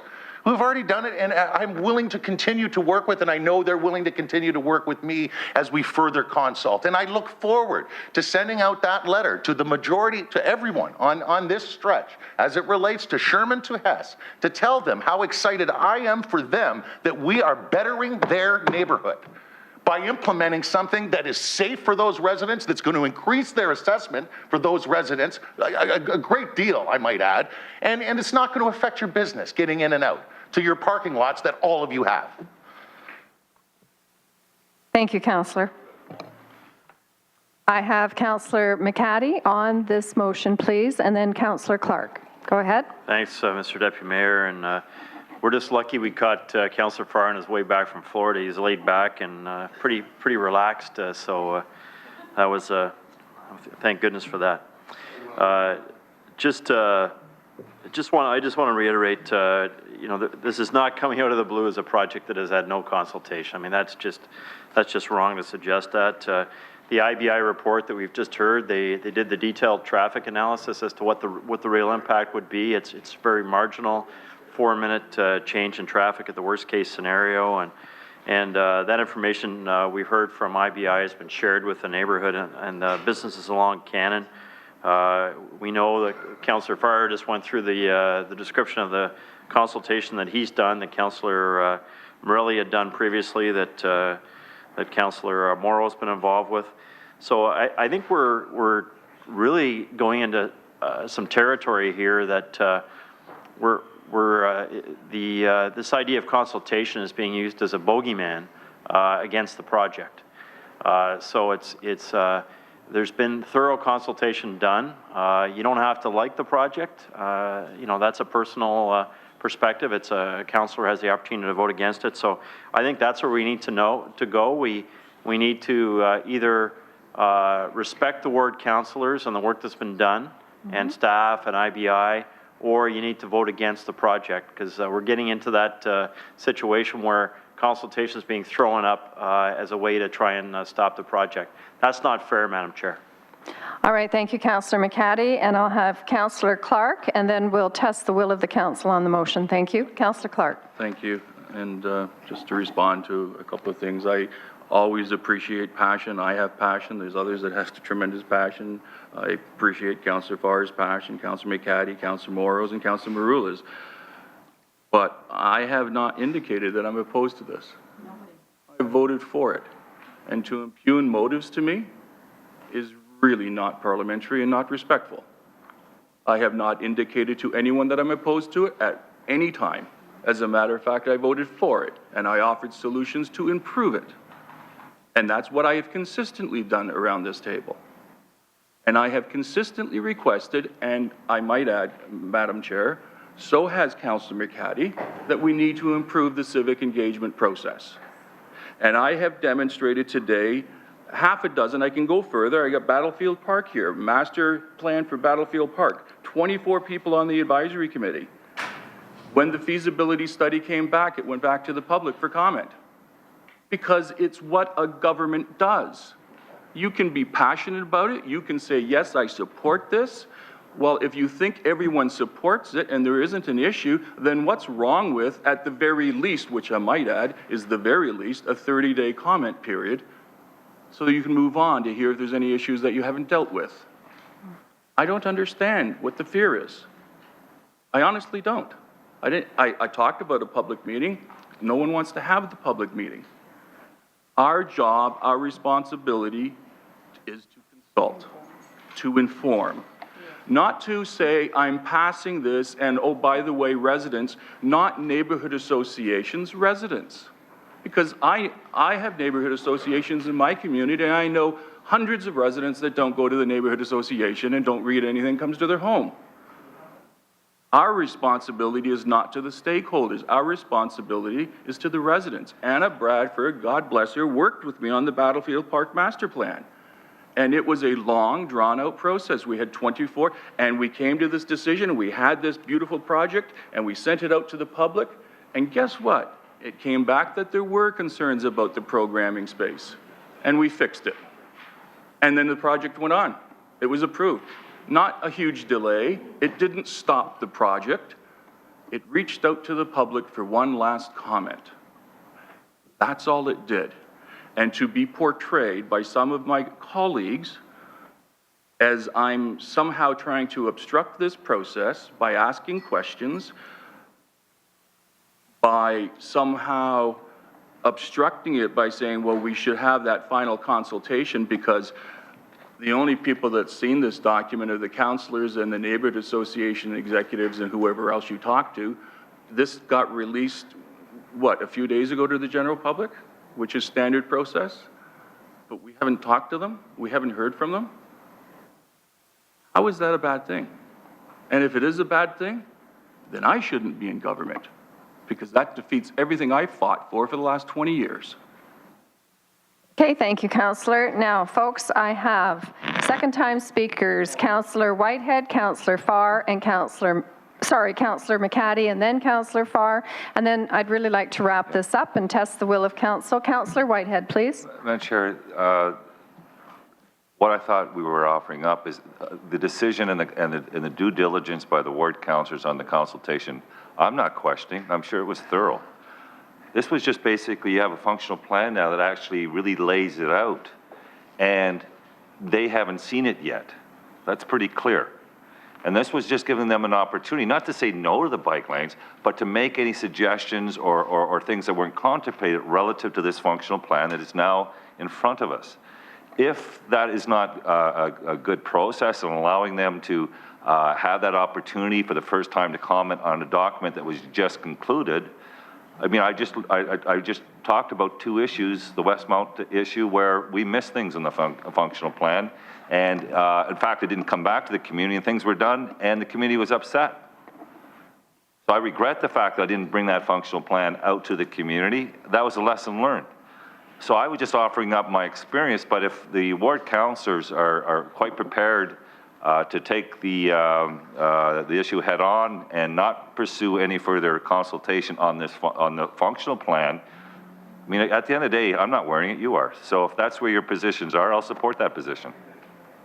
Okay, Councillor McCaddy for a second time, please. Madam Deputy Mayor, I just wanted to add that there is a timing issue here as well. In terms of implementation, this is mid-March. We don't approve it until council next week. As you know, things don't move that quick around here in terms of getting projects in the ground. So I would suggest, unless we move ahead on this project, it will not be built in this season. You know, the season for getting out and doing construction and doing it in a way that it can be used this year, get off to a good running start at using the bidirectional bike lanes on Cannon. So there is a real cost to the 30-day delay. I am more than satisfied, given how we began this discussion back in September.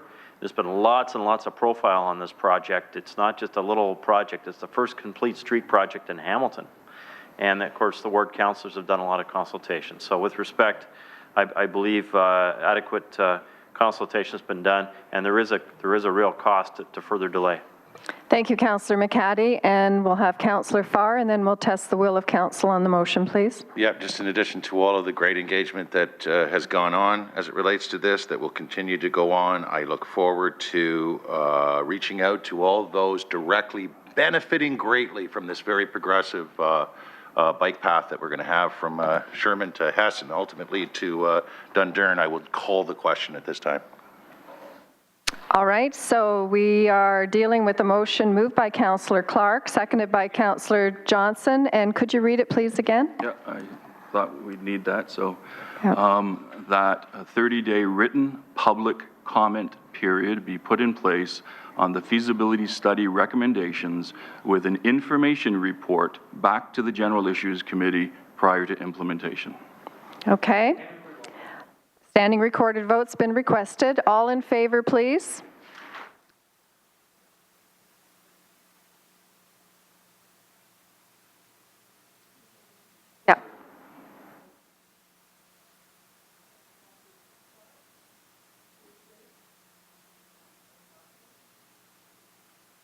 And all opposed to the motion, please.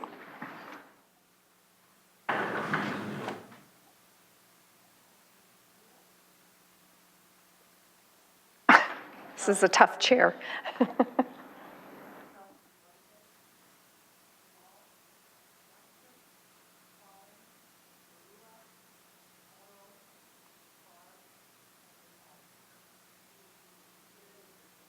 Okay, thank you, Madam Clerk. Now, sorry?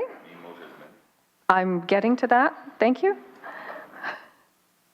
The main motion as amended, which was moved by Councillor Farr, seconded by Councillor Morrow. All in favor, please.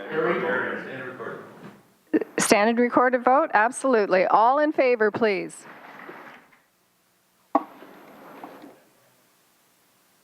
Of the ones that are present here.